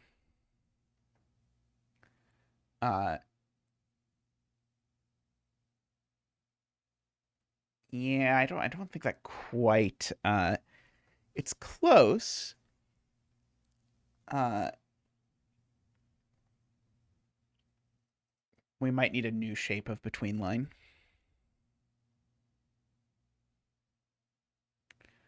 Uh,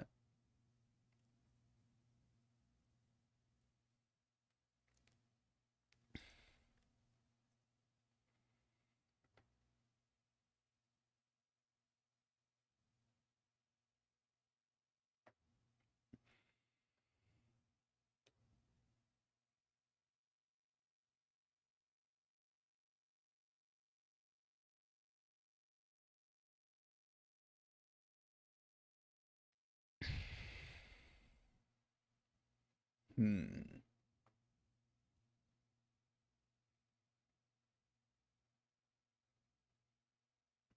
These are so slippery. Uh, as anyone who's set with between lines before knows, they're not the most forgiving of constraints. Let's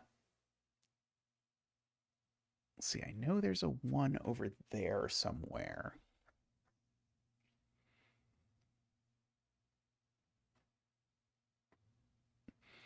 I'm sort of trying to think of a line that could put a circle in these two so I'd know one of them was an 8, and then I would know the other had to be far away from 8. Uh, but I don't think I would have any reason to suspect it wasn't a 1. Is the issue with that.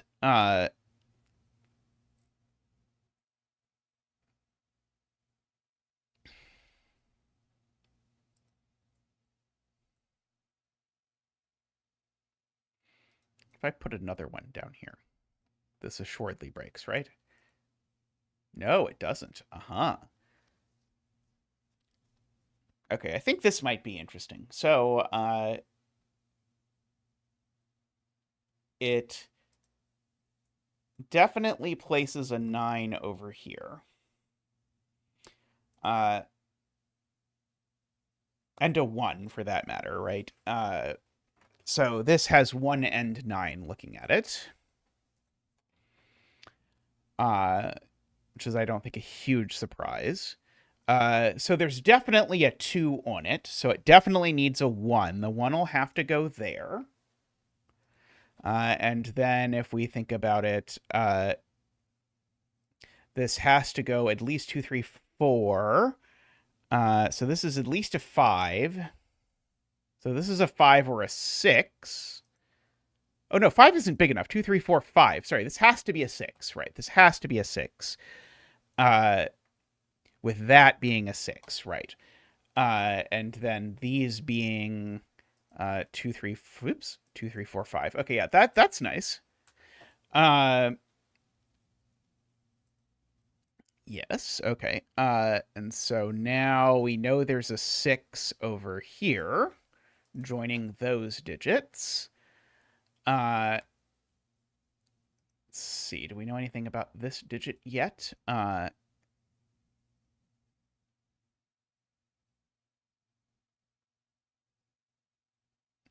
see, what about what's left in this column? We've got 3, 4, 5.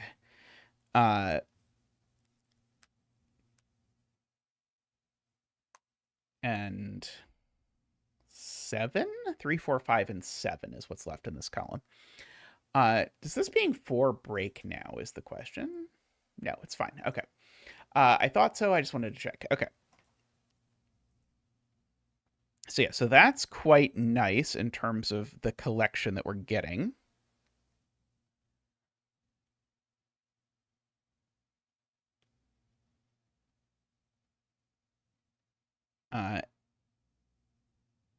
Yeah, column 2 and column 3 are going to be a little bit gnarly, to say the least, to attempt to de-sudoku-ize. That is a very real fear that one should have when looking at a grid that looks like this.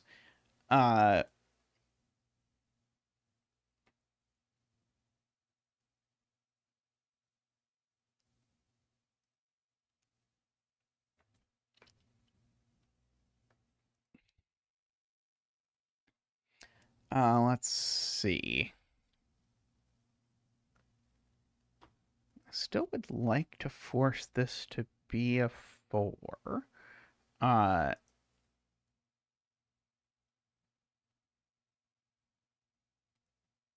uh,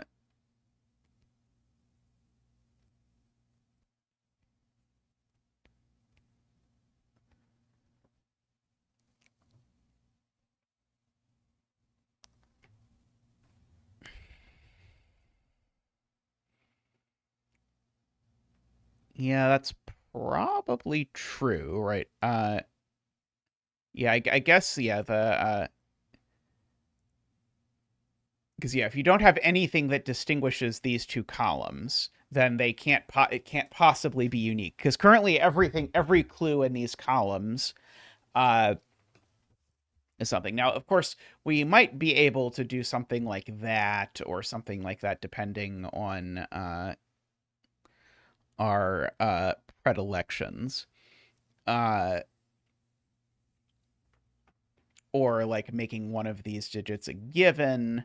I think there are some options, but yeah, we definitely need something. We can't not change anything in these two columns, or it will not work. I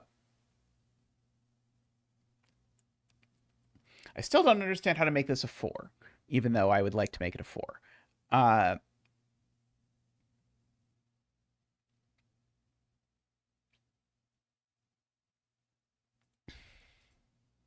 I could connect it to the 1. Line between row 1, column 2, 3, 4.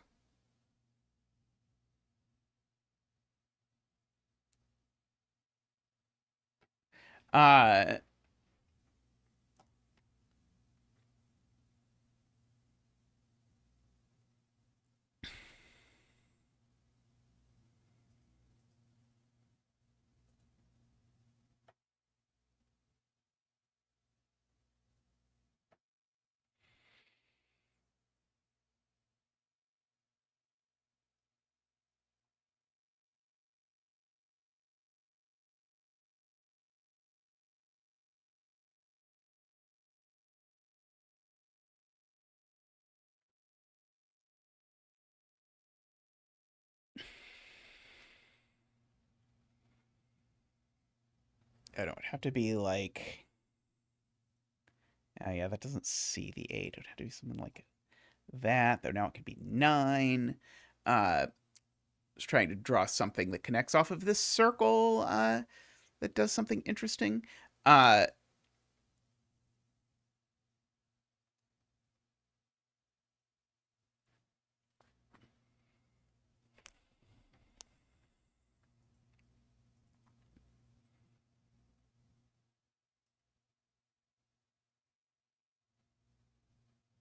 Zig joining the 2 and 9.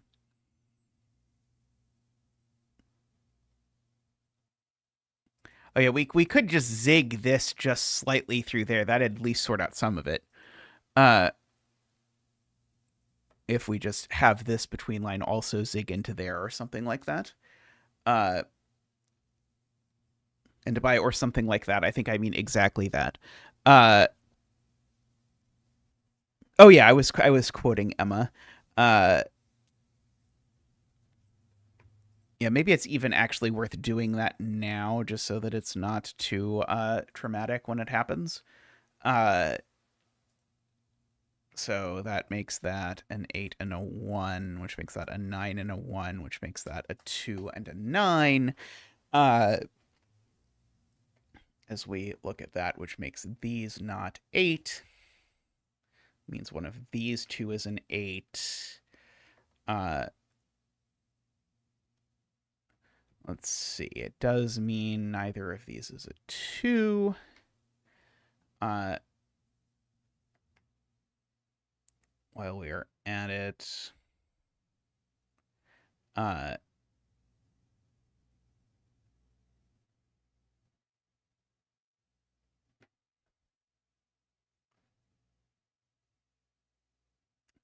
is true.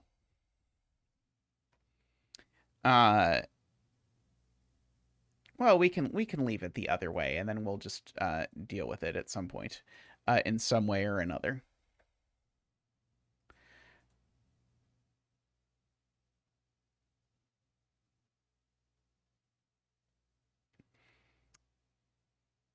Let's see.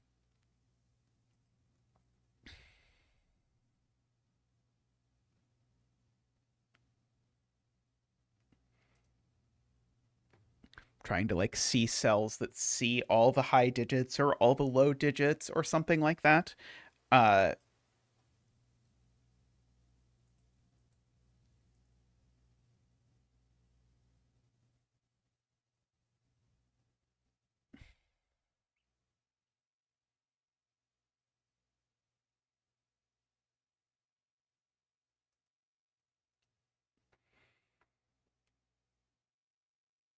Could also make a really silly thermo here, or sorry, between line here.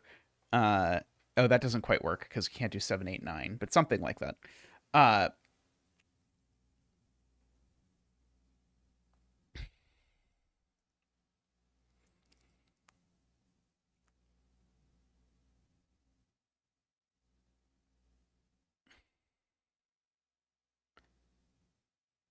let's see.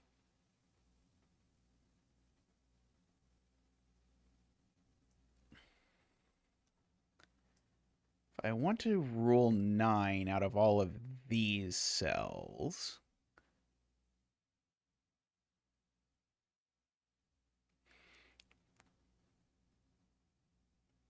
or rule 2 out of all of these cells, I guess is what I was really thinking. I was trying to like see if I could do something to like place 2 in this row. I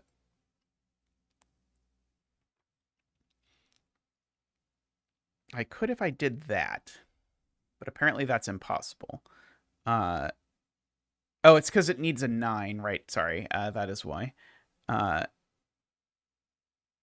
this, that might do it without breaking. Yeah, that'll do it without breaking. So I don't know that it does a lot. Might.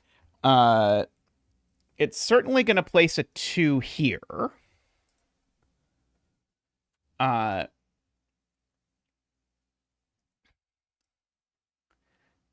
In the row. Uh, the biggest, sorry, if I don't have an, oh, I need a 9 in one of these, actually, because there's an 8 on it. So that places the 9 as well. That tells me that one of these two is a 9. Actually, if I do the same thing over here, actually, that might also force something interesting if it doesn't break. That is broken. Unable to place 8 where? Place 1. Oh, unable to place 1 in row 8. I see.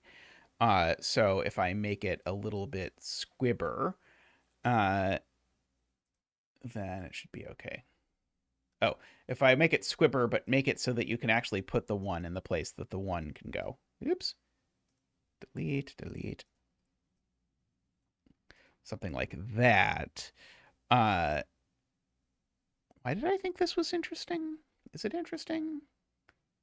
I don't think this is interesting. Sorry, I thought there was a similar issue with a digit here, but I don't think there's an interesting issue with a digit here as much as there is here. So I know one of these is 9.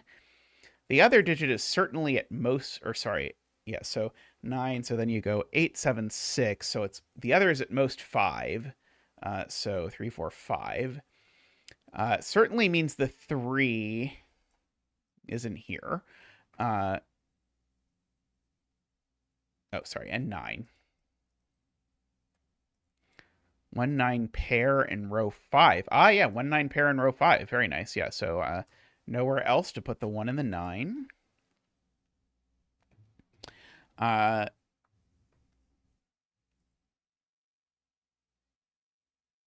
So yeah, we've got a 1 over here for sure. Let's see. We know we've got the 8 on here.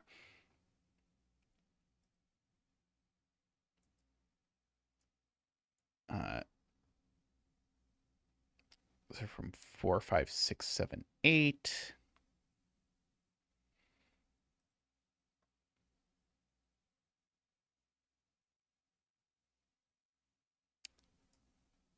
Okay, let's see. If I do this, it's going to force the 2 into this row. If I sort of also have this pop up here, that might just break immediately. It does not.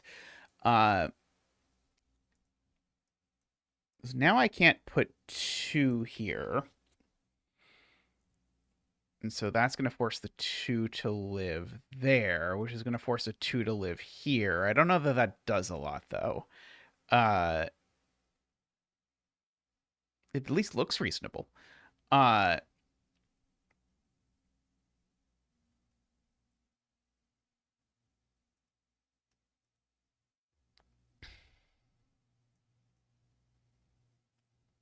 The 3 would have to go somewhere. It would make that the 1. Okay, is that interesting? Or could it be made interesting with the correct use of given or something like that? Because now... oh,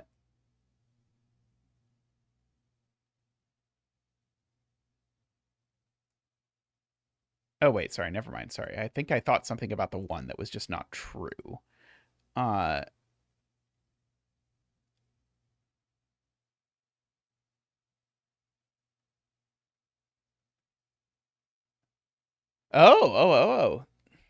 Sorry, you're right. Okay, so yeah, so this does force a 1, 2, 3 triple here, because now none of these cells can be 1, 2, or 3. So yeah, so this is not 4 anymore. These are 1, 2, 3.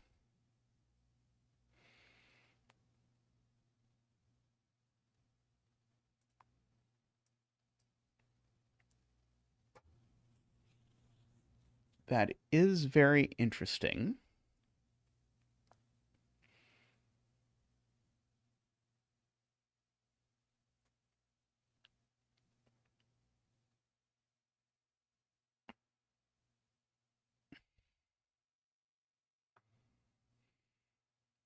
So close.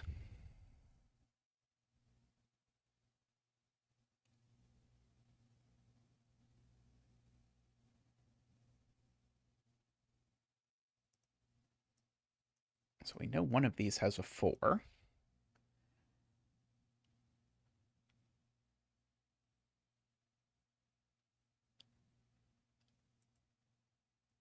One of these is a 2.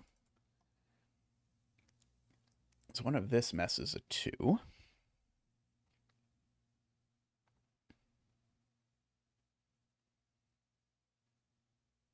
One of this mess is a 2, just for purposes of keeping track.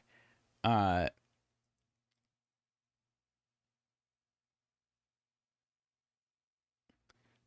3, column 6, to row 2, column 7, to row 1, column 7.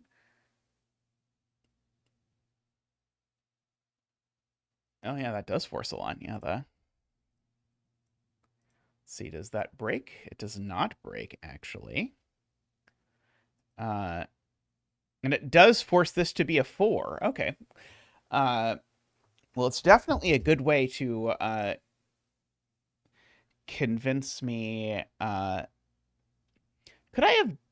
Oh, right. I could not have done it through those two instead, because I know one of those two is a 2. But this does do something. Let's try that, because I don't feel that bad about there being a given 1 in a circle of a between line. Doesn't feel that that bad. So that's a 1. That's a 2. That's a 4. So that's a 4. That's a 3, right? Is how all of that worked out? Yeah. That is a something. So let's see. So these are 5, 6, 7, 8. These are it's a 5. I am being told. Excellent. Okay. These are a 3, 4, 5, 6, 7.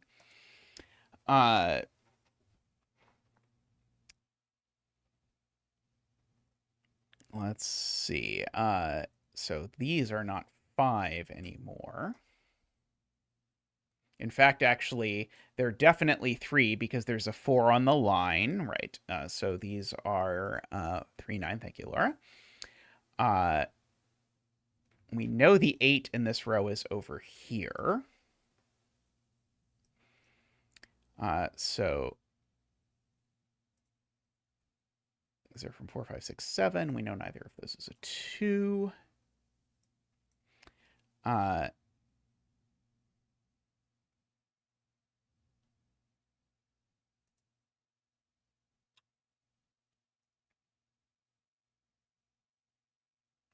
3 joins the 9 in box 3. Yes. These are a 3, 9 pair. Sorry, so I should write 3, 9 in them rather than every other combination of digits on Earth. So this is just a 5, 6, or 7. Oops.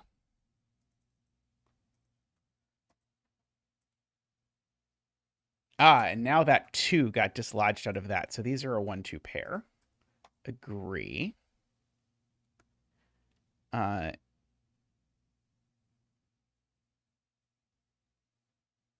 is very handy. There's a 3 in this row somewhere for sure. Let me fill in this column too. 1, 2. We still need a 3. We've got a 4. We still need a 5. We got a 6. We still need a 7.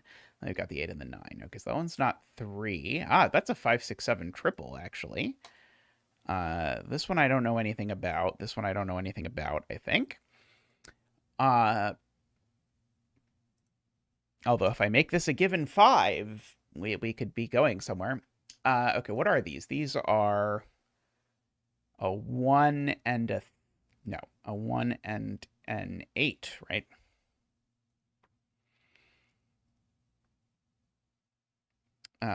Yeah, we know one of those is a 6, so I know that's not none of these are a 6 because of that, and so there's a 6 over here, definitely, so that's not a 6. And one of these is a 6. These are the remaining of 5, 6, 7. 4, 6, 7 is all that's left here, I am told.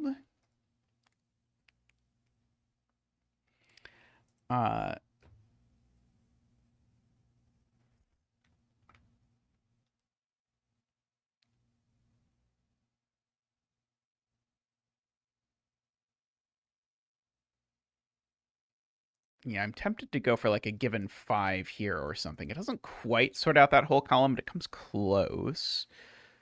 Unless I want to do like a given, yeah, given 7 there won't do it. Some combination of other givens. I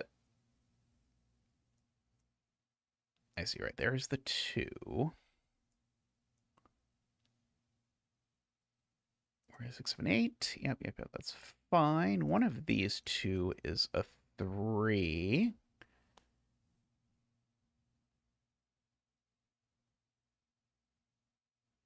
If you reflect your box 5 shape, this one, and put the circles in row 5 and 7 of column 6.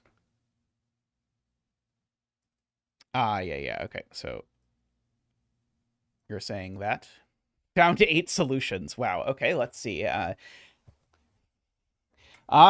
So let's see how that looks. So it certainly makes that a 2. That a 1. One of these 2 has to be a 1, and it's not the one in a box with a 1, so it's that.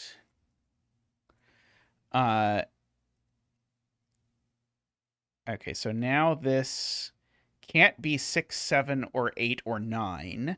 So this is at most 5, and also assuredly at least 4. Oh, no, it can't even be 4, because this number is at least 4. So this is at least 5. And so it must be 5, which indeed makes that a 4. Because it can't be 2 or 3. These are from 2, 3, 4. So that makes that one a 3. And that one a 4. It makes that a 9 and a 3. That was a very good spot there to AFK that was going to do a lot of damage. I'm guessing you have a copy of this on your F puzzles or something. Let's see. No 4 there. Let's see. Okay, that sorted out this 9 and this 3. That 4 looks up at those digits. So that gives me another 5, 6, 7. So this column needs a 1, which goes there. And it also needs an 8, which goes there. And it also needs the other one, which is a 9, which goes there. Are there any green digits? Tell me there's green digits. 2, 3, 4. Okay, so these are 5, 6, 7 again.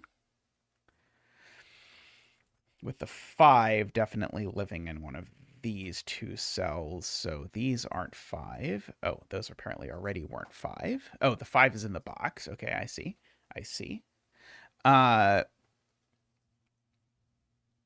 2, 3. Oops, what did I do? What is this row missing? Only 2 and 8. And we seem to know the order of the 2 and the 8. Let's see. We know one of these 2 is 8, and in fact, we know it's that one. 1, 2, 3, 4, 5, 6, 7 is what's left. Okay, so that actually gives me the 4 up here is actually placed through the magic of the given 4s. Well, the not given 4s, but the 4s that we've found with hard work and dedication. Let's see. That 6 is looked across and said that that's not 6. Let's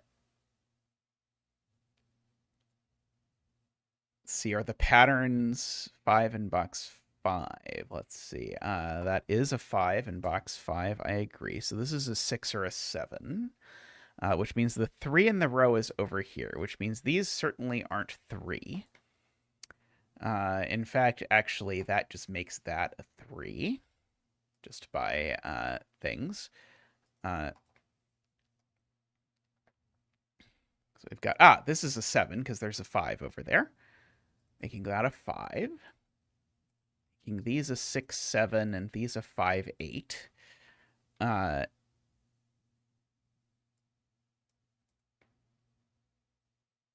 Let's see. That 5 looks up there. Let's see, that 6, 7 pair makes that a 4. Let's see. This box is missing a 2, a 3, a 4, and a 9. That one's not 9. That one's not 9 either, so that one just is 9. These aren't 2, so that one is. These aren't 2, so one of these 2 is. In fact, one of these is also 5 for the... Oh, no, sorry, that's not true. Oh, sorry, the 7 actually looks at the 5, making that a 5. I haven't screwed this up yet, have I? No, I still have 8 solutions. Oh, that seems to have actually placed the 5 over here. Okay, that 5 looks across here and says those aren't 5. Have I made all possible... Oh, I haven't noticed that that's not a 5 yet. Those are a 6, 7. That 6, 7 looks at that, making that a 5. Which is, I guess, the same thing that AFK was saying over there. Somehow I thought this was box 1 and was confused, but I found the same deduction by attempting to find box 1 and failing.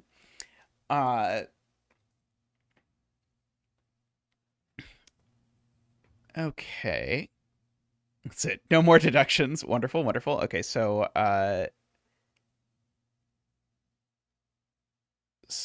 we have to sort out this. Are there any bluish digits that are givens that are preferably in the 4, 5, 6 camp that I could put in these columns that would do immense damage to the cause? Let's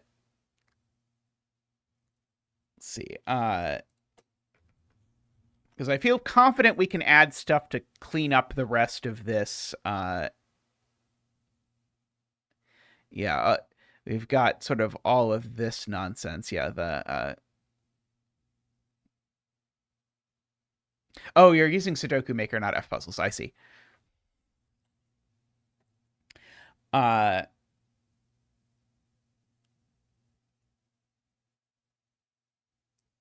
trying to figure out how to, like, draw things that include the 6 and the 7. But somehow that is being made more difficult than...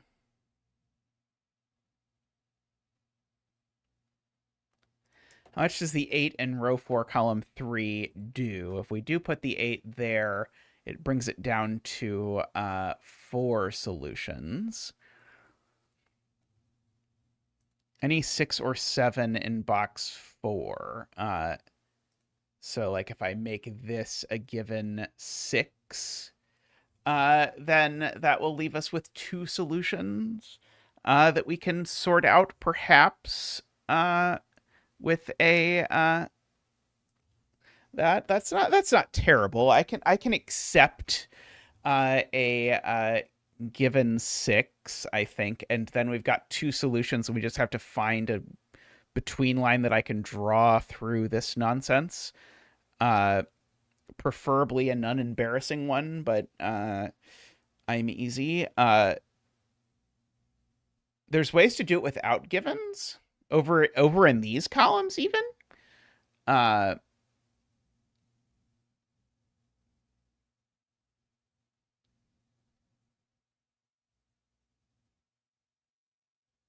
Oh, like sticking like a 2, 1, 8 or something, or like a... Oh, I guess 4, 2, 9 isn't a very good combination. Row 8, column 1, row 7, column 1, row 7, column 2. That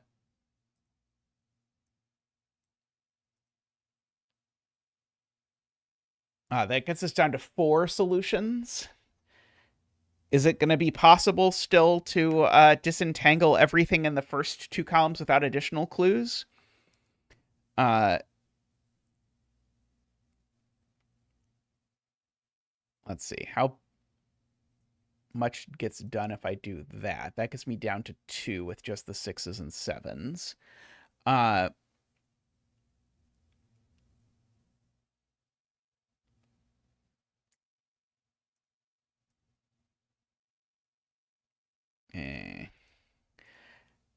I feel like I should be able to draw one big line that hits 2 6 7s and the 3 4s and disambiguates everything, but I can't see what the line is. If such a line even exists, there are too many 8s and 9s in the way.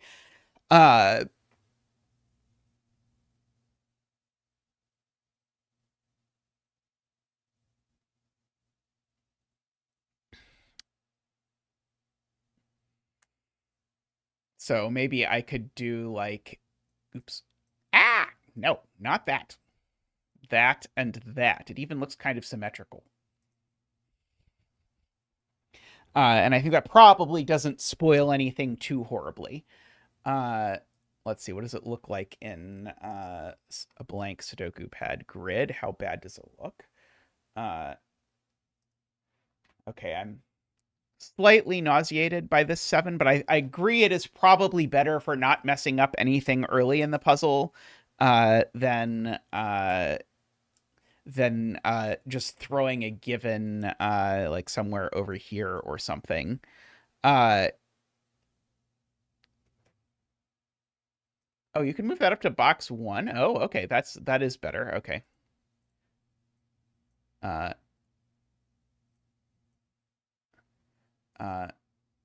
Okay, yeah, that does look better. Okay, I do like me that. Okay, and we are once again asking for a title for this puzzle.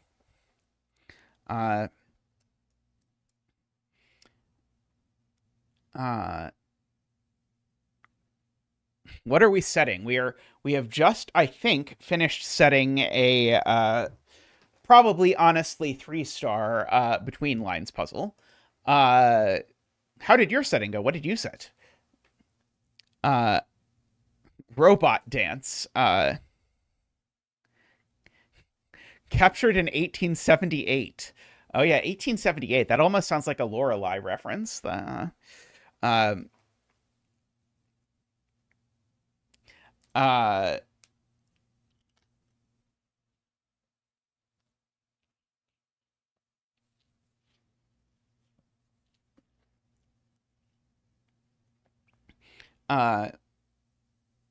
mean, in fairness, we did manage to keep away from any like coloring or anything like that. So like we kept away from like all the standard between lines deductions are like 4 or 5-star stuff. We managed to keep away from all of that, but this did end up being, I think, a rather intricate little dance, and we did have to put a 1 in a circle. Let's see. Phonograph. I'll go with phonograph. Phonograph sounds good. Okay, so phonograph. Phonograph. Update.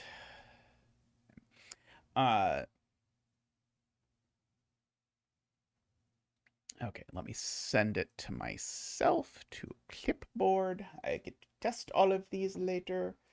That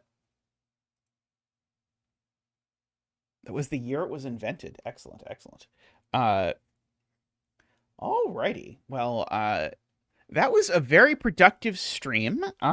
We did a lot more than most settings. We set 4 puzzles, so hopefully folks enjoyed that. We'll be back to solving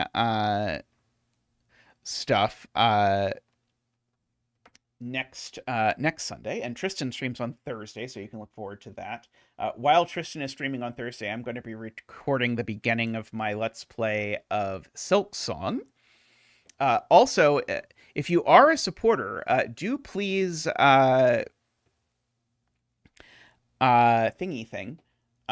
do please vote on what games you'd like me to do a Let's Play of. You can find the details wherever it is that you are a supporter. I'd be very interested to see what gets the most votes, and then I won't have to make a decision, which, is a fantastic place to be. But thank you, everyone, for hanging out, and I will see you all real soon. Thanks for watching. Bye for now.